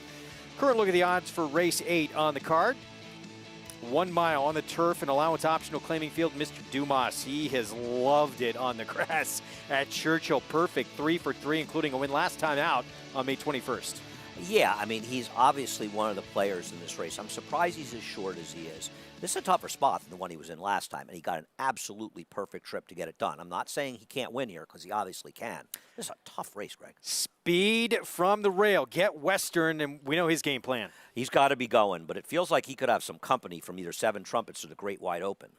It's a multiple Grade 3 winner on the turf, Mr. Misunderstood. And he moved too soon last time out, coming off of a 4-month layoff. I think he's the horse to beat. Dr. Mounty at 7-2. He's a 5-time winner on the turf. He got completely buried in traffic last time out, but he might have just been a race that was falling apart, so he may have had the right trip to get himself into trouble. Spectacular jamming with a Jefferson Cup on the grass at Churchill last year as a 3-year-old. Got placed first in a stake 2 races back. He's going to have to run his best race to beat these, though. 7 Trumpets, Dale Romans, trying the turf for the first time. He used to be a very good sprinter. And he's got speed. You have to think they're going to be looking to be aggressive. 1/2 to 2 turf winners. He was second to Promises Fulfilled in the Grade 1 Alan Jerkins. Great Wide Open, 44-1. It's a good REM song, but his form has tailed off. He was once good. Isn't that a Rory Is that? I'm Armstrong? going to have to listen to that one Something tonight. like that, isn't that? Don't know it. 12-1 on Made You Look for Phil Bauer. I think this is the interesting long shot in this race. This horse got an absolutely ridiculous ride last time out, and he does have some back form. He was second in the Grade 3 Poker to Oscar performance and faced Voodoo Song, by the way, in the 4-star Dave. Speaking of Voodoo, here's the 9, Mr. Dumas, the favorite, Grade 3 winner. Yeah, he can win. He's obviously in great form for a great trainer in Mike Maker, but he's kind of a perfect trip win against Lesser. I think he's overbet. I love this horse. Snapper Sinclair, he's just a crafty vet, and he has been great on the turf. He's finally getting back to it. It's interesting. His other turf races aren't nearly as good as that one at Kentucky Downs. That win at Kentucky Downs, I mean, that was unbelievable. He actually, believe it or not, you won't know on the running line, he was very near the pace for the first eighth of a mile in that race. Then he dropped completely back to the back of the field, and he made this crazy run to get up in the late stages. And he came from so far back, Greg, the announcer basically didn't see him until they hit the wire. 3 for 5 on the turf. That was a stakes win in the Tourist Mile, Kentucky Downs. Let's check in with Jonathan for our Twin Spires Market Mover as we're a minute to post. Yeah, Wolfie, the Market Mover, the horse taking the most money late here is the 9, Mr. Dumas. Taking a lot of money, but like Andy said, he got a perfect trip last time, sat right outside of his soft pace, and I want nothing to do at 2-1 on this horse. He's taking a lot of money here. Mr. Misunderstood has to get a call here with his record at Churchill Downs. 5 wins here at Churchill Downs, so he obviously deserves some credit. But then also a horse that I think deserves another call is 7 Trumpets. 7 Trumpets was always meant to be a really, really good horse, and he just never really kind of turned the corner. And I think getting to the turf, like Andy mentioned, there's some siblings in there that have run well on the turf and even won on the turf. I think 7 Trumpets is interesting in this spot at 14-1. Well, we have promises fulfilled running tomorrow, and his stablemate, 7 Trumpets, trying the turf for the first time in here. If you want to bet him or anybody else coming up in this race, Twin Spires offering you $25 in bonus bets plus a $10 bet on this year's Kentucky Derby. Sign up, use the code GET25 and sign up at twinspires.com or on the Twin Spires app to take advantage. Can we talk about Made You Look? You know, there was a time, and I know this horse was in Chad Brown's barn, but people have won getting horses from Chad Brown, and we've seen some good horses. Look at Gift Box, you know, because he keeps in such good form. I mean, this horse was running triple-digit buyers for Chad Brown, and you look at the races, okay? They tried him at 5.5. He ran off the turf. He's not a turf sprinter anyway. And then last time out, got a 91 buyer despite getting this crazy trip where he was too close to the pace and rushed up front. Look at his running style. Why was he close to a fast pace last time out? I think he's a very interesting horse off of that trip at a big price, and I'm going to try to get him to the exacta with the logical horses, the 3, 4, 9, and 10. Mostly the 3 and a little 10. Prices there for Belmont. Is he worth a shot? Holding off Rinaldi with that poor break out of the gate. $7.90 for the win. Feature race, the Hessenite, coming up next. But right now, loading up for race 8 here at Churchill Downs. This is an intriguing group here. Can Mr. Dumas remain perfect on the Churchill Downs turf? Trying to make it 4 for 4 for trainer Mike Maker. Tyler Gaffleone has not been aboard for any of those 3 victories. He's a pretty good jockey. He's having quite a meet. He looks like it pretty much has it wrapped up, right? Yes, he does, with closing day approaching. Travis Stone with the call. Here's the 8th with Churchill.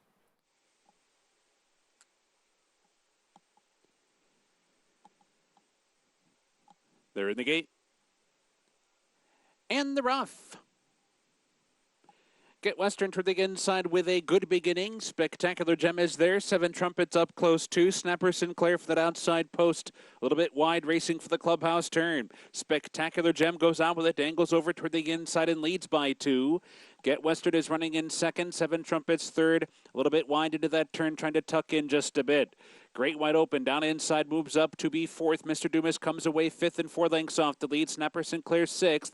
Made You Look in 7th by 3. And that is Dr. Mounty and Mr. Misunderstood, the last of them all. 10 lengths from top to bottom. The opening quarter goes in 24 seconds flat. And so it is. Spectacular Gem heading down the backstretch in front by 3/4 of a length. Get Western tracking intently second on the outside, and 7 Trumpets not far behind either. 3 wide third for that far turn run. Great Wide Open is tucked away, fourth and at the rail. Mr. Dumas is still fifth and 5 lengths to make up there. Made You Look is down inside 6. Snapper Sinclair's under pressure 7th. Mr. Misunderstood's making progress from 8th. Dr. Mounty is 9th. They're both about 9 lengths off the lead, though. They're at the quarter pole. Spectacular Gem turning for home in front. Get Western to the attack. And these two come off the turn together. Farther back, Great Wide Open trying to come on late. Mr. Dumas is asked to go now. Made You Look is there. Mr. Misunderstood trying to rally toward the rail. There's 1 furlong to go. Spectacular Gem spurts away to lead by 4 with 100 yards to go. Mr. Dumas on the outside of Mr. Misunderstood. It Made You Look, but Spectacular Gem, sharp in victory, wins by 3. Mr. Misunderstood photos with Mr. Dumas. Made You Look was 4th. This horse was a stakes winner on this turf course last year as a 3-year-old. He does it again here. James Graham, he was aboard for that win. He was back aboard today. Well, let's give James Graham a lot of credit and ask a few other riders in here what exactly they were doing. On paper, this horse is not supposed to be able to clear the 1 Get Western, and he's really not supposed to be in front of 7 Trumpets of the Great Wide Open. But on the racetrack, James Graham broke sharply, he had a plan, and he executed perfection. He won so easily, I'm not sure it really mattered, but this horse was able to just absolutely control this horse as he was the only one that had any interest in having the lead, and the other speeds just took back. Spectacular Gem, his 4th win on the turf in 8 career starts. Our feature at Belmont, that's coming up next. It is the Hessonite fillies and mares 4 and up, and Wesley Ward, he has the horse for course in our feature. That's Mentality you're looking at. She's an even money favorite, 4 for 6 on the Belmont turf. The feature's next.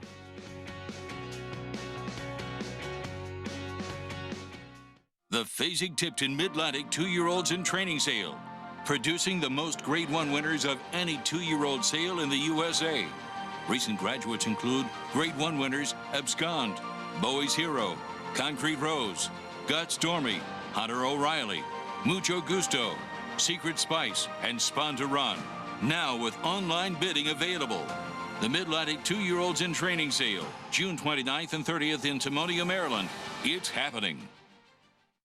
Adrenaline pumping, hearts racing, the thrill of winning. And it all happens right here. Twin Spires, from the team behind the Kentucky Derby and the destination for horse racing wagering from around the globe. From beginner to expert, Twin Spires is betting made fun and easy. And for new players, once you place your first $25 worth of bets, we'll match that in bonus bets. Twin Spires, racing into your home. Download the app now. See site for details. Void where prohibited. Please wager responsibly.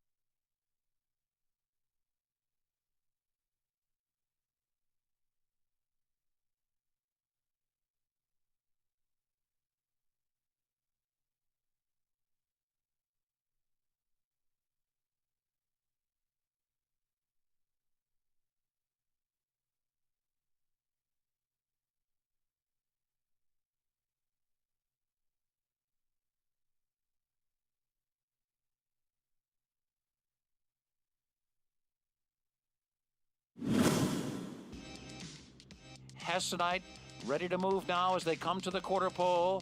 Then Peace Preserver into the outside flow. And from the back of the pack, Ruthania at the top of the stretch now. And it is Dream Peace now in front, and Peace Preserver. Naples Bay comes on through. Dream Piece narrowly, Peace Preserver on the outside. Those two, Hessenite comes off cover now as they come down to the line and blows by them all. Hessenite, the New York bred, trained by David Donk. That was the best win of her career, the Grade 3 Beaugay back in 2013, but a 9-time stakes winner, including that crowning moment. Yeah, she was really one of my favorite horses. I just loved her. She was tremendous, and she ran against some good horses in her day and outside the New York bred races as well. But you saw how cool Ramon Dominguez was on her in that race, right? Just sort of cruising by when she got clear. $879,000 in career earnings for the New York bred.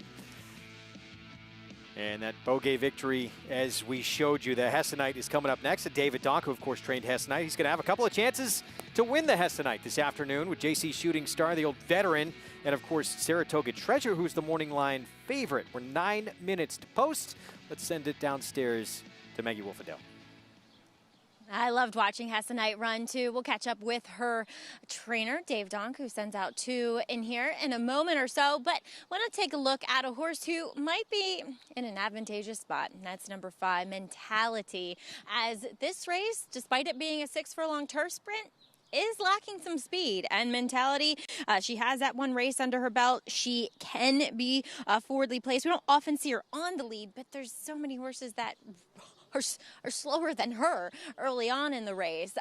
Mentality, she does have a couple of very fast workouts here over the Belmont turf course heading into this race, and watching them, she's your typical Freud filly or mare. They are not easy rides in the morning because they often want to do a little bit too much. They want to put their heads up in your face, and watching the rider on her in that one breeze, I mean, she had her head straight up in the air. So he just did what the only thing you can do, put your hands down and let her roll. But she's incredibly fit, having the one race down at Churchill Downs under her belt. She is a filly that, or I should say mare now, that that does her best running when she does carry a little bit extra conditioning. And she's fine right now. Sometimes when she gets a little bit on the lighter side, it's usually when she doesn't put her best foot forward. But I think she looks good heading into this one. She's also dappled head to toe. Now, a horse that, I don't know, it depends what Irad Ortiz does aboard Kid is Frosty. She could be there. I don't necessarily love her. I know I'm kind of splitting hairs. I don't love her physically going 6 furlongs here on the turf. She just looks like she wants a little bit more ground. She won going the 7, so she very well could be effective here. Just because, I say that because she is a little bit more of a stretchier, kind of rangier type of filly. She has done well, though, from 3 to 4. She's a big, good-looking type, and Brad Cox, as he typically does, has her ready to roll from all things that I can tell here. She is a little bit more quiet, though, than what she ever was going back to her 3-year-old form. So it could just be her getting more mentally mature and taking her racing well within stride. Or is she a little not quite as keyed up or not quite as fine-tuned for this return to the races? We'll find out, though, with a very interesting Hessenite. Greg? We've been waiting for it. It's our feature coming up, 6 furlongs on the turf. This is a look at Courageous Dinah, 13-1 for Ned Allard. 3-time winner on the turf as she makes her 6-year-old debut coming up. And while she won at 7 furlongs with the aid of a very fast pace in her last turf start, you could see her coming from last. And this was a classic meltdown race where they were going so fast up front it cooked the speed, so the speed didn't manage to finish 3rd. She's a better sprinter than she is a router, and I think if you look at her PPs, people are going to get confused. The first 2 times she ran in the grass, she ran in, I believe, 6 furlong races, and she finished 2nd and finished 1st with 77 buyers much earlier in her career. And those are figures that aren't that much slower than the horses running here.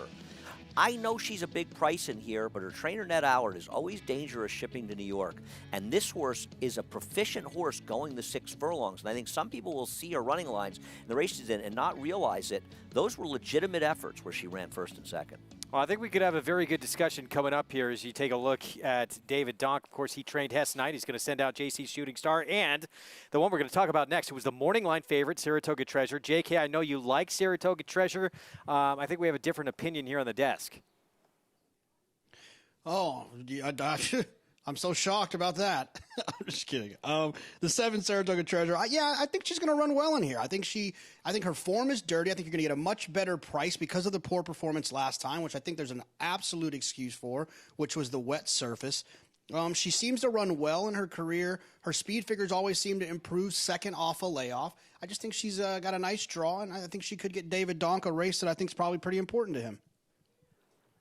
Yeah, I think the problem with her is, first of all, we talked about that big win 2 back was on a winter turf course, essentially. On a yielding turf. And if we ever decide to run on the turf through February, I think David Donk's got the right horse in Saratoga Treasure. Right. But since that probably won't happen, and this was her big win, she runs this race, she'll win. But she's a pace-dependent horse. And it doesn't appear to be a lot of pace in your mentality. The reason she's a heavy favorite, not surprisingly, and she will be favored, is she's the controlling speed in this race. And I don't think the Saratoga Treasure is necessarily going to get the pace to run her best race. So she could win, but I prefer others here. I mean, take away that race, which she's never produced anything close to it before. She came back, and she was in way over her head in the Grade 3 Intercontinental, of course, against Newspaper of Record, but she didn't run close to it that day.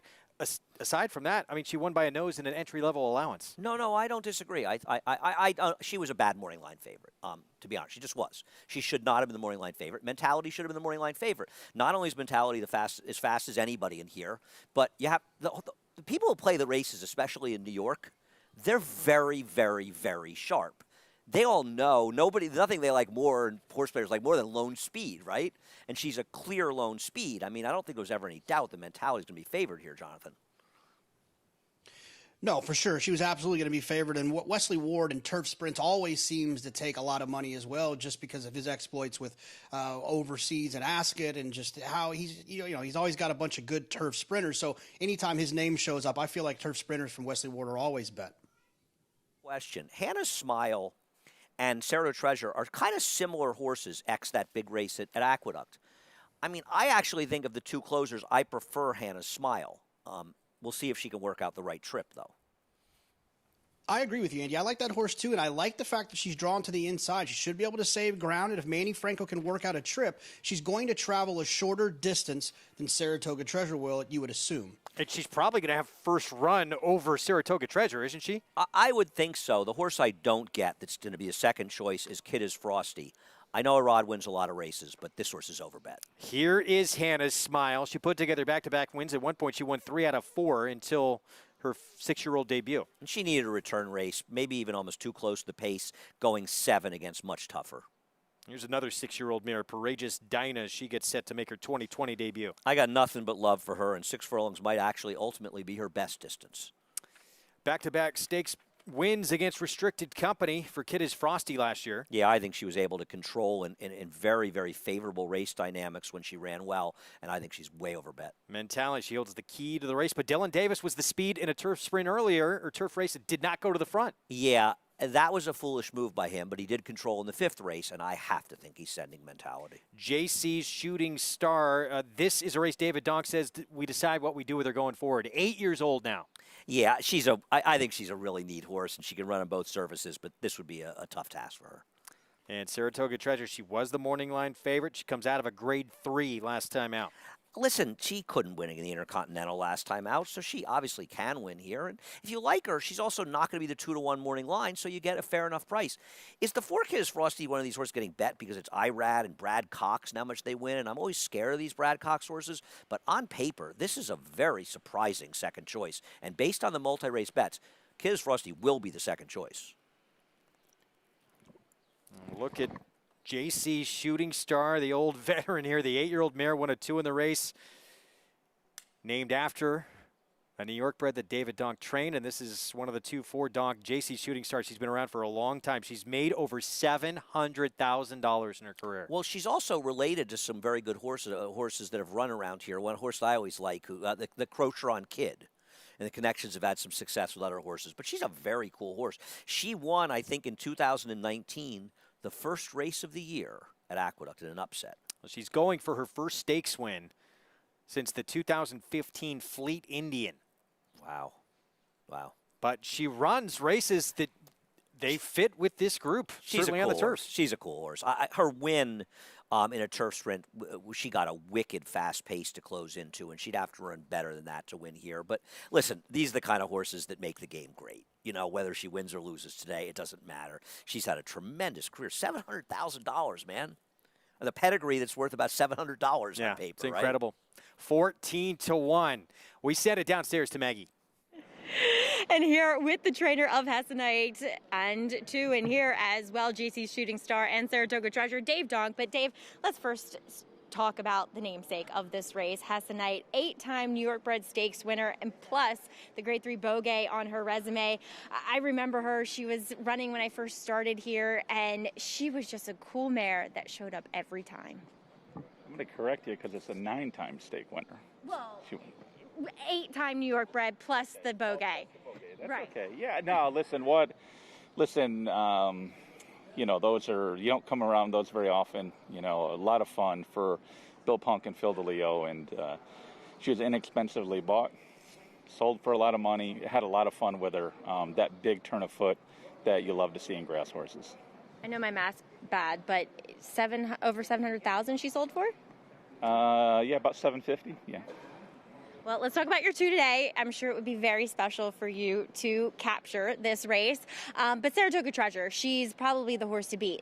Unfortunately, not a lot of pace in this race for a 6-furlong turf sprint. How do you ride her today from that outside post? Yeah, it is a concern. I'm hoping Kid Frosty goes too a bit. So, listen, I think Eric has to not give her too much to do, or at least not take it away from her, you know. So he's ridden her well.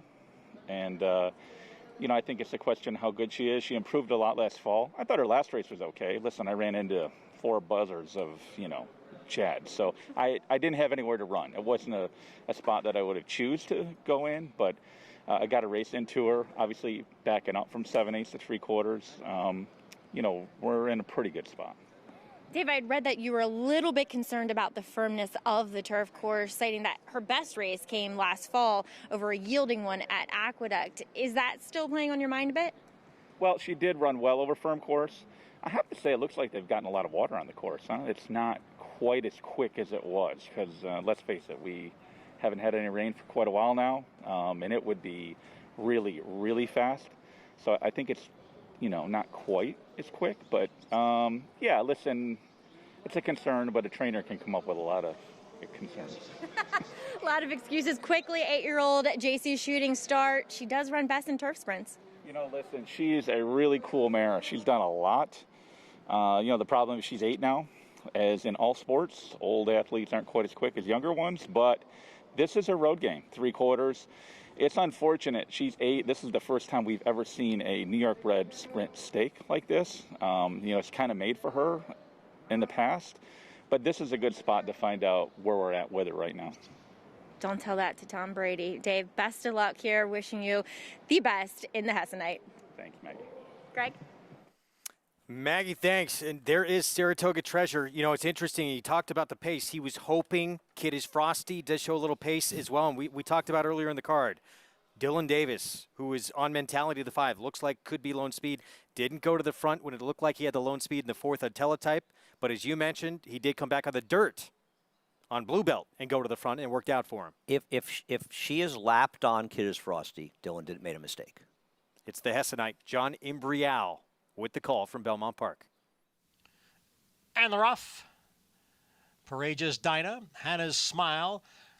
Those two are going out for the lead, along with Kid is Frosty and Mentality. Kid is Frosty has a narrow lead. The favorite Mentality is right there on the outside in second. Now 2 lengths.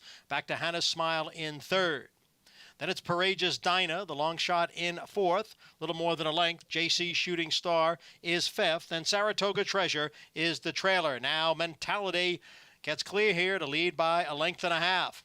Kid is Frosty is on the inside of Hannah's Smile, who's in between horses. Courageous Dinah's on the outside. The quarter went in 22 and 3. That's JC's Shooting Star and Saratoga Treasure.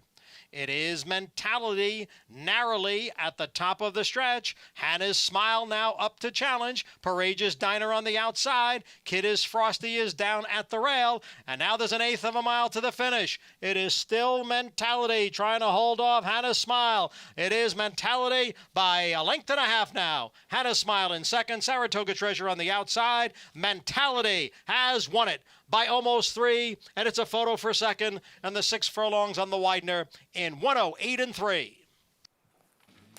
Mentality, convincing victory. Didn't immediately go to the front, but eventually did take the lead, and that speed was too good for this group. Yeah, and I haven't seen the fractions. I don't know if they're posted, but it feels like this was an extraordinarily tepid pace when you saw how close both Hannah Smile and Precious Dinah was. Yeah, I mean, 22.78 and 46.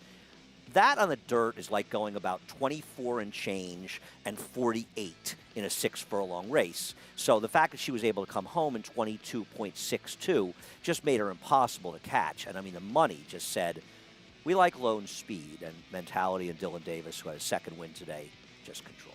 5 for 7 on the Belmont turf now. Mentality, this 5-year-old mare for Wesley Ward. Yeah, I mean, she's a very nice, consistent type horse, and when she gets things her own way, she's able to be successful. She's been a solid runner. It's amazing. She's only making her 15th career start, and this is her 4th year on the racetrack. And she's been used sparingly, but when she runs well, and she was just able to control. And I mean, frankly, the 7-horse we talked about, Sarah Raiders, she ran well to just narrowly miss second, and even the one, Hannah Smile, ran well to be second because she had to play Mentality's game. And when you have speed and talent, and you make the others play your game, it's very, very hard to beat. 2-win day for Dylan Davis. It is a photo for place, and now just posted. It was Hannah Smile just edging out Saratoga Treasure for second. 5-1, 7-4 Mentality. Eventually takes command on the front end and keeps on rolling. Now 5 for 7 on the Belmont turf to win the Hessenite. Whether you like it hearty, hot and spicy, smooth and creamy, or loaded with veggie flavor, the Petaluma Creamery offers the highest quality 100% organic, non-GMO cheese money can buy. Made with the utmost respect for our happy cows and the land they roam free. Visit SpringHillCheese.com and shop our extensive line of delicious cheeses and dairy products. Pick your favorites and we'll ship them right to your front door. Petaluma Creamery, the best dairy products come from the happiest cows. Grade 1 winner and track record setter Lee. Like their sire, his runners have excelled on both dirt and turf, including these standout performers. Setting the mood as she draws off to win by as much as she wants. Gibberish for E5 Racing Thoroughbred. She won by 5 in the end. With juveniles selling over $400,000 and yearlings bringing up to $650,000. The sky's the limit for this promising young stallion. Lee, standing at Claiborne Farm. We're still up at the break of dawn, committed more than ever to the health and safety of all our athletes. And with many of our other favorite sports on hold, we're still offering the most thrilling, heart-pounding action in all the land. And that, America, is something you can bet on.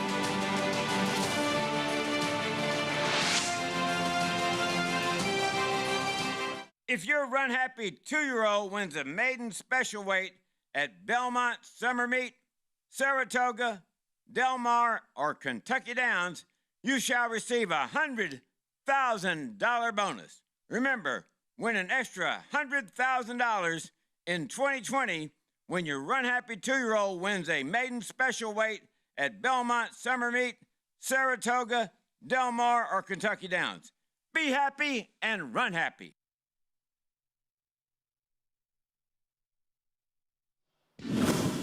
Back on America's Day at the Races, and this is Run Happy's new home, legendary stall number 1 at Claiborne Farm, where he stands for $25,000, undefeated as a sprinter in his racing career, and he did it all while racing medication-free. He was one of a kind. And we're going to see his 2-year-olds hitting the racetrack all summer long, win at this Belmont meet or at Saratoga all summer long in a maiden special weight with a Run Happy. $100,000 bonus on the line. Dylan Davis, 2-win afternoon for that young man as he takes the feature, the Hessenite here with Mentality for trainer Wesley Ward. Yep, and Dylan was able to control this pace, and I think Irad Ortiz wanted nothing to do with him, and he sort of took back in the backstretch. And that pace, I mean, think of some of the paces, Greg, we've seen on these turf courses, right? Didn't they go 43 and change yesterday? So to go 46 flat is an absolute crawl. So give Dylan credit for controlling this race on the front end. 108.3 final time. We head downstairs to Maggie Wolfendale. Here with winning rider Dylan Davis, we're just talking about how Mentality, well, She's not the easiest horse to ride, Dylan, as the best thing to do in a race, just put your hands down and let her do her thing, which you did. Sure, Maggie. Just my intentions, we had main speed here, but just trying to keep her on the happy side and broke well. Irad was kind of pretty dominant about taking the lead, but once he saw that, I kind of had a little more horse than he did going into the turn. He kind of let me go through there, and just from then, just trying to keep a long hold on her, down, hands down, and just trying to keep her happy.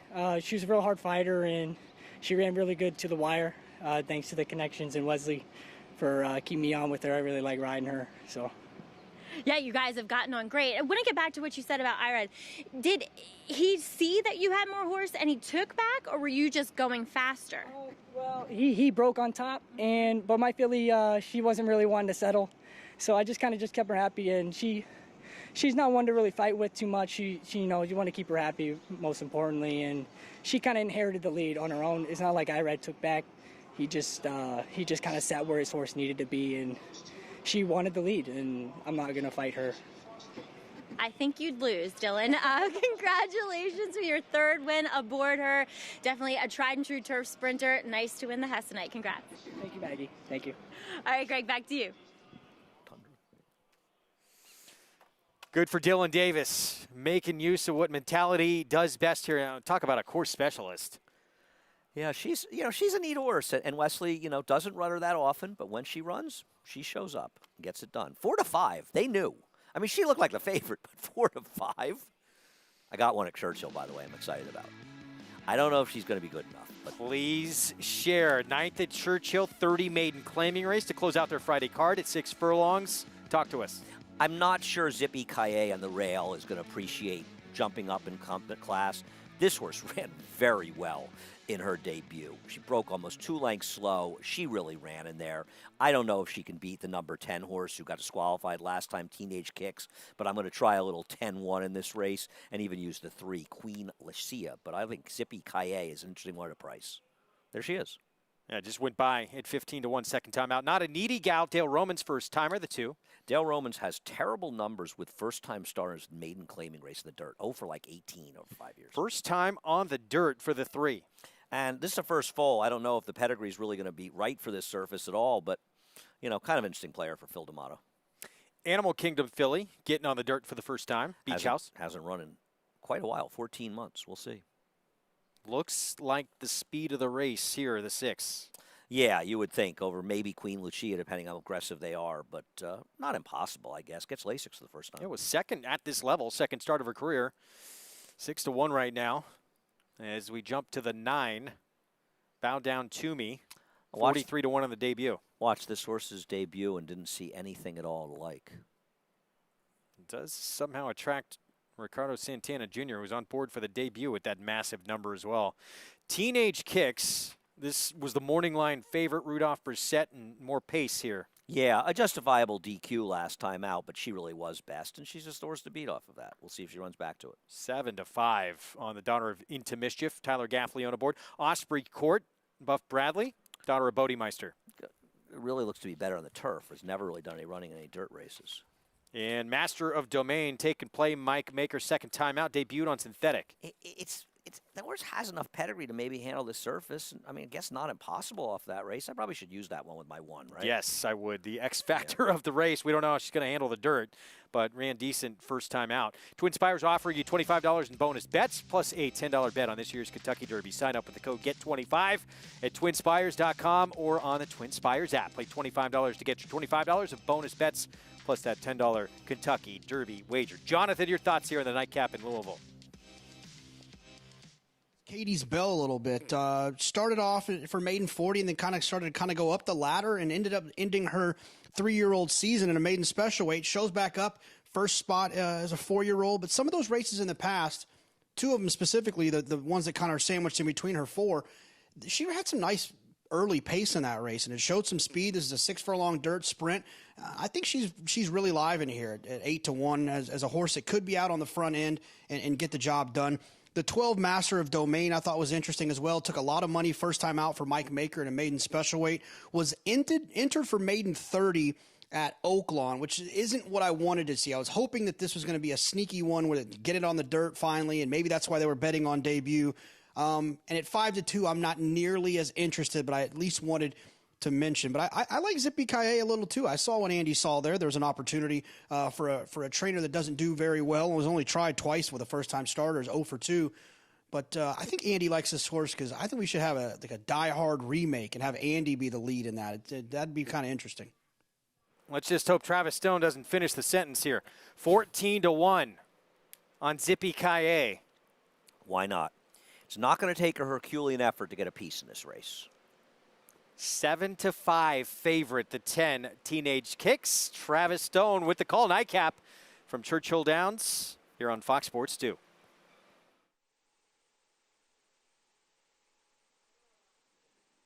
They're in the gate. And they're off. Bow Down to May with a good beginning. Katie's Bell is also there. Beach House comes through toward the rail. Teenage Kicks not far behind. Fourth at outside now, backing off that early pace. Zippy Kaye advances from the inside up to be fifth with Queen Licia. Then it's Master of Domain about 6 lengths off the lead. Osprey Court second to last early. Not the Needy Gal at the back. So down the backstretch, Beach House comes on through. It's Beach House in front for the far turn run. Katie's Bell right there running in second. They go 1-2. Bow Down to May, 3 wide and coming up from third. Teenage Kicks is set to strike in between while fourth. Queen Licia is on the move fifth.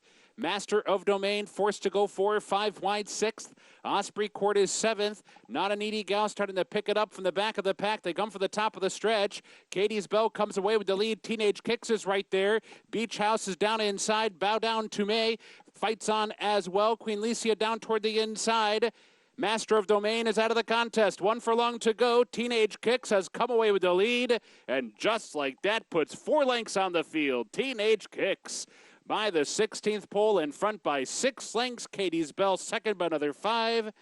Under the wire, Teenage Kicks cruised on home. Katie's Bell second. Osprey Court third. Queen Licia fourth. And Naughty Needy Gal was fifth. DQ'd out of a victory last time out. This time around leaves little doubt. Yes, absolutely much the best. You can see the rider, Tyler Gaffalione, and sort of in a stranglehold at this point, and just knows he has the race sewn up. And I don't think she's getting DQ'd twice in a row. She was well clear when she came over and wasn't even anything major. Tremendous meet for Tyler Gaffalione. Continues dominant performance here by this Into Mischief filly from Buffini Farm. Homebred, trained by Rudolph Brissett. Should we put him in the winner's circle over Corey Lannery with 2 days left? Feels like he's got a tough 10. 6. Oh, I'm sorry, 10, 6, 11, I was saying. I'm going to jinx him for the last 2 days and say he's got it sewn up. But Calvin Burrell on a huge long shot. Osprey Court, I know, long way back to this one, but going to help pad out your trifecta here with a big long shot. But no doubt about it, winner, Teenage Kicks. To close out the Friday card, and all that awaits now in Louisville, a tremendous weekend of stakes action that includes a champ and last year's Kentucky Oaks winner going head-to-head with Midnight Bisou, Serengeti Empress. And then, of course, the Stephen Foster with Tom's d'Etat. And by my standards going head-to-head, we're going to have it all for you. Of course, 2-year-old champ looking to return to winning form as well. We also have bonus coverage, Grade 3 Ohio Derby coming up from Thistledown on Saturday afternoon. Storm the Court back in action, trying to get back into the Kentucky Derby picture. Whether you have Derby dreams or Midsummer Derby dreams, this is Tom Durkin to tell you a registered New York bred can take you there. Diversify! That New York bred Exact and the Whitney by multimillionaires Diversify and Mind Your Biscuits shows the kind of quality that allowed New York breds to earn more than $93 million on the world stage last year. On-track successes have spurred New York bred sales result. At the March OBS sale, Chestertown sold for $2 million. And this New York bred 2018 yearling brought $1 million at Saratoga. So get with the program at nybreds.com.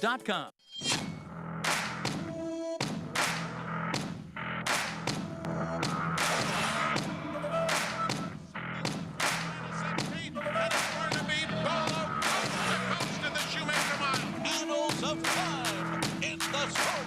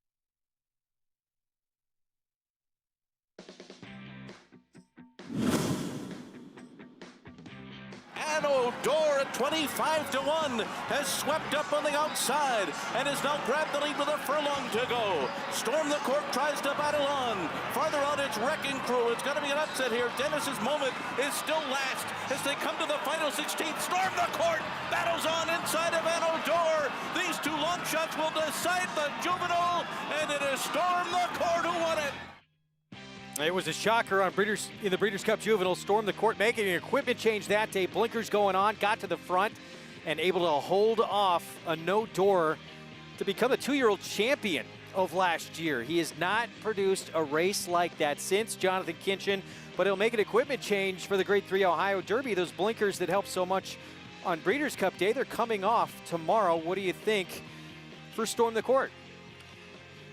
I think it's a good sign to a certain extent. I think that a lot of times equipment comes on because there's an issue, so the blinkers go on, and then maybe when they come off, it's because that issue has been resolved, whether it's a focus situation or whatever it might be for Storm the Court. I think he could be sitting on a big race with that move.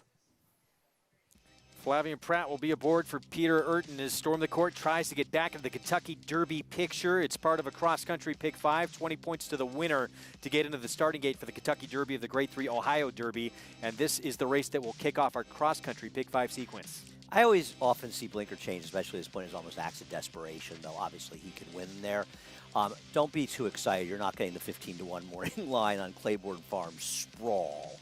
But I'm a very big fan of Sprawl, and I think you're going to see him run well in the Ohio Derby. And I think Sprawl's a horse might be able to take a couple steps forward for trainer Bill Mott. And you might see Claiborne in some big races with that horse. 4:22 Eastern Time, as if we didn't have enough graded stakes action from both Belmont and from Churchill Downs. We have the Grade 3 Ohio Derby as well from Thistledown. It's all going to happen live on FS1 on our Saturday afternoon coverage. Time for our paddock report. From the nightcap, we head downstairs to Maggie. And a full field assembled here for this maiden 25 for the New York bred fillies. And we'll take a look at number 9, and that is Mopolka. That's a tough one to say for some reason. She was actually the beaten favorite last time out, off that layoff going a mile on the turf. I see where they ran on the turf. She looks like a turf horse, but they turn her back now to this 6 furlong sprint at 6.5 furlongs to be exact, and put a pair of blinkers on her, a fairly full kind of 3/4 cup. Look, she physically looks more like that turf router, but Carlos Martin has gotten off to a good start at this Belmont meet because he's being aggressive with his horses and where he places them. So she's the one that gets the drop once again here. And I mean, yeah, she's a little bit taller, a little leggier, but she still has that built downhill frame. So hopefully with the blinkers on, that will match up well, and she will be competitive here given the condition because she looks as though she's doing well. As the most improved on the outside is number 14, Crick. I mean, just for full disclosure, my notes say coat dull, just weak looking. That is not what I'm looking at now. She has really filled out. She's muscled up tons. Her coat is rich and hydrated. I mean, she looks like a completely different animal than the last time I had seen her. So yeah, she ran her best race, one of her best races, I should say, last October here in the slop. But it was also the first time she was getting LASIK. So she comes off a layoff. She looks fit. I know it's not the greatest post to be way out there, but I think Crick has moved forward tremendously for trainer Bob Dunham. She's kind of my outsider, literally and figuratively, and she'll be my pick here, Greg. 7-1. Thanks, Maggie. Yes, she ran second at this same condition last time out, although that was on a sloppy track. But, Andy, it was a productive race. No, she's fine. She's one of the contenders here. First and third place finishers came back to win. I would think she'll come down from that price, and I think she's absolutely a player along with the 13 Happy Hill. Look, I think Happy Hill Lil is sort of the least interesting of the contenders. I think the race is 3, 9, 13, 14. Happy Hill Lil just kind of picked the pieces last time to get fourth. Ran fine. You know, I'm a big Gary Gullo fan, but I don't think she's any outstanding horse at a price. I think the horse to beat is the 9, Mopolka, who's finally, sort of dropping out of much tougher spots. But I like the 3, Hazy. Hazy? Is that how you pronounce it, Greg? I'd say Hazy. Hazy. I like Hazy because A, she's a lightly raced 3-year-old, and in her last start at Aqueduct, she chased 3 wide on a day where inside speed was absolutely dominant. So she was way against the track. So her effort looks a lot worse than it was, and I don't think it was that bad an effort. And I think Hazy, and wouldn't it be fitting for Junior Alvarado to win on a day when he got dumped early in the day to close the day with a win? Yeah, how about that? Going to continue to ride. And this horse owned in part, by the way, by Steve Asmussen's assistant, Toby Sheets. Toby Sheets does such a fabulous job with the Asmussen horses in New York. Cafaliani kicks off the post parade second, beat a neck in the slop at this level against the next out winner. That's correct, but I'm not sure Hot Little Honey is anything better in this field, but she did improve in the slop. We'll see if they can do it in the dirt, dry. Vatanza at least has some tactical speed. Jimmy Barnes doing well. This horse is a fringe player. Class dropper. Here's Hazy. As you've heard my spiel on her already, I like her 3-year-old off an outside trip last time. Sanders Empire, 0 for 19. Yeah, this one feels like she would blow up even the Super if she got in 4th. Henning's Penny debuted on turf. She was 73-1. Yeah, for owner Michael Henning, and she did no running. They'll try the dirt now. We'll see. Rider change on Lovely Escort. Talbert Howell aboard. Yeah, this one has one back race, but feels like a price. 17-1 on Queen Tigo. Just finished second at this level. I agree. And finished ahead of the 13, who's 3-1. So that doesn't make much sense. No. Well, that's another reason not to like the 13. Why is this horse a huge price and the 13 is short price? Fundarella went by 34-1. Second beat a nose against Open Company, by the way, on the resume. Here's Mapolka. I think Mapolka is very dangerous. Turf to dirt, second off the layoff. Ran a maiden special weight first time out. And I truly think blinkers on. She's the one to beat for Carlos Martin. City Bird flying 83-1, second time out. She better improve. First time Lasix, though, for a second start. Our Lady of Winlock, also a second-time starter. She took a little money in her debut. She broke a length slow. Mike Baselli's barn's been very hot, but she just really didn't do any running at all. In a field like this, too, why not a first-time starter? Here's the 12. Kendrick Carmouche went by. It's kind of more of a turf-type pedigree. We'll see. Happy Hill Lil was behind Queen Tigua, first time out, and 6 wide at the 8th pole. I mean, I guess she's not impossible. She's a little overbet, honestly. Crick, 6-1, was second on that sloppy track last out at this level. Good rider switch to Louis Cardenas, and I think is a player from the outside post. All right, so we're 4 minutes to post in here as we take a look again at the 3. So 2 starts against State Bred Maiden 40, now drops down to 25 for a Hall of Fame trainer. Yeah, and I just think that this is the kind of horse you want to move forward, as opposed to a lot of them had their chances and stuff. She's only had 2. She improved second time out, but she was way against the track. And I look for horses that were compromised by their trips in the track. And that day, February 21st, it left leading Lucy, wire the field. I think it was her second start. She was on the inside, and the rail was very good. So I think Hazy was really compromised by the way the racetrack was playing, and expect her to run much better today and hopefully good enough to win. Meanwhile, the morning line favorite, Mapolka, you thought the one to beat. She did debut against State Bred Maiden Special, much better than what she's going to face here. Then she went on the turf, and she was favored in a State Bred Maiden 40 against that horse who was the first career winner for Amira Shishakli. Yeah, now that wasn't that strong a field, but it doesn't really matter. You know, she showed some speed, so you could argue that she got a tightener out of the race, right? And now she cuts back, and she's probably a better dirt horse. She comes out of a maiden special weight in her first race in the dirt, and she didn't run well. She didn't run so badly. They're kind of giving up on her, but this is probably just where she belongs. To me, she's the right favorite near. Let's get Jonathan Kinchin's thoughts here on this nightcap at Belmont. You know, I thought this was a tough race. It feels like a lot of horses, you're kind of having to guess which version of them is going to show up or if there's going to be an improvement. I thought the one, Kefaliani, made a little sense from the inside. That last race on the sloppy racetrack came back pretty fast, but I'm starting to wonder if that race really was as fast as it came back, then those horses exiting that race are going to be pretty tough in here. But all of those horses kind of jumped up a little bit too, so that it's likely that there could be a little, it's fair that there could be a little suspicion about how fast that race really is.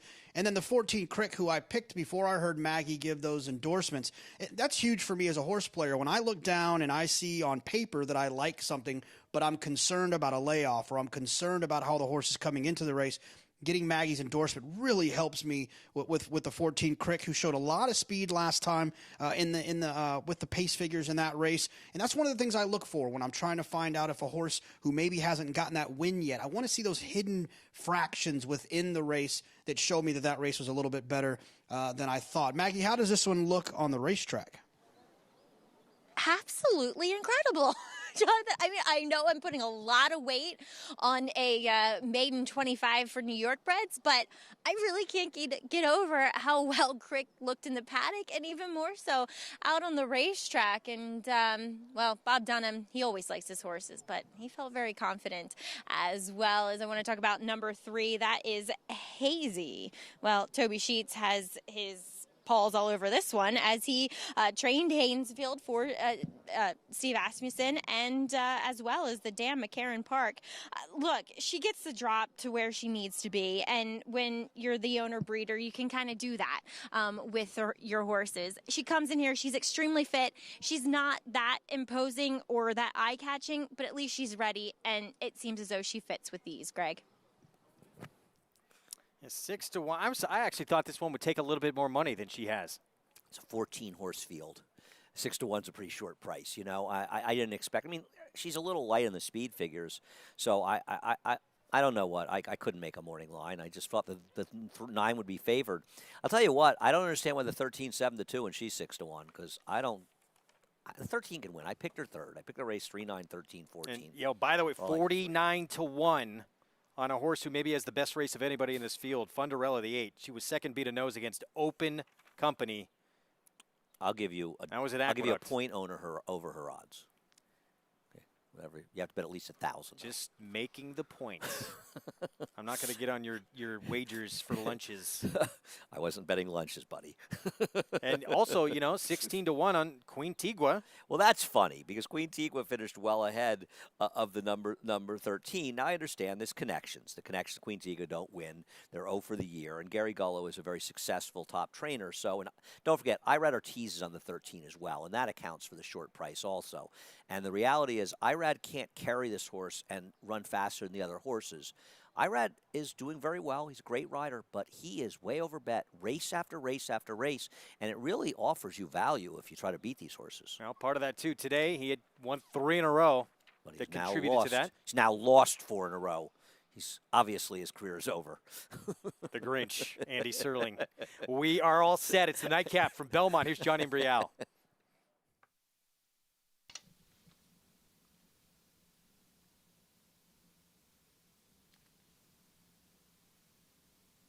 They're in the gate. And they're off. Crick broke well from the extreme outside. Mo Polka now moves up. Hey, it's Toddy away well. Mo Polka with the lead. Hey, it's Toddy runs in second. Then it's the trio of Crick, Cafaliani down at the rail, and Quintigua in between horses. Hey G is running in 6th. Happy Hill Lil alongside next in 7th. Then it's Funderella in 8th, followed by Our Lady of Winlock in 9th. Vitanza gains some ground at the rail, advancing from 9th. Then it's Lovely Escort in 10th. Farther back, it's Sanders Empire in 11th, followed by City Bird Flying. And then it is Hennings Penny. As the field goes around the far turn, the quarter went in 22 and 4/5 seconds. It is Mo Polka on the inside, and hey, it's Toddy on the outside. The two of them right together. Cafaliani's on the outside in 3rd. Farther back, Queen Tigua and Happy Hill Lil. Into the stretch after a half in 46 and 2. First time starter, hey, it's Toddy trying to hold off Cafaliani with 1/8 of a mile to the finish. Cafaliani has now taken the lead. Then hey, it's Toddy in 2nd, and farther back, moving up into 3rd is Happy Hill Lil. Cafaliani has won it. Hey, it's Toddy was 2nd, then Happy Hill Lil, Crick, and Sanders Empire. Cafaliani takes the nightcap here at Belmont. Charlie Baker and a filly by Hold Me Back. 6th time out. She breaks her maiden. And Eric Cancel starts the day with a win and ends the day with a win. Cafaliani got a nice trip, got her off the rail, and got the job done for Charlie Baker. She was ready to go. 5 months and a day, Greg, off of her last race. It wasn't just the slop last time. She got it done. Over the first-time star, you mentioned, hey, it's Toddy with Kendrick. For Tommy Albertrani. Yeah, 22-1. Kendrick Carmouche. Just got bet late, Putting Cal. this filly into the mix early. This one ended up being close to favoritism. The 9 just stopped after leading early and ran badly. My 3 was dreadful, did no running, and really not much to say about most of the others.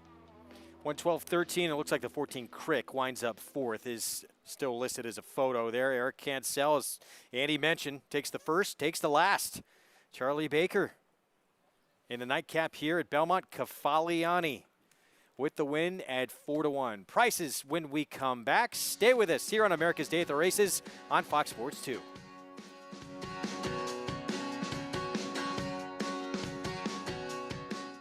Eclipse champion Blame. Ranked among the top stallions of his crop, Blame has sired over 50 stakes horses. His recent top performers include Nadal, a $700,000 juvenile purchase and winner of the Grade 1 Arkansas Derby, and Shotsky, winner of the Grade 2 Remsen Stakes, plus recent Grade 1 performers Mississippi, Alandra, and Natalma Stakes winner Abscond.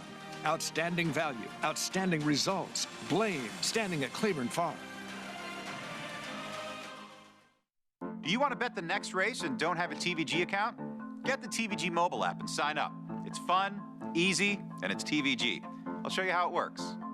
You have a jockey that rides a horse. When you bet the horse that wins, you win money too. With the TVG app, select your horse, bet type, and wager amount. Place your bet and watch the race live. Download the app and sign up now, or go to TVG.com. Get double your first deposit up to $100. TVG, your best bet. The True North Handicap Promises Fulfilled looks to provide the same magic he displayed in his last Belmont start a year ago. Promises Fulfilled is going on now. Who comes down to the wire? A 4-length winner of the John A. Nehru. Promises Fulfilled living up to his potential as a sprinter. Watch the True North Handicap Saturday. Every race, every day on America's Day at the Races. As the world faces unprecedented challenges, our faith and resolve have been challenged like never before. But tough times never last, tough people do. Thanks to all the fans, the backstretch workers, trainers, owners, breeders, veterinarians, and countless others behind the scenes. We are inspired daily by your commitment, and we applaud your passion for this great sport. Together we'll rise above this, and soon we will all run happy again. Back on America's Day at the Races on Fox Sports 2 with the Fox family of networks. Our program brought to you in part by Naira Bets. Bet any track, anywhere, anytime with Naira Bets. Use the Naira Bets app or go to nairabets.com. In the finale, Cafaliani, Eric Cancel, Charlie Baker team up for the win. Yep, Charlie does a very good job. Of course, some people will remember that Charlie Baker claimed joking for $16,000 and went on to win one or maybe two Grade 1s. Won the very same race off, without running in about a year. Yeah. Oh, that's Moonlight Song. Oh, that was Moonlight Song, not joking. Yeah, it was okay. no, he did a great job with Moonlight Song, and Charlie's a terrific trainer on the circuit. And Eric Cancel, not a bad way. You start out the day with a big win, and you close the day out. Nice job by Eric. Applied his trade at Finger Lakes for a long time, and he's had tremendous success, as we've seen summer after summer at Saratoga against the top barns in the country. And here Cafaliani takes the nightcap, $10 for the win. Eric Cancel again. Hey, it's not a first-time starter. Maybe keep your eyes on this one next time out. And poor Irad Ortiz. Just 3 wins to just start a 3-win day. But no success the last 6. You know, in this game, like I picked some winners early in the day. I stunk it up when, as soon as I came down and sat next to you, I started stinking it up, Greg. I'm blaming you for that. You got to blame somebody. I'm the scapegoat. It's That's never fine. our own fault. And you're telling me you couldn't put this together? I didn't like Barley One at all. I didn't like Worth a Shot at all. I didn't like Cafaliani, so no, I wasn't close. I like Blue Belt a lot. Started out with a bang. Hey, tomorrow's a new day, and we got 4 graded stakes races on the card in Churchill Downs. They are loaded as well. Midnight Bisou, the champ, back in action, returning from Saudi Arabia. And Tom's D'Etat, he's got a tough task against By My Standards and the Stephen Foster. No sport in the world brings the wins home like racing. It's one-of-a-kind, high-speed, high-stakes action, and Naira Bets takes you there. Place your bets and watch the races live from anywhere. With Naira Bets, make easy, secure deposits and promotions every day to earn reward points or cash. Download the Naira Bets app or visit nairabets.com. New members, sign up now for a $200 deposit match with promo code MATCH200. America's original sport, and no one covers it better than americasbestracing.net. From the sport to the lifestyle, the best races, horses, and destination venues, cocktails, gambling, fashion, and more. America's Best Racing is a sport for you. Live it, love it, bet it.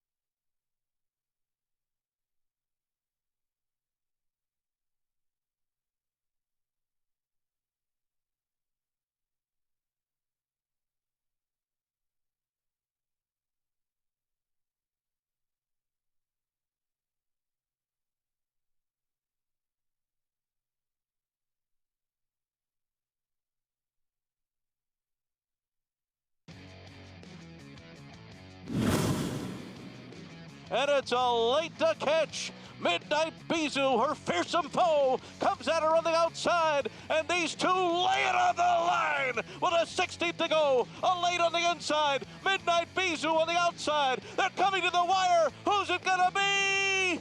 Oh, it's so close.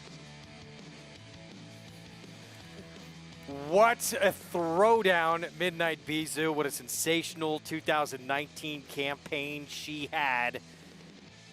And that battle with Elate was everything it was hyped up to be. You don't see too many horses that compete in virtually all of the months of the year. And what she run at about 7 different racetracks last year. And every single time she showed up with a big performance, she had a tremendous year. I mean, I'm sorry it ended with that loss in the Breeders' Cup, but it takes nothing away from the year she had last year. Well, the Fleur de Lis, it is our ABR race of the week. 1 1/8, grade 2. And Midnight Bisou, 3-5 on the board. Last time we saw her was in the Grade 1 Saudi Cup, which she was facing males, including Maximum Security, and in defeat. She ran one of the best races of her career. Oh, I think she ran the best race of her career, Greg, and I don't think there's really much question about it. Now, she may have somewhat had the dynamics in her favor because they were moving up front and the quick pace, and the race was falling apart at the end, but come on. I mean, she really ran in here. There's a pretty good horse in here.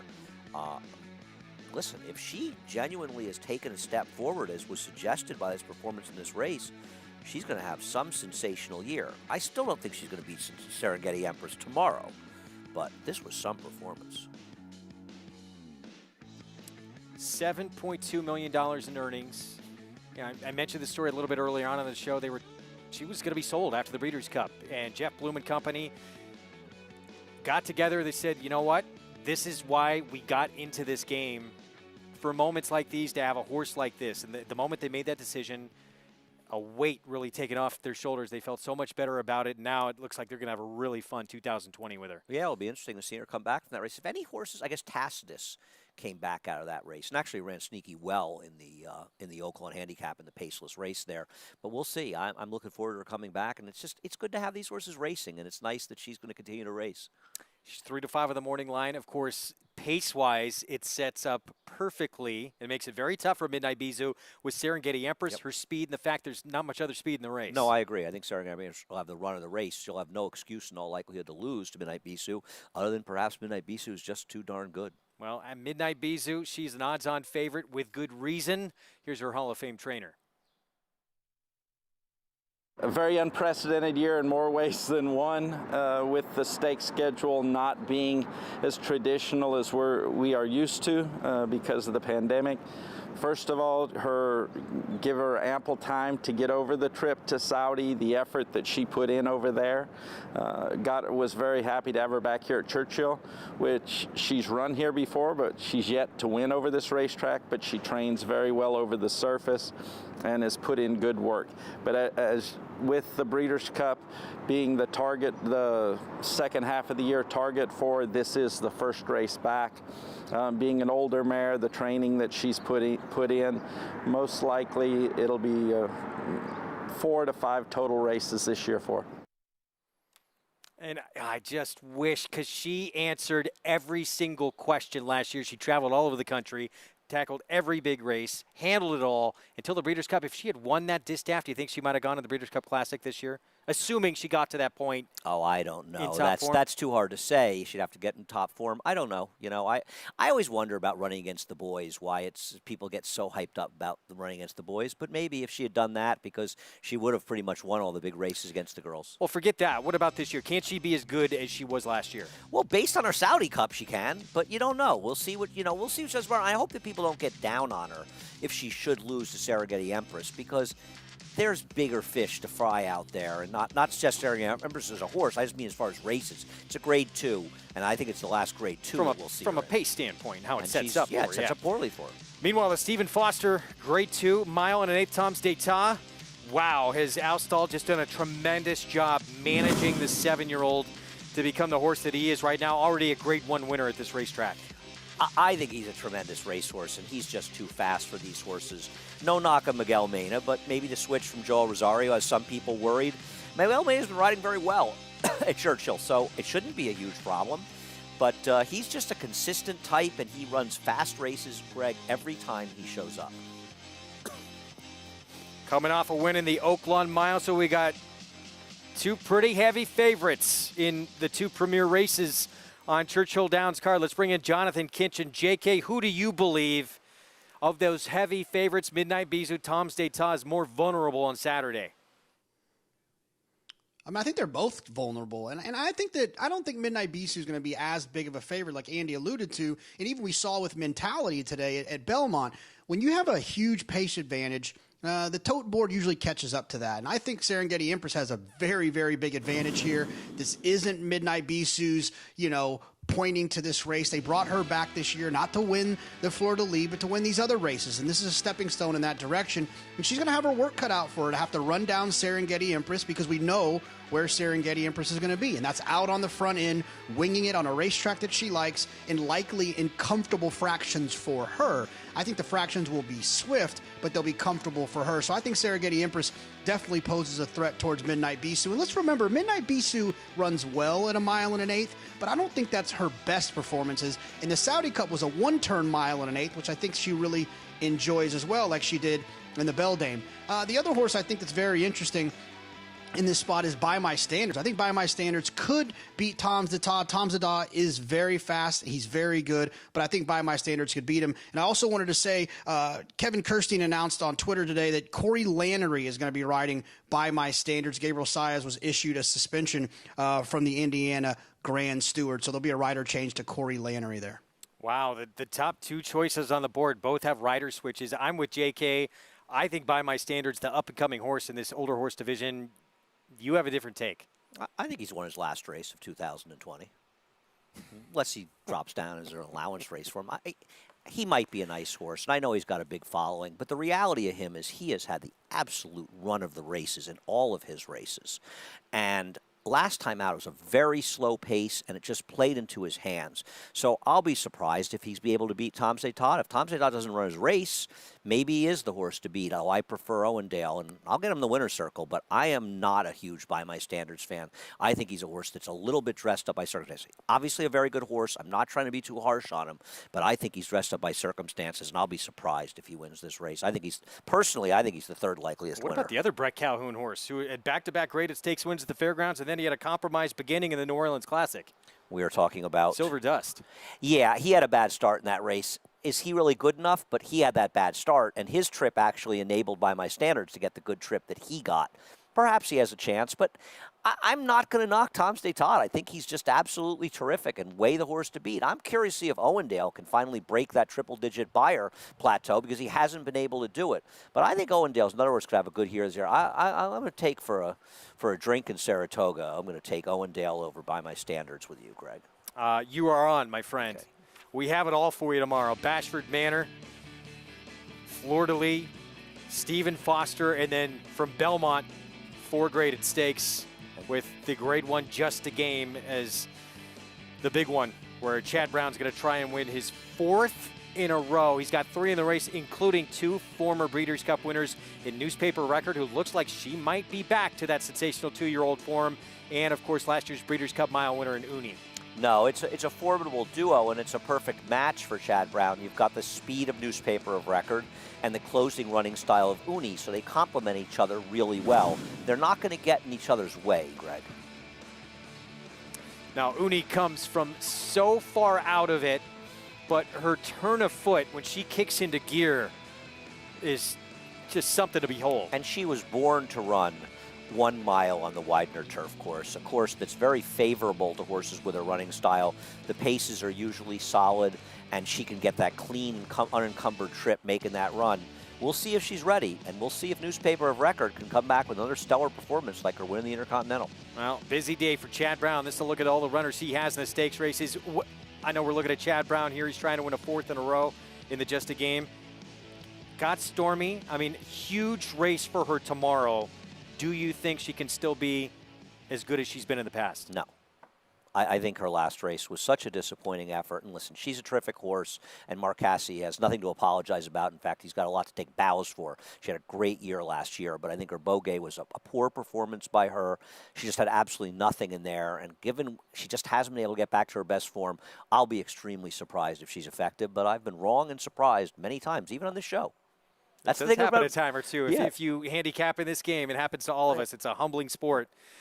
We are going to bring it all to you tomorrow afternoon. Fox Sports 1, all the graded stakes from Churchill Downs, all the graded stakes from Belmont Park. We'll have them all on the show on America's Day at the Races on Saturday afternoon, plus the Grade 3 Ohio Derby from Thistledown and the Irish Derby as well.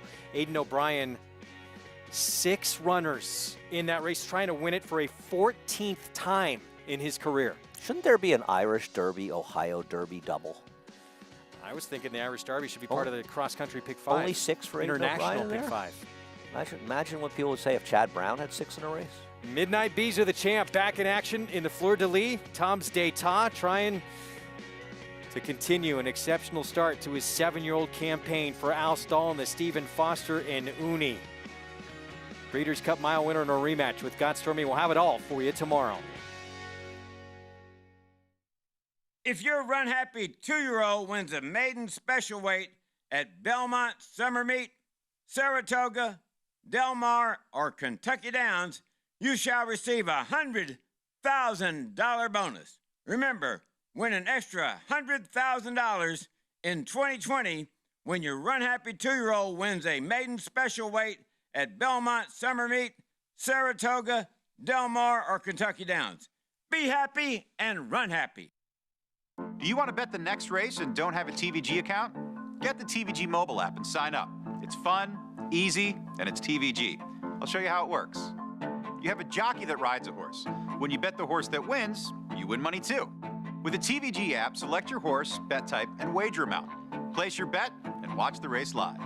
Download the app and sign up now, or go to TVG.com. Get double your first deposit up to $100. TVG, your best bet. Whether you like it hearty, hot and spicy, smooth and creamy, or loaded with veggie flavor, the Petaluma Creamery offers the highest quality 100% organic, non-GMO cheese money can buy. Made with the utmost respect for our happy cows and the land they roam free. Visit SpringHillCheese.com and shop our extensive line of delicious cheeses and dairy products. Pick your favorites and we'll ship them right to your front door. Petaluma Creamery, the best dairy products come from the happiest cows. Racetrack Television Network brings you every race, from every track, on every screen, every day. With monthly packages starting as low as $5, RTN gives you great value and access to more live HD streaming and race replays than anyone. Visit RTN.tv today to sign up and watch on almost any device, including Roku and Amazon Fire. Use promo code TRYRTN for a 5-day free trial.